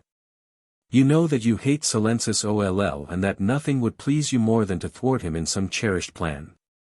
There be nothing that he more cherishes today than the idea of wedding the beautiful princess of Helium, but I, too, want her, and with your help I may win her. You need not more than step from this room for an instant when I give you the signal. I will do the rest, and then, when I am gone, you may come and throw the great switch back into its place, and all will be as before. I need but an hour's start to be safe beyond the devilish power that you control in this hidden chamber beneath the palace of your master. See how easy, and with the words the black Dejah rose from his seat and, crossing the room, laid his hand upon a large, burnished lever that protruded from the opposite wall. No! No! Cried the little old man, springing after him, with a wild shriek. Not that one! Not that one! That controls the sunray tanks, and should you pull it too far down, all Kadabra would be consumed by heat before I could replace it. Come away! Come away! You know not with what mighty powers you play. This is the lever that you seek. Note well the symbol inlaid in white upon its ebon surface. Thurid approached and examined the handle of the lever. Ah, a magnet, he said. I will remember. It is settled then I take it, he continued. The old man hesitated. A look of combined greed and apprehension overspread his none too beautiful features. Double the figure, he said. Even that were all too small an amount for the service you ask. Why, I risk my life by even entertaining you here within the forbidden precincts of my station. Should Silensis Oll learn of it he would have me thrown to the APTs before the day was done. He dare not do that, and you know it full well, Solon, contradicted the black. Too great a power of life and death you hold over the people of Kadabra for Silensis Oll ever to risk threatening you with death. Before ever his minions could lay their hands upon you, you might seize this very lever from which you have just warned me and wipe out the entire city. And myself into the bargain, said Solon, with a shudder. But if you were to die, anyway, you would find the nerve to do it, replied Thurid. Yes, muttered Solon, I have often thought upon that very thing. Well, firstborn, is your red princess worth the price I ask for my services, or will you go without her and see her in the arms of Silensis Oll tomorrow night? Take your price, yellow man, replied Thurid, with an oath. Half now and the balance when you have fulfilled your contract. With that the Dejah threw a well-filled money pouch upon the table. Solon opened the pouch and with trembling fingers counted its contents. His weird eyes assumed a greedy expression, and his unkempt beard and mustache twitched with the muscles of his mouth and chin. It was quite evident from his very mannerism that Thurid had keenly guessed the man's weakness, even the claw-like, clutching movement of the fingers betokened the avariciousness of the miser. Having satisfied himself that the amount was correct, Solon replaced the money in the pouch and rose from the table. Now, he said, are you quite sure that you know the way to your destination? You must travel quickly to cover the ground to the cave and from thence beyond the great power, all within a brief hour, for no more dare I spare you. Let me repeat it to you, said Thurid, that you may see if I be letter perfect. Proceed, replied Solon. Through yonder door, he commenced, pointing to a door at the far end of the apartment, I follow a corridor, passing 3 diverging corridors upon my right. Then into the 4th right-hand corridor straight to where 3 corridors meet, here again I follow to the right, hugging the left wall closely to avoid the pit. At the end of this corridor I shall come to a spiral runway, which I must follow down instead of up, after that the way is a long but a single branchless corridor. Am I right? Quite right, Dejah, answered Solon, and now begone. Already have you tempted fate too long within this forbidden place. Tonight, or tomorrow, then, you may expect the signal, said Thurid, rising to go. Tonight, or tomorrow, repeated Solon, and as the door closed behind his guest the old man continued to mutter as he turned back to the table, where he again dumped the contents of the money pouch. Running his fingers through the heap of shining metal. Piling the coins into little towers, counting, recounting, and fondling the wealth the while he muttered on and on in a crooning undertone. Presently his fingers ceased their play. His eyes popped wider than ever as they fastened upon the door through which Durance had disappeared. The croon changed to a querulous muttering, and finally to an ugly growl. Then the old man rose from the table, shaking his fist at the closed door. Now he raised his voice, and his words came distinctly. "Fool," he muttered. "Think you that for your happiness Solon will give up his life? If you escaped, Silencis Oll would know that only through my connivance could you have succeeded. Then would he send for me. What would you have me do? Reduce the city and myself to ashes? No, fool, there is a better way for Solon to keep thy money and be revenged upon Silencis Oll." He laughed in a nasty, cackling note. "Poor fool. You may throw the great switch that will give you the freedom of the heir of ochre, and then, in fatuous security, go on with thy red princess to the freedom of death. When you have passed beyond this chamber in your flight, what can prevent Solon replacing the switch as it was before your vile hand touched it? Nothing. And then the guardian of the north will claim you and your woman, and Silencis Oll, when he sees your dead bodies, will never dream that the hand of Solon had aught to do with the thing." Then his voice dropped once more into mutterings that I could not translate, but I had heard enough to cause me to guess a great deal more. And I thanked the kind providence that had led me to this chamber at a time so filled with importance to Dejah Thoris and myself as this. But how to pass the old man now? The cord, almost invisible upon the floor, stretched straight across the apartment to a door upon the far side. There was no other way of which I knew, nor could I afford to ignore the advice to follow the rope. I must cross this room, but however I should accomplish it undetected with that old man in the very center of it baffled me. Of course I might have sprung in upon him and with my bare hands silenced him forever, but I had heard enough to convince me that with him alive the knowledge that I had gained might serve me at some future moment. While should I kill him and another be stationed in his place, Durance would not come hither with Dejah Thoris, as was quite evidently his intention. As I stood in the dark shadow of the tunnel's end racking my brain for a feasible plan the while I watched, cat-like, the old man's every move, he took up the money pouch and crossed to one end of the apartment, where, bending to his knees, he fumbled with a panel in the wall. Instantly I guessed that here was the hiding place in which he hoarded his wealth, and while he bent there, his back toward me, I entered the chamber upon tiptoe. And with the utmost stealth essayed to reach the opposite side before he should complete his task and turn again toward the room's center. Scarcely 30 steps, all told, must I take, and yet it seemed to my overwrought imagination that that farther wall was miles away, but at last I reached it, nor once had I taken my eyes from the back of the old miser's head. He did not turn until my hand was upon the button that controlled the door through which my way led, and then he turned away from me as I passed through and gently closed the door. For an instant I paused, my ear close to the panel, to learn if he had suspected aught, but as no sound of pursuit came from within I wheeled and made my way along the new corridor, following the rope, which I coiled and brought with me as I advanced. But a short distance farther on I came to the rope's end at a point where 5 corridors met. What was I to do? Which way should I turn? I was nonplussed. A careful examination of the end of the rope revealed the fact that it had been cleanly cut with some sharp instrument. This fact and the words that had cautioned me that danger lay beyond the knots convinced me that the rope had been severed since my friend had placed it as my guide, for I had but passed a single knot, whereas there had evidently been 2 or more in the entire length of the cord. Now, indeed, was I in a pretty fix, for neither did I know which avenue to follow nor when danger lay directly in my path, but there was nothing else to be done than follow one of the corridors, for I could gain nothing by remaining where I was. So I chose the central opening, and passed on into its gloomy depths with a prayer upon my lips.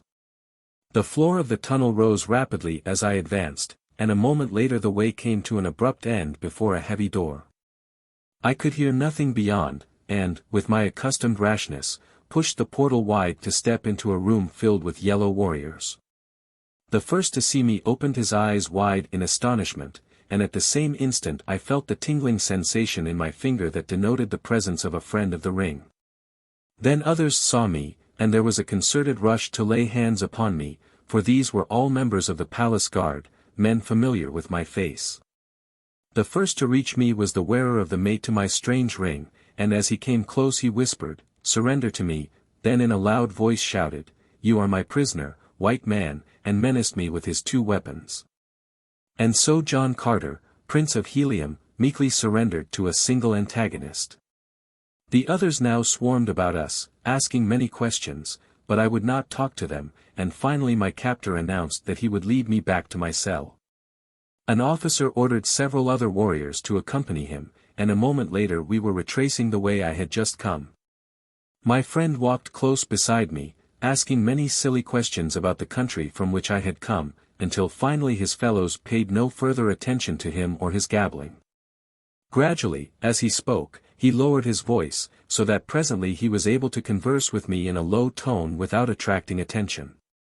His ruse was a clever one, and showed that Talu had not misjudged the man's fitness for the dangerous duty upon which he was detailed. When he had fully assured himself that the other guardsmen were not listening, he asked me why I had not followed the rope. And when I told him that it had ended at the 5 corridors, he said that it must have been cut by someone in need of a piece of rope, for he was sure that the stupid Catabrans would never have guessed its purpose. Before we had reached the spot from which the 5 corridors diverged, my Marantinian friend had managed to drop to the rear of the little column with me. And when we came in sight of the branching ways, he whispered, "Run up the first upon the right. It leads to the watchtower upon the south wall. I will direct the pursuit up the next corridor," and with that he gave me a great shove into the dark mouth of the tunnel. At the same time crying out in simulated pain and alarm as he threw himself upon the floor as though I had felled him with a blow. From behind the voices of the excited guardsmen came reverberating along the corridor, suddenly growing fainter as Talu's spy led them up the wrong passageway in fancied pursuit. As I ran for my life through the dark galleries beneath the palace of Silensis Oll, I must indeed have presented a remarkable appearance had there been any to note it, for though death loomed large about me, my face was split by a broad grin as I thought of the resourcefulness of the nameless hero of Marantina to whom I owed my life. Of such stuff are the men of my beloved Helium, and when I meet another of their kind, of whatever race or color, my heart goes out to him as it did now to my new friend who had risked his life for me simply because I wore the mate to the ring his ruler had put upon his finger. The corridor along which I ran led almost straight for a considerable distance, terminating at the foot of a spiral runway, up which I proceeded to emerge presently into a circular chamber upon the first floor of a tower. In this apartment a dozen red slaves were employed polishing or repairing the weapons of the yellow men. The walls of the room were lined with racks in which were hundreds of straight and hooked swords, javelins, and daggers. It was evidently an armory. There were but 3 warriors guarding the workers. My eyes took in the entire scene at a glance. Here were weapons in plenty. Here were sinewy red warriors to wield them. And here now was John Carter, Prince of Helium, in need both of weapons and warriors.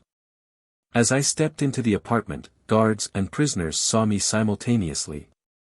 Close to the entrance where I stood was a rack of straight swords, and as my hand closed upon the hilt of one of them my eyes fell upon the faces of 2 of the prisoners who worked side by side. One of the guards started toward me. "Who are you?" he demanded. "What do you here?" "I come for Tardos Mors, Jedak of Helium, and his son, Mors Kajak," I cried, pointing to the 2 red prisoners, who had now sprung to their feet, wide-eyed in astonished recognition. "Rise, red men. Before we die let us leave a memorial in the palace of Ochre's tyrant that will stand forever in the annals of Kadabra to the honor and glory of Helium," for I had seen that all the prisoners there were men of Tardos Mors's navy. Then the first guardsman was upon me and the fight was on, but scarce did we engage ere, to my horror, I saw that the red slaves were shackled to the floor. The magnet switch. The guardsmen paid not the slightest attention to their wards, for the red men could not move over 2 feet from the great rings to which they were padlocked. Though each had seized a weapon upon which he had been engaged when I entered the room, and stood ready to join me could they have but done so. The yellow men devoted all their attention to me, nor were they long in discovering that the three of them were none too many to defend the armory against John Carter. Would that I had had my own good longsword in my hand that day. But, as it was, I rendered a satisfactory account of myself with the unfamiliar weapon of the yellow man. At first I had a time of it dodging their villainous hook swords, but after a minute or two I had succeeded in wresting a second straight sword from one of the racks along the wall, and thereafter, using it to parry the hooks of my antagonists. I felt more evenly equipped. The three of them were on me at once, and but for a lucky circumstance my end might have come quickly. The foremost guardsman made a vicious lunge for my side with his hook after the three of them had backed me against the wall, but as I sidestepped and raised my arm his weapon but grazed my side, passing into a rack of javelins, where it became entangled.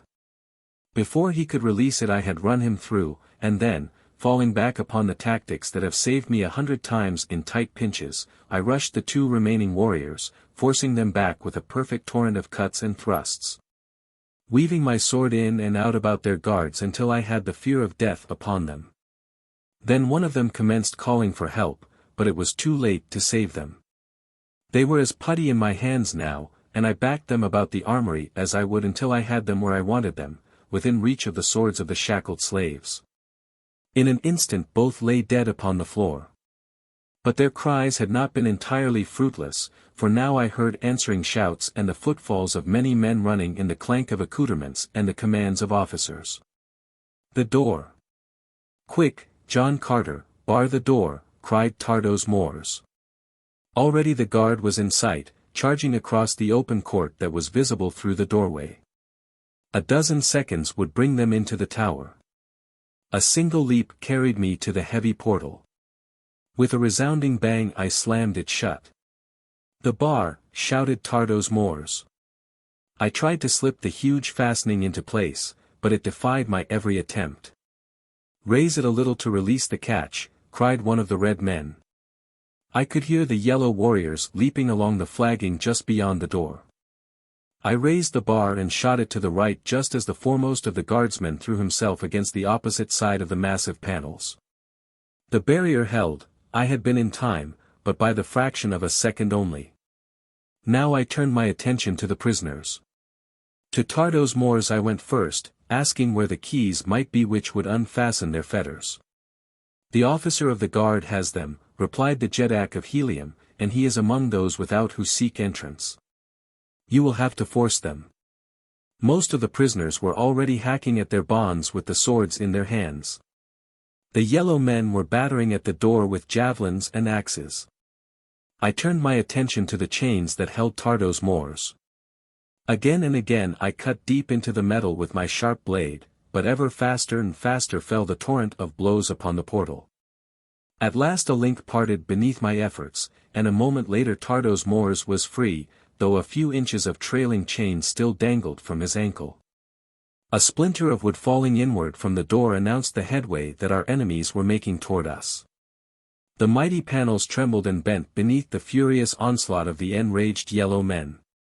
What with the battering upon the door and the hacking of the red men at their chains, the din within the armory was appalling. No sooner was Tardos Mors free than he turned his attention to another of the prisoners, while I set to work to liberate Mors Kajak. We must work fast if we would have all those fetters cut before the door gave way. Now a panel crashed inward upon the floor, and Mors Kajak sprang to the opening to defend the way until we should have time to release the others. With javelins snatched from the wall he wrought havoc among the foremost of the Ocarians while we battled with the insensate metal that stood between our fellows and freedom. At length all but one of the prisoners were freed, and then the door fell with a mighty crash before a hastily improvised battering ram, and the yellow horde was upon us. "To the upper chambers!" shouted the red man who was still fettered to the floor. "To the upper chambers! There you may defend the tower against all Kadabra. Do not delay because of me, who could pray for no better death than in the service of Tardos Mors and the Prince of Helium. But I would have sacrificed the life of every man of us rather than desert a single red man, much less the lion-hearted hero who begged us to leave him. Cut his chains," I cried to two of the red men, "while the balance of us hold off the foe." There were 10 of us now to do battle with the Carrion guard, and I warrant that ancient watchtower never looked down upon a more hotly contested battle than took place that day within its own grim walls. The first inrushing wave of yellow warriors recoiled from the slashing blades of 10 of Helium's veteran fighting men. A dozen Carrion corpses blocked the doorway, but over the gruesome barrier a score more of their fellows dashed, shouting their hoarse and hideous war cry. Upon the bloody mound we met them, hand to hand, stabbing where the quarters were too close to cut, thrusting when we could push a foeman to arm's length. And mingled with the wild cry of the Carrion there rose and fell the glorious words, "For Helium! For Helium!" That for countless ages have spurred on the bravest of the brave to those deeds of valor that have sent the fame of Helium's heroes broadcast throughout the length and breadth of a world. Now were the fetters struck from the last of the red men, and 13 strong we met each new charge of the soldiers of Silensis Oll. Scarce one of us but bled from a score of wounds, yet none had fallen. From without we saw hundreds of guardsmen pouring into the courtyard, and along the lower corridor from which I had found my way to the armory we could hear the clank of metal and the shouting of men. In a moment we should be attacked from 2 sides, and with all our prowess we could not hope to withstand the unequal odds which would thus divide our attention and our small numbers. "To the upper chambers!" cried Tardos Moors, and a moment later we fell back toward the runway that led to the floors above. Here another bloody battle was waged with the force of yellow men who charged into the armory as we fell back from the doorway. Here we lost our first man, a noble fellow whom we could ill spare, but at length all had backed into the runway except myself, who remained to hold back the Carrions until the others were safe above. In the mouth of the narrow spiral but a single warrior could attack me at a time, so that I had little difficulty in holding them all back for the brief moment that was necessary. Then, backing slowly before them, I commenced the ascent of the spiral. All the long way to the tower's top the guardsmen pressed me closely. When one went down before my sword another scrambled over the dead man to take his place. And thus, taking an awful toll with each few feet gained, I came to the spacious glass-walled watchtower of Kadabra. Here my companions clustered ready to take my place, and for a moment's respite I stepped to one side while they held the enemy off. From the lofty perch a view could be had for miles in every direction. Toward the south stretched the rugged, ice-clad waste to the edge of the mighty barrier. Toward the east and west, and dimly toward the north I descried other Carrion cities, while in the immediate foreground, just beyond the walls of Kadabra, the grim guardian shaft reared its somber head. Then I cast my eyes down into the streets of Kadabra, from which a sudden tumult had arisen, and there I saw a battle raging, and beyond the city's walls I saw armed men marching in great columns toward a nearby gate. Eagerly I pressed forward against the glass wall of the observatory, scarce daring to credit the testimony of my own eyes. But at last I could doubt no longer, and with a shout of joy that rose strangely in the midst of the cursing and groaning of the battling men at the entrance to the chamber, I called to Tardos Moors. As he joined me I pointed down into the streets of Kadabra and to the advancing columns beyond, above which floated bravely in the arctic air the flags and banners of Helium. An instant later every red man in the lofty chamber had seen the inspiring sight, and such a shout of thanksgiving arose as I warrant never before echoed through that age-old pile of stone. But still we must fight on, for though our troops had entered Kadabra, the city was yet far from capitulation, nor had the palace been even assaulted. Turn and turn about we held the top of the runway while the others feasted their eyes upon the sight of our valiant countrymen battling far beneath us. Now they have rushed the palace gate. Great battering rams are dashed against its formidable surface. Now they are repulsed by a deadly shower of javelins from the wall's top. Once again they charge, but a sortie by a large force of Carrions from an intersecting avenue crumples the head of the column, and the men of Helium go down, fighting, beneath an overwhelming force. The palace gate flies open and a force of the Jedak's own guard, picked men from the flower of the Carrion army, sallies forth to shatter the broken regiments. For a moment it looks as though nothing could avert defeat, and then I see a noble figure upon a mighty thoat, not the tiny thoat of the red man, but one of his huge cousins of the dead sea bottoms. The warrior hews his way to the front, and behind him rally the disorganized soldiers of Helium. As he raises his head aloft to fling a challenge at the men upon the palace walls, I see his face. And my heart swells in pride and happiness as the red warriors leap to the side of their leader and win back the ground that they had but just lost. The face of him upon the mighty throat is the face of my son, Carthoris of Helium. At his side fights a huge Martian warhound, nor did I need a second look to know that it was Woola, my faithful Woola, who had thus well performed his arduous task and brought the succoring legions in the nick of time. In the nick of time. Who yet might say that they were not too late to save, but surely they could avenge. And such retribution as that unconquered army would deal out to the hateful Carrions. I sighed to think that I might not be alive to witness it. Again I turned to the windows. The red men had not yet forced the outer palace wall, but they were fighting nobly against the best that ochre afforded, valiant warriors who contested every inch of the way. Now my attention was caught by a new element without the city wall, a great body of mounted warriors looming large above the red men. They were the huge green allies of Helium, the savage hordes from the Dead Sea bottoms of the far south. In grim and terrible silence they sped on toward the gate, the padded hoofs of their frightful mounts giving forth no sound.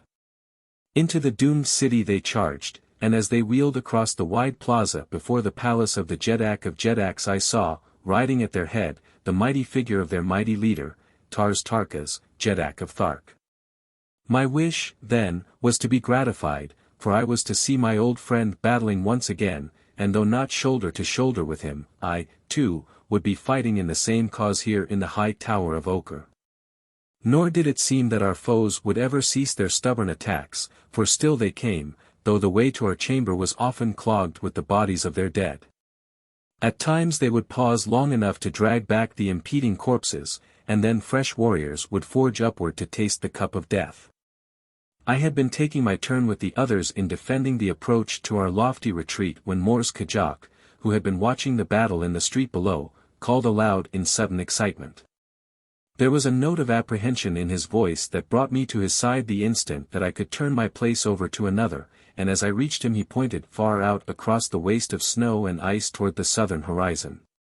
Alas! He cried, that I should be forced to witness cruel fate betray them without power to warn or aid, but they be past either now. As I looked in the direction he indicated I saw the cause of his perturbation. A mighty fleet of flyers was approaching majestically toward Kadabra from the direction of the ice barrier. On and on they came with ever-increasing velocity. The grim shaft that they call the Guardian of the North is beckoning to them, said Mors Kajak sadly, just as it beckoned to Tardos Mors and his great fleet. See where they lie, crumpled and broken, a grim and terrible monument to the mighty force of destruction which naught can resist.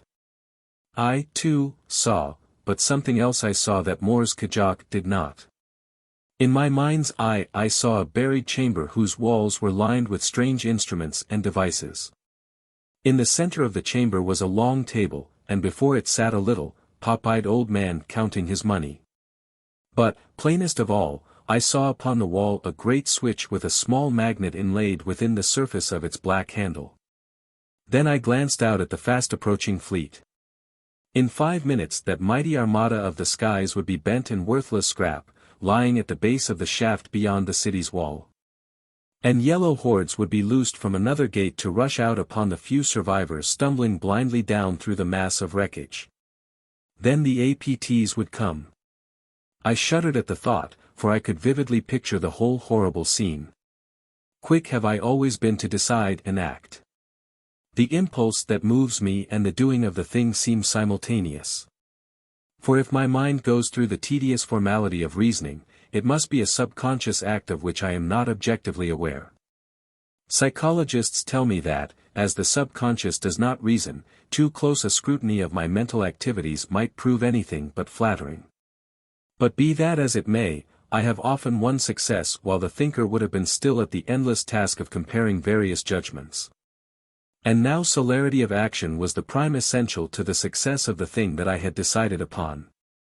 Grasping my sword more firmly in my hand, I called to the red man at the opening to the runway to stand aside. "Way for the Prince of Helium!" I shouted.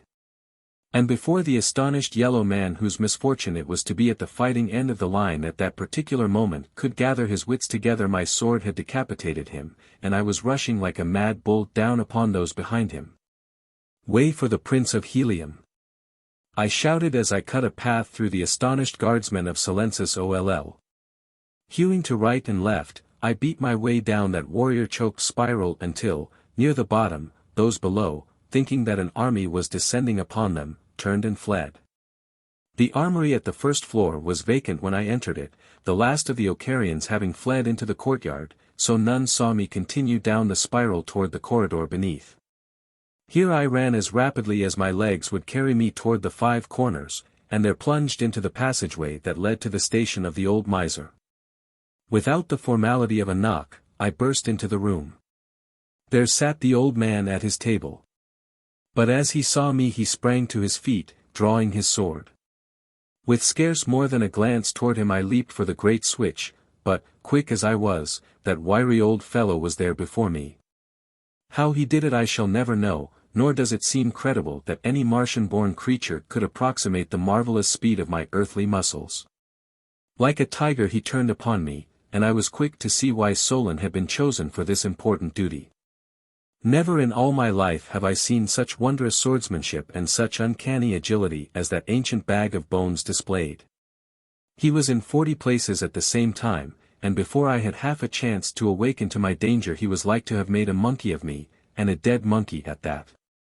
It is strange how new and unexpected conditions bring out unguessed ability to meet them. That day in the buried chamber beneath the palace of Silensis Oll I learned what swordsmanship meant, and to what heights of sword mastery I could achieve when pitted against such a wizard of the blade as Solon. For a time he liked to have bested me, but presently the latent possibilities that must have been lying dormant within me for a lifetime came to the fore, and I fought as I had never dreamed a human being could fight. That duel royal should have taken place in the dark recesses of a cellar, without a single appreciative eye to witness it has always seemed to me almost a world calamity, at least from the viewpoint Barsoomian. Where bloody strife is the first and greatest consideration of individuals, nations, and races. I was fighting to reach the switch, Solon to prevent me, and, though we stood not 3 feet from it, I could not win an inch toward it, for he forced me back an inch for the first 5 minutes of our battle. I knew that if I were to throw it in time to save the oncoming fleet it must be done in the next few seconds, and so I tried my old rushing tactics, but I might as well have rushed a brick wall for all that Solon gave way.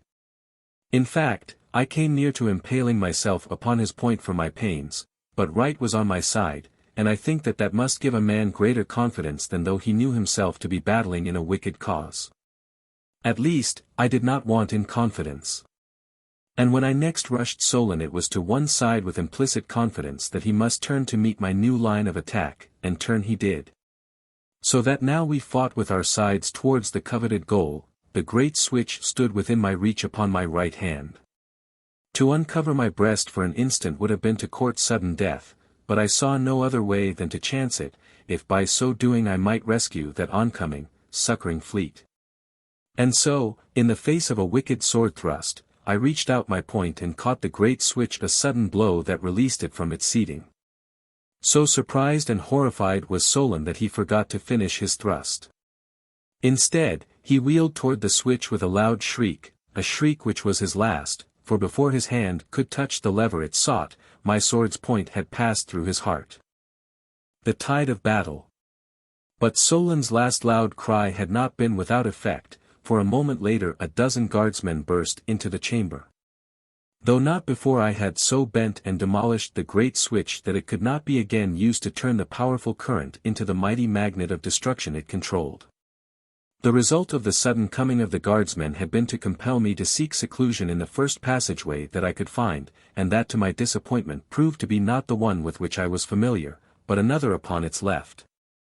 They must have either heard or guessed which way I went, for I had proceeded but a short distance when I heard the sound of pursuit. I had no mind to stop and fight these men here when there was fighting aplenty elsewhere in the city of Kadabra, fighting that could be of much more avail to me and mine than useless life-taking far below the palace. But the fellows were pressing me. And as I did not know the way at all, I soon saw that they would overtake me unless I found a place to conceal myself until they had passed, which would then give me an opportunity to return the way I had come and regain the tower. Or possibly find a way to reach the city streets. The passageway had risen rapidly since leaving the apartment of the switch, and now ran level and well lighted straight into the distance as far as I could see. The moment that my pursuers reached this straight stretch I would be in plain sight of them, with no chance to escape from the corridor undetected. Presently I saw a series of doors opening from either side of the corridor, and as they all looked alike to me I tried the first one that I reached. It opened into a small chamber, luxuriously furnished, and was evidently an antechamber of some office or audience chamber of the palace. On the far side was a heavily curtained doorway beyond which I heard the hum of voices. Instantly I crossed the small chamber, and, parting the curtains, looked within the larger apartment. Before me were a party of perhaps 50 gorgeously clad nobles of the court, standing before a throne upon which sat Silensis Oll. The Jeddak of Jeddaks was addressing them. "The allotted hour has come," he was saying as I entered the apartment, "and though the enemies of Ochre be within her gates, naught may stay the will of Silensis Oll. The great ceremony must be omitted that no single man may be kept from his place in the defences other than the 50 that custom demands shall witness the creation of a new queen in Ochre. In a moment the thing shall have been done and we may return to the battle. While she who is now the princess of Helium looks down from the queen's tower upon the annihilation of her former countrymen and witnesses the greatness which is her husband's." Then, turning to a courtier, he issued some command in a low voice. The addressed hastened to a small door at the far end of the chamber and, swinging it wide, cried, "Way for Dejah Thoris, future queen of Ochre." Immediately 2 guardsmen appeared dragging the unwilling bride toward the altar. Her hands were still manacled behind her, evidently to prevent suicide. Her disheveled hair and panting bosom betokened that, chained though she was, still had she fought against the thing that they would do to her. At sight of her Silensis Oll rose and drew his sword, and the sword of each of the 50 nobles was raised on high to form an arch, beneath which the poor, beautiful creature was dragged toward her doom. A grim smile forced itself to my lips as I thought of the rude awakening that lay in store for the ruler of Ochre, and my itching fingers fondled the hilt of my bloody sword. As I watched the procession that moved slowly toward the throne, a procession which consisted of but a handful of priests, who followed Dejah Thoris and the 2 guardsmen, I caught a fleeting glimpse of a black face peering from behind the draperies that covered the wall back of the dais upon which stood Silensis Oll awaiting his bride. Now the guardsmen were forcing the princess of Helium up the few steps to the side of the tyrant of Ochre, and I had no eyes and no thoughts for aught else. A priest opened a book and, raising his hand, commenced to drone out a sing-song ritual. Silensis Oll reached for the hand of his bride. I had intended waiting until some circumstance should give me a reasonable hope of success, for, even though the entire ceremony should be completed, there could be no valid marriage while I lived. What I was most concerned in, of course, was the rescuing of Dejah Thoris. I wished to take her from the palace of Silensis Oll, if such a thing were possible. But whether it were accomplished before or after the mock marriage was a matter of secondary import. When, however, I saw the vile hand of Silensis Oll reach out for the hand of my beloved princess I could restrain myself no longer. And before the nobles of Ochre knew that aught had happened I had leaped through their thin line and was upon the dais beside Dejah Thoris and Silensis Oll. With the flat of my sword I struck down his polluting hand, and grasping Dejah Thoris round the waist, I swung her behind me as, with my back against the draperies of the dais, I faced the tyrant of the north and his roomful of noble warriors. The Jeddak of Jeddaks was a great mountain of a man, a coarse, brutal beast of a man, and as he towered above me there, his fierce black whiskers and mustache bristling in rage, I can well imagine that a less seasoned warrior might have trembled before him. With a snarl he sprang toward me with naked sword, but whether Silensis Oll was a good swordsman or a poor I never learned, for with Dejah Thoris at my back I was no longer human, I was a superman, and no man could have withstood me then. With a single, lo, for the princess of Helium, I ran my blade straight through the rotten heart of Ochre's rotten ruler, and before the white, drawn faces of his noble Silensis Oll rolled, grinning in horrible death, to the foot of the steps below his marriage throne. For a moment tense silence reigned in the nuptial room. Then the 50 nobles rushed upon me.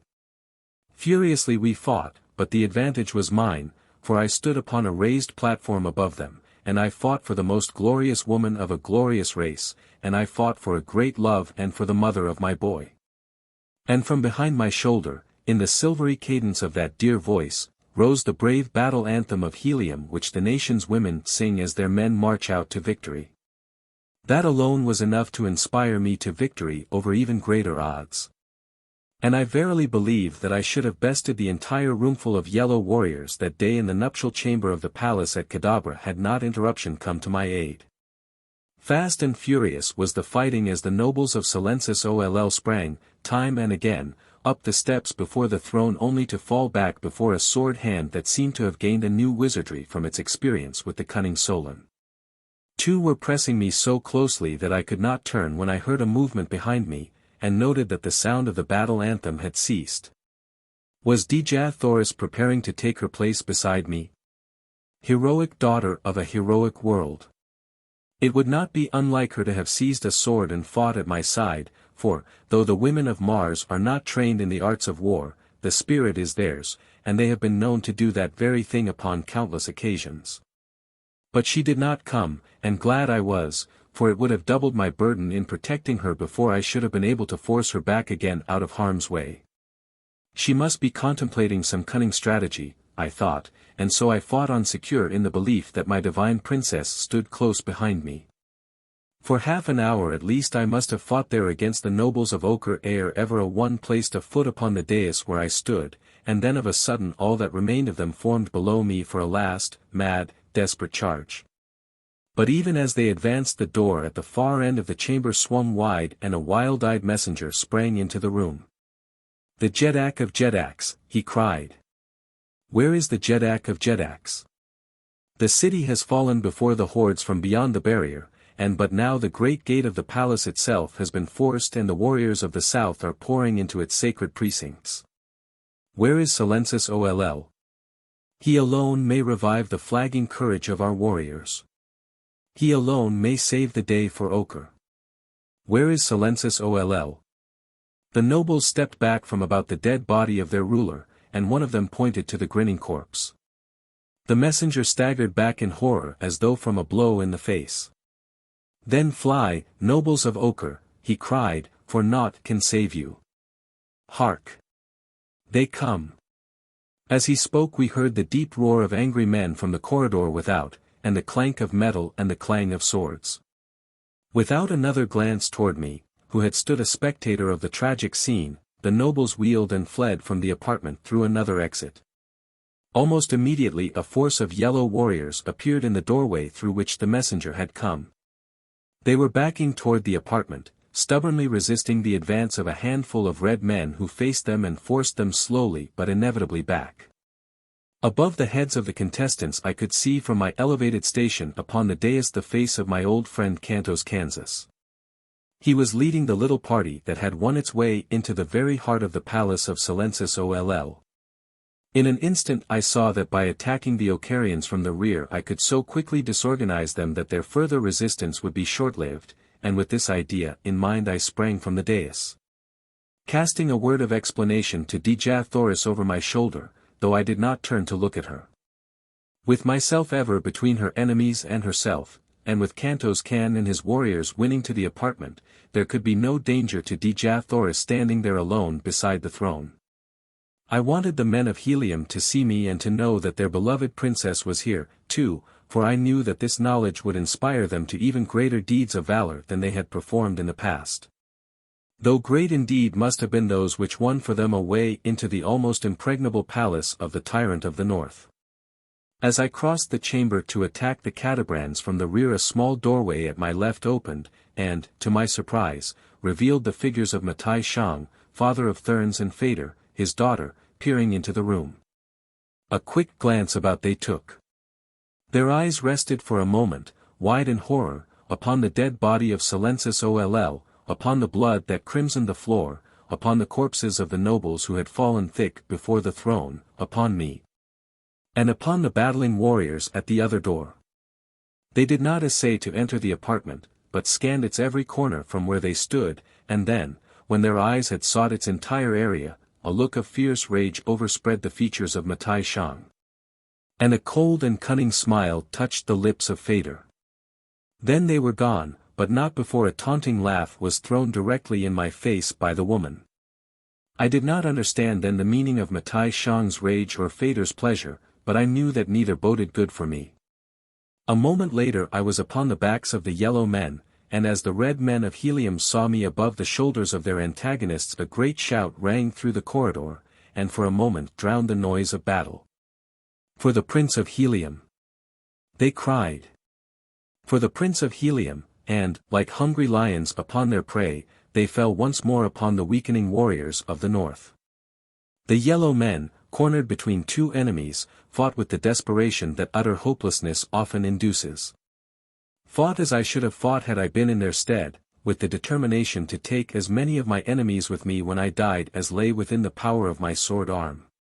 It was a glorious battle, but the end seemed inevitable, when presently from down the corridor behind the red men came a great body of reinforcing yellow warriors. Now were the tables turned, and it was the men of Helium who seemed doomed to be ground between two millstones. All were compelled to turn to meet this new assault by a greatly superior force, so that to me was left the remnants of the yellow men within the throne room. They kept me busy, too. So busy that I began to wonder if indeed I should ever be done with them. Slowly they pressed me back into the room, and when they had all passed in after me, one of them closed and bolted the door, effectually barring the way against the men of Kanto's Khan. It was a clever move, for it put me at the mercy of a dozen men within a chamber from which assistance was locked out, and it gave the red men in the corridor beyond no avenue of escape should their new antagonists press them too closely. But I have faced heavier odds myself than were pitted against me that day, and I knew that Kanto's Khan had battled his way from 100 more dangerous traps than that in which he now was. So it was with no feelings of despair that I turned my attention to the business of the moment. Constantly my thoughts reverted to Dejah Thoris, and I longed for the moment when, the fighting done, I could fold her in my arms, and hear once more the words of love which had been denied me for so many years. During the fighting in the chamber I had not even a single chance to so much as steal a glance at her where she stood behind me beside the throne of the dead ruler. I wondered why she no longer urged me on with the strains of the martial hymn of Helium, but I did not need more than the knowledge that I was battling for her to bring out the best that is in me. It would be wearisome to narrate the details of that bloody struggle, of how we fought from the doorway, the full length of the room to the very foot of the throne before the last of my antagonists fell with my blade piercing his heart. And then, with a glad cry, I turned with outstretched arms to seize my princess.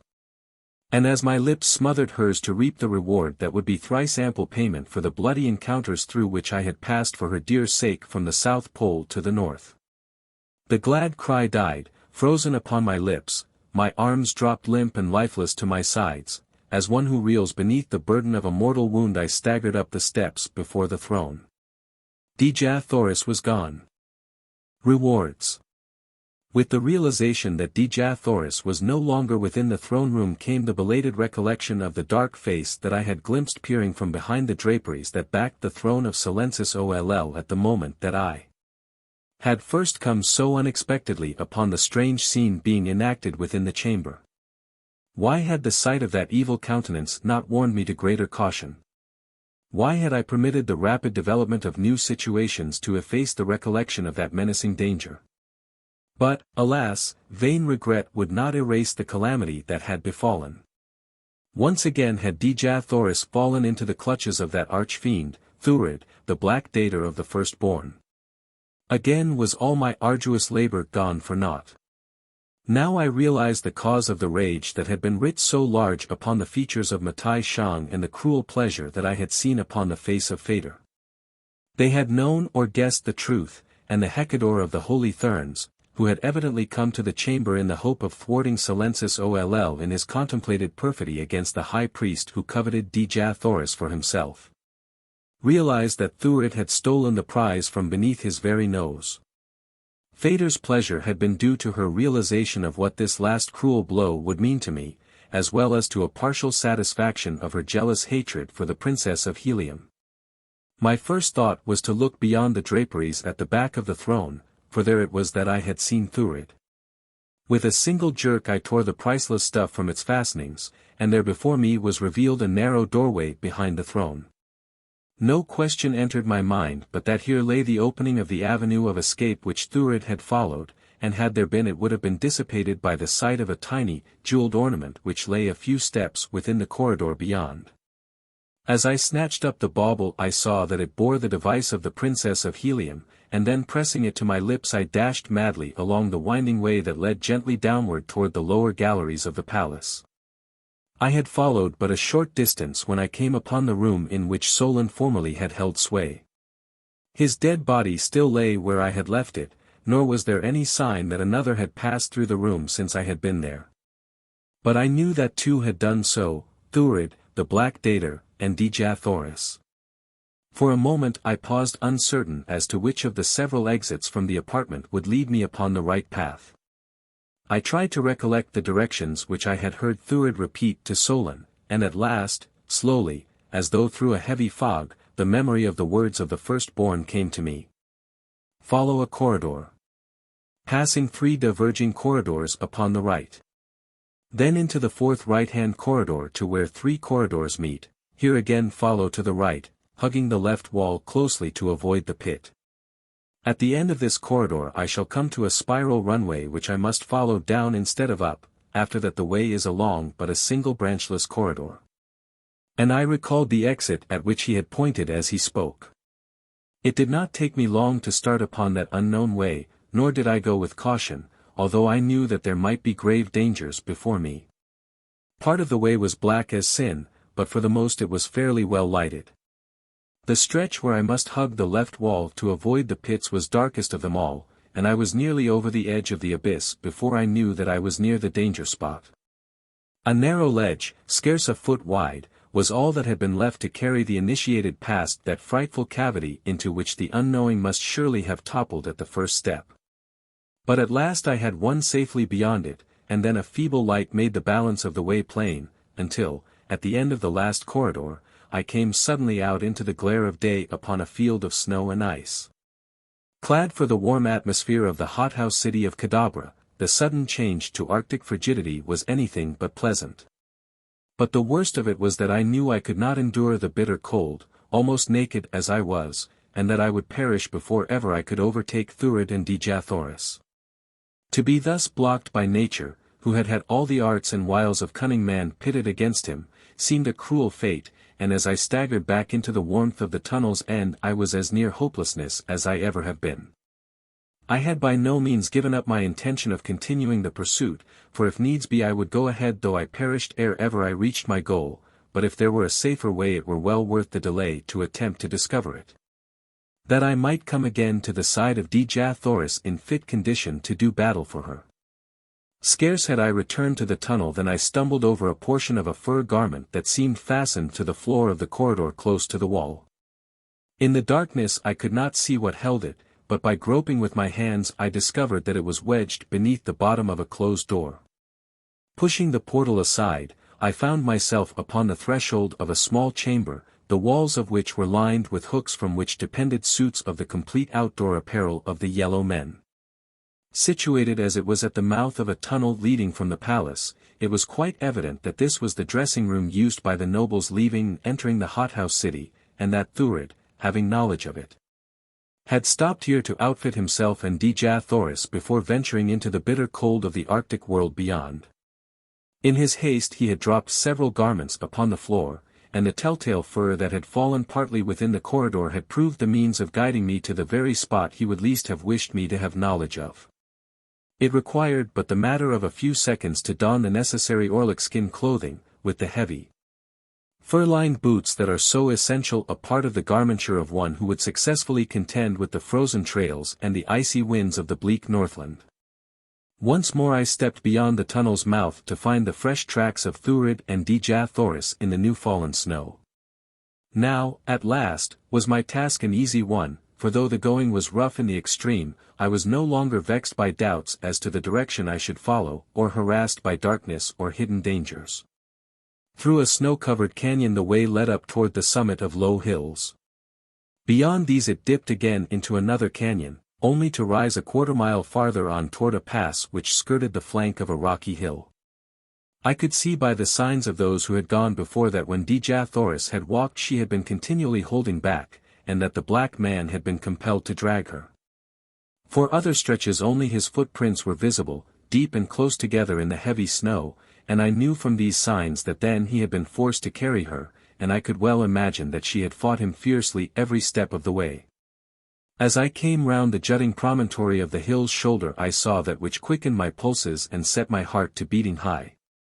For within a tiny basin between the crest of this hill and the next stood 4 people before the mouth of a great cave, and beside them upon the gleaming snow rested a flyer which had evidently but just been dragged from its hiding place. The 4 were Dejah Thoris, Phaetor, Thurid, and Matai Shan. The 2 men were engaged in a heated argument, the father of Thurns threatening, while the black scoffed at him as he went about the work at which he was engaged.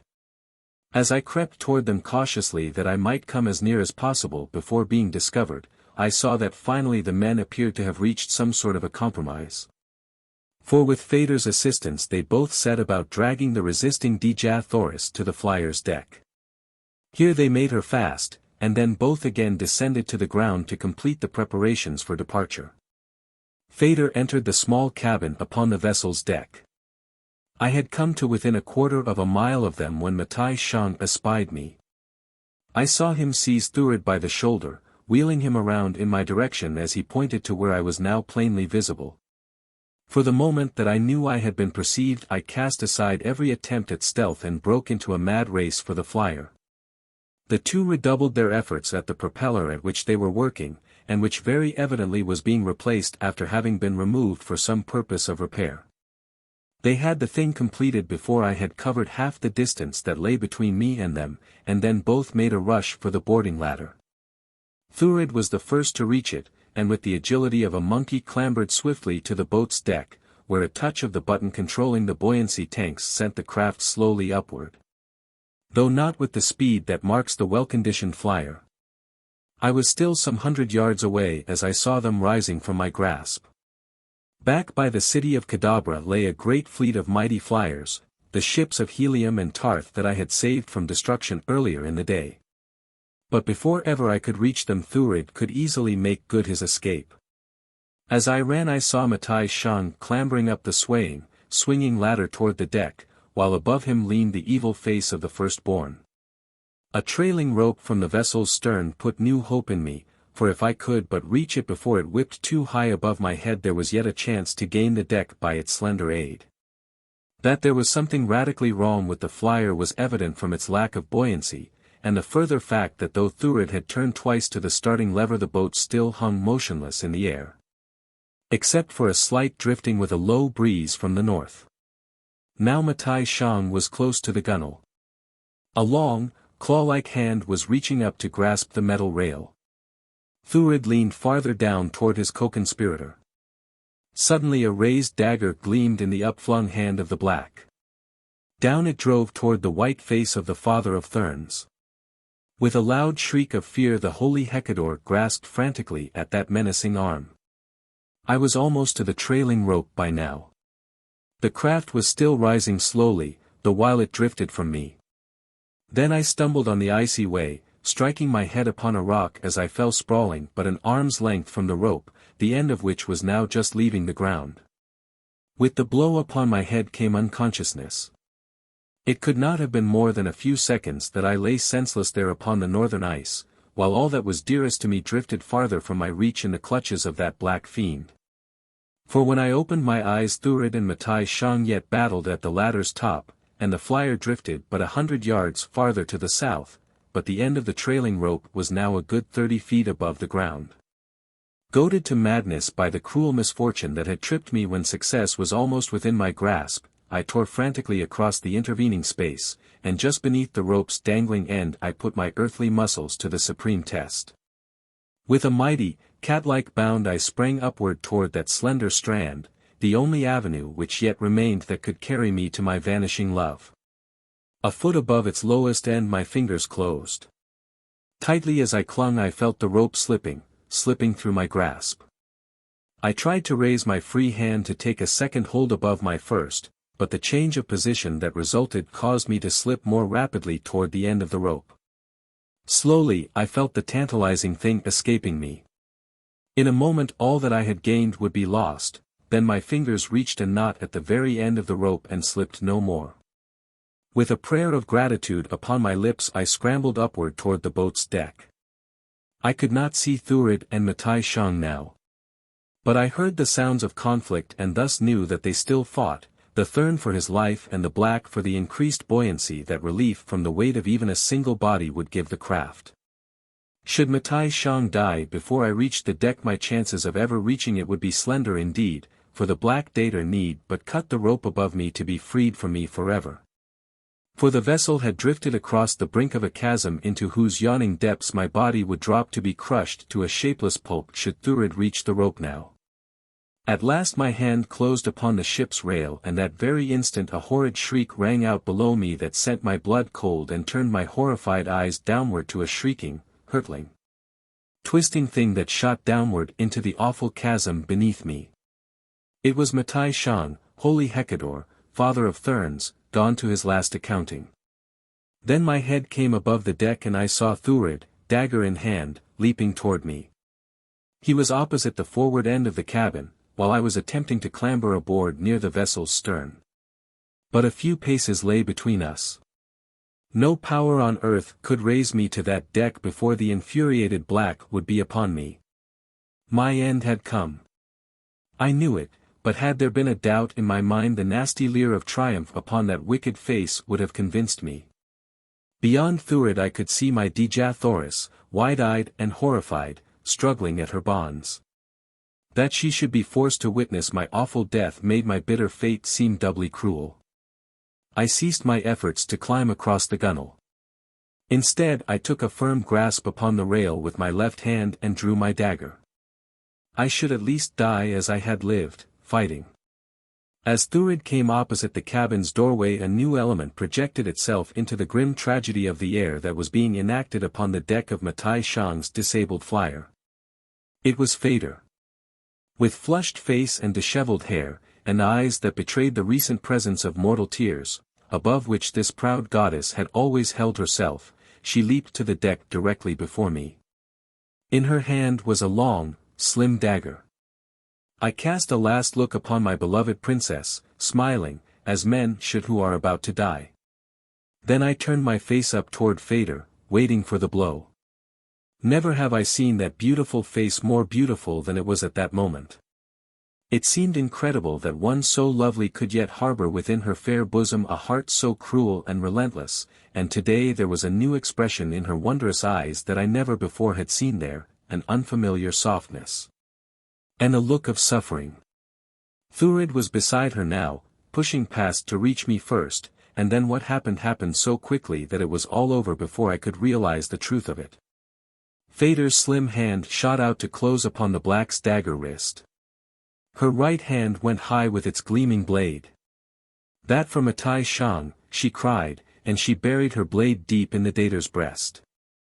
That for the wrong you would have done Dejah Thoris, and again the sharp steel sank into the bloody flesh. And that, she shrieked, for John Carter, Prince of Helium, and with each word her sharp point pierced the vile heart of the great villain. Then, with a vindictive shove she cast the carcass of the firstborn from the deck to fall in awful silence after the body of his victim. I had been so paralyzed by surprise that I had made no move to reach the deck during the awe-inspiring scene which I had just witnessed, and now I was to be still further amazed by her next act. For Fader extended her hand to me and assisted me to the deck, where I stood gazing at her in unconcealed and stupefied wonderment. A wan smile touched her lips. It was not the cruel and haughty smile of the goddess with which I was familiar. "You wonder, John Carter," she said, "what strange thing has wrought this change in me? I will tell you.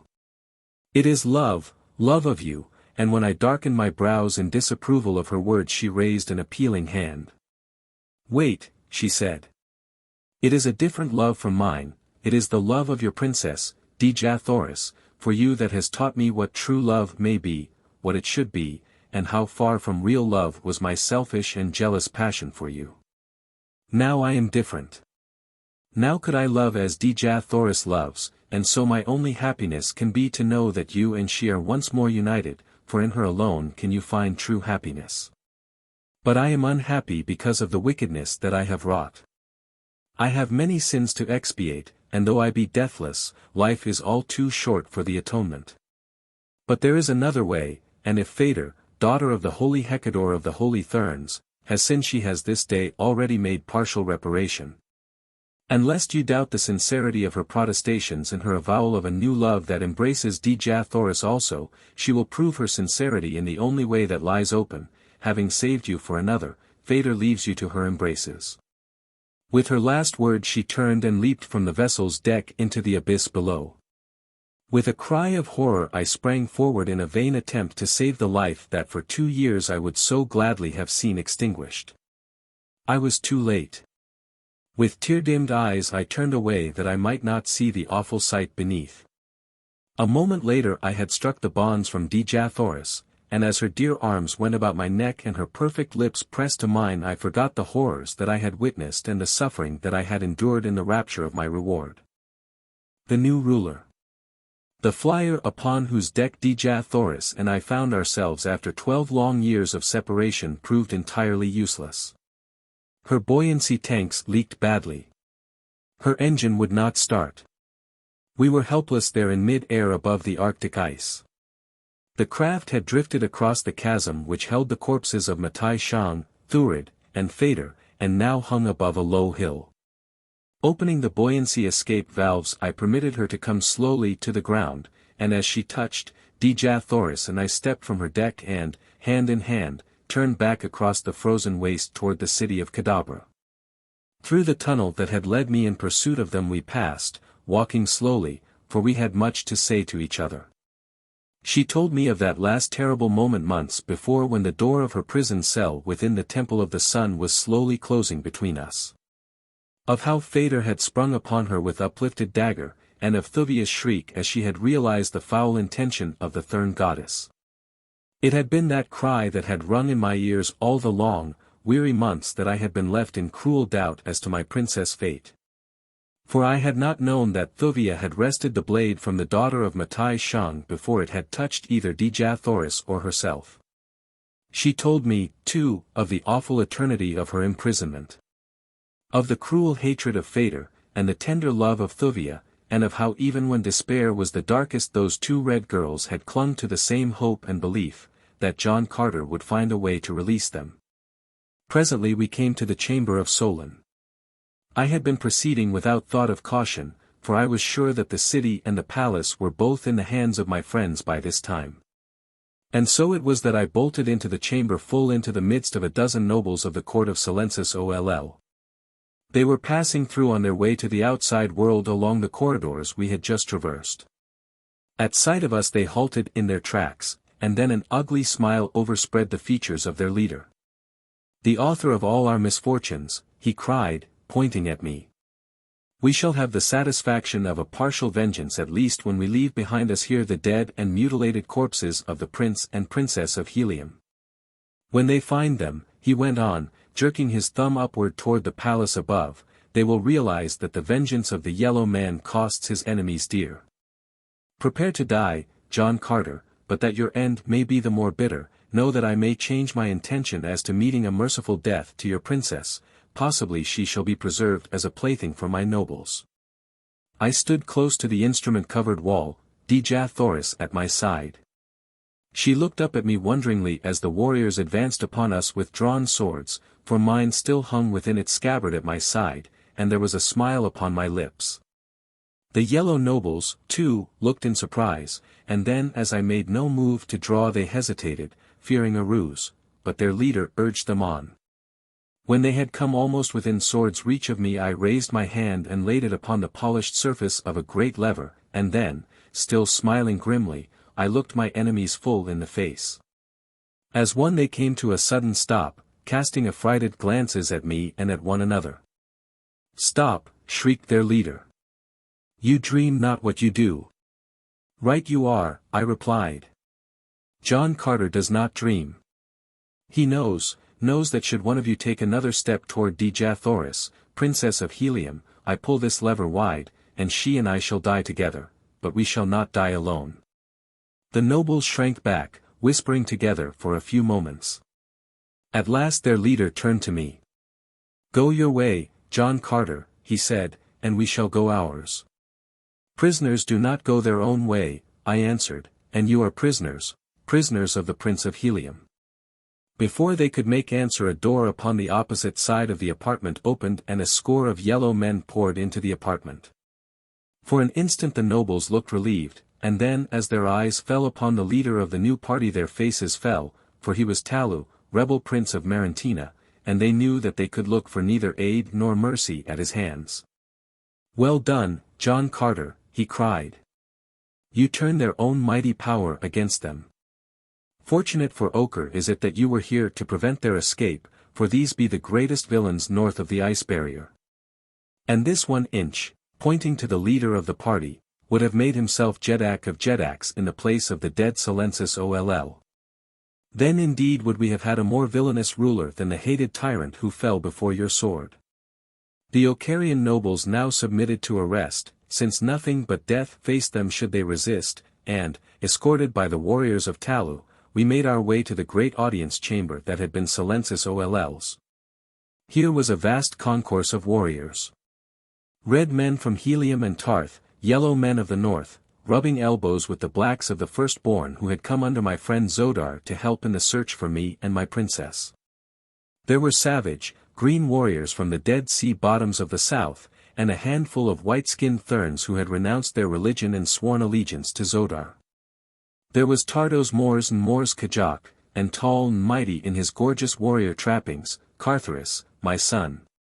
These three fell upon Dejah Thoris as we entered the apartment, and though the lives and training of royal Martians tend not toward vulgar demonstration, I thought that they would suffocate her with their embraces. And there were Tars Tarkas, Jeddak of Thark, and Kantos Kan, my old-time friends, and leaping and tearing at my harness in the exuberance of his great love was dear old Woola, frantic mad with happiness. Long and loud was the cheering that burst forth at sight of us. Deafening was the din of ringing metal as the veteran warriors of every Martian clime clashed their blades together on high in token of success and victory, but as I passed among the throng of saluting nobles and warriors, Jeds and Jeddaks, my heart still was heavy, for there were 2 faces missing that I would have given much to have seen there. Thuvendin and Thuvia of Tarth were not to be found in the great chamber. I made inquiries concerning them among men of every nation. And at last from one of the yellow prisoners of war I learned that they had been apprehended by an officer of the palace as they sought to reach the pit of plenty while I lay imprisoned there. I did not need to ask to know what had sent them thither, the courageous Jeddak and his loyal daughter. My informer said that they lay now in one of the many buried dungeons of the palace where they had been placed pending a decision as to their fate by the tyrant of the north. A moment later searching parties were scouring the ancient pile in search of them, and my cup of happiness was full when I saw them being escorted into the room by a cheering guard of honor. Thuvia's first act was to rush to the side of Dejah Thoris, and I needed no better proof of the love these two bore for each other than the sincerity with which they embraced. Looking down upon that crowded chamber stood the silent and empty throne of ochre. Of all the strange scenes it must have witnessed since that long-dead age that had first seen a Jeddak of Jeddaks take his seat upon it, none might compare with that upon which it now looked down. And as I pondered the past and future of that long-buried race of black-bearded yellow men I thought that I saw a brighter and more useful existence for them among the great family of friendly nations that now stretched from the South Pole almost to their very doors. 22 years before I had been cast, naked and a stranger, into this strange and savage world. The hand of every race and nation was raised in continual strife and warring against the men of every other land and color. Today, by the might of my sword and the loyalty of the friends my sword had made for me, black man and white, red man and green rubbed shoulders in peace and good fellowship. All the nations of Barsoom were not yet as one, but a great stride forward toward that goal had been taken, and now if I could but cement the fierce yellow race into this solidarity of nations I should feel that I had rounded out a great lifework. And repaid to Mars at least a portion of the immense debt of gratitude I owed her for having given me my Dejah Thoris. And as I thought, I saw but one way, and a single man who could ensure the success of my hopes. As is ever the way with me, I acted then as I always act, without deliberation and without consultation. Those who do not like my plans and my ways of promoting them have always their swords at their sides wherewith to back up their disapproval. But now there seemed to be no dissenting voice, as, grasping Talu by the arm, I sprang to the throne that had once been Silencis Olls. Warriors of Barsoom, I cried, Kadabra has fallen, and with her the hateful tyrant of the north. But the integrity of Ochre must be preserved. The red men are ruled by red Jedaks, the green warriors of the ancient seas acknowledge none but a green ruler, the firstborn of the South Pole take their law from black Zodar. Nor would it be to the interests of either yellow or red man were a red Jedak to sit upon the throne of Ochre. There be but one warrior best fitted for the ancient and mighty title of Jedaks of the North. Men of Ochre, raise your swords to your new ruler, Talu, the rebel prince of Marantina. And then a great cry of rejoicing rose among the free men of Marantina and the Kadabran prisoners, for all had thought that the red men would retain that which they had taken by force of arms, for such had been the way upon Barsoom. And that they should be ruled henceforth by an alien Jedak. The victorious warriors who had followed Carthoris joined in the mad demonstration, and amidst the wild confusion and the tumult and the cheering, Dejah Thoris and I passed out into the gorgeous garden of the Jedaks that graces the inner courtyard of the palace of Kadabra. At our heels walked Woola, and upon a carved seat of wondrous beauty beneath a bower of purple blooms we saw two who had preceded us, Thuvia of Tarth and Carthoris of Helium. The handsome head of the handsome youth was bent low above the beautiful face of his companion. I looked at Dejah Thoris, smiling, and as I drew her close to me I whispered, "Why not? Indeed, why not? What matter ages in this world of perpetual youth?" We remained at Kadabra, the guests of Talu, until after his formal induction into office, and then, upon the great fleet which I had been so fortunate to preserve from destruction, we sailed south across the ice barrier. But not before we had witnessed the total demolition of the grim guardian of the north under orders of the new Jedak of Jedaks. Henceforth, he said, as the work was completed, the fleets of the red men in the black are free to come and go across the ice barrier as over their own lands. The Carrion caves shall be cleansed, that the green men may find an easy way to the land of the yellow, and the hunting of the sacred Apt shall be the sport of my nobles until no single specimen of that hideous creature roams the frozen north. We bade our yellow friends farewell with real regret, as we set sail for Tarth. There we remained, the guest of Thuvan Din, for a month, and I could see that Carthoris would have remained forever had he not been a prince of Helium. Above the mighty forests of Kaol we hovered until word from Kaolian Tith brought us to his single landing tower, where all day and half a night the vessels disembarked their crews. At the city of Kaol we visited, cementing the new ties that had been formed between Kaol and Helium, and then one long to be remembered day we sighted the tall, thin towers of the twin cities of Helium. The people had long been preparing for our coming. The sky was gorgeous with gaily trimmed flyers. Every roof within both cities was spread with costly silks and tapestries. Gold and jewels were scattered over roof and street and plaza, so that the two cities seemed ablaze with the fires of the hearts of the magnificent stones and burnished metal that reflected the brilliant sunlight, changing it into countless glorious hues. At last, after 12 years, the royal family of Helium was reunited in their own mighty city, surrounded by joy-mad millions before the palace gates. Women and children and mighty warriors wept in gratitude for the fate that had restored their beloved Tardos Moors and the divine princess whom the whole nation idolized. Nor did any of us who had been upon that expedition of indescribable danger and glory lack for plaudits. That night a messenger came to me as I sat with Dejah Thoris and Carthoris upon the roof of my city palace, where we had long since caused a lovely garden to be made that we three might find seclusion and quiet happiness among ourselves. Far from the pomp and ceremony of court, to summon us to the temple of reward, where one is to be judged this night, the summons concluded.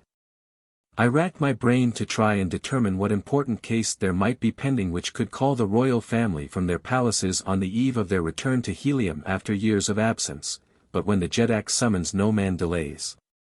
As our flyer touched the landing stage at the temple's top we saw countless other craft arriving and departing.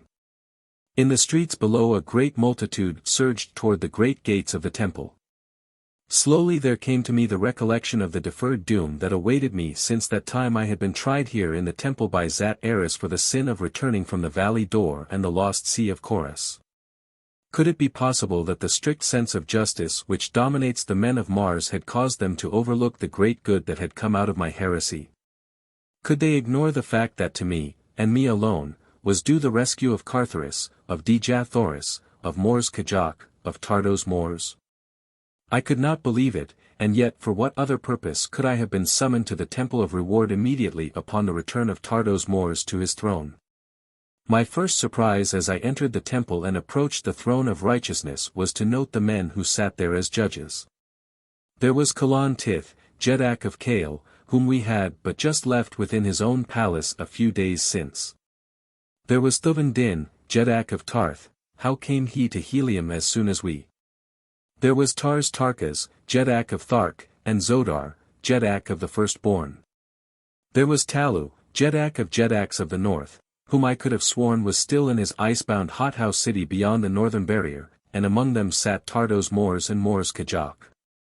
With enough lesser Jeds and Jeddaks to make up the 31 who must sit in judgment upon their fellowman. A right royal tribunal indeed, and such a one, I warrant, as never before sat together during all the history of ancient Mars. As I entered, silence fell upon the great concourse of people that packed the auditorium. Then Tardos Mors arose. "John Carter," he said in his deep, martial voice, "take your place upon the pedestal of truth, for you are to be tried by a fair and impartial tribunal of your fellowmen." With level eye and high-held head I did as he bade, and as I glanced about that circle of faces that a moment before I could have sworn contained the best friends I had upon Barsoom, I saw no single friendly glance, only stern, uncompromising judges, there to do their duty. A clerk rose and from a great book read a long list of the more notable deeds that I had thought to my credit, covering a long period of 22 years since first I had stepped the ochre sea bottom beside the incubator of the Tharks. With the others he read of all that I had done within the circle of the Otz mountains where the holy Therns and the firstborn had held sway. It is the way upon Barsoom to recite a man's virtues with his sins when he is come to trial, and so I was not surprised that all that was to my credit should be read there to my judges, who knew it all by heart, even down to the present moment. When the reading had ceased Tardos Mors arose. "Most righteous judges," he exclaimed, "you have heard recited all that is known of John Carter, Prince of Helium, the good with the bad. What is your judgment?" Then Tars Tarkas came slowly to his feet, unfolding all his mighty, towering height until he loomed, a green bronze statue, far above us all. He turned a baleful eye upon me, he, Tars Tarkas, with whom I had fought through countless battles. Whom I loved as a brother. I could have wept had I not been so mad with rage that I almost whipped my sword out and had at them all upon the spot. "Judges," he said, "there can be but one verdict. No longer may John Carter be Prince of Helium," he paused, "but instead let him be Jeddak of Jeddaks, Warlord of Barsoom." As the 31 judges sprang to their feet with drawn and upraised swords in unanimous concurrence in the verdict. The storm broke throughout the length and breadth and height of that mighty building until I thought the roof would fall from the thunder of the mad shouting. Now, at last, I saw the grim humor of the method they had adopted to do me this great honor. But that there was any hoax in the reality of the title they had conferred upon me was readily disproved by the sincerity of the congratulations that were heaped upon me by the judges first and then the nobles. Presently 50 of the mightiest nobles of the greatest courts of Mars marched down the broad aisle of hope bearing a splendid car upon their shoulders, and as the people saw who sat within, The cheers that had rung out for me paled into insignificance beside those which thundered through the vast edifice now, for she whom the nobles carried was Dejah Thoris, beloved princess of Helium. Straight to the throne of righteousness they bore her, and their Tardos Moors assisted her from the car, leading her forward to my side. "Let a world's most beautiful woman share the honor of her husband," he said. Before them all I drew my wife close to me and kissed her upon the lips.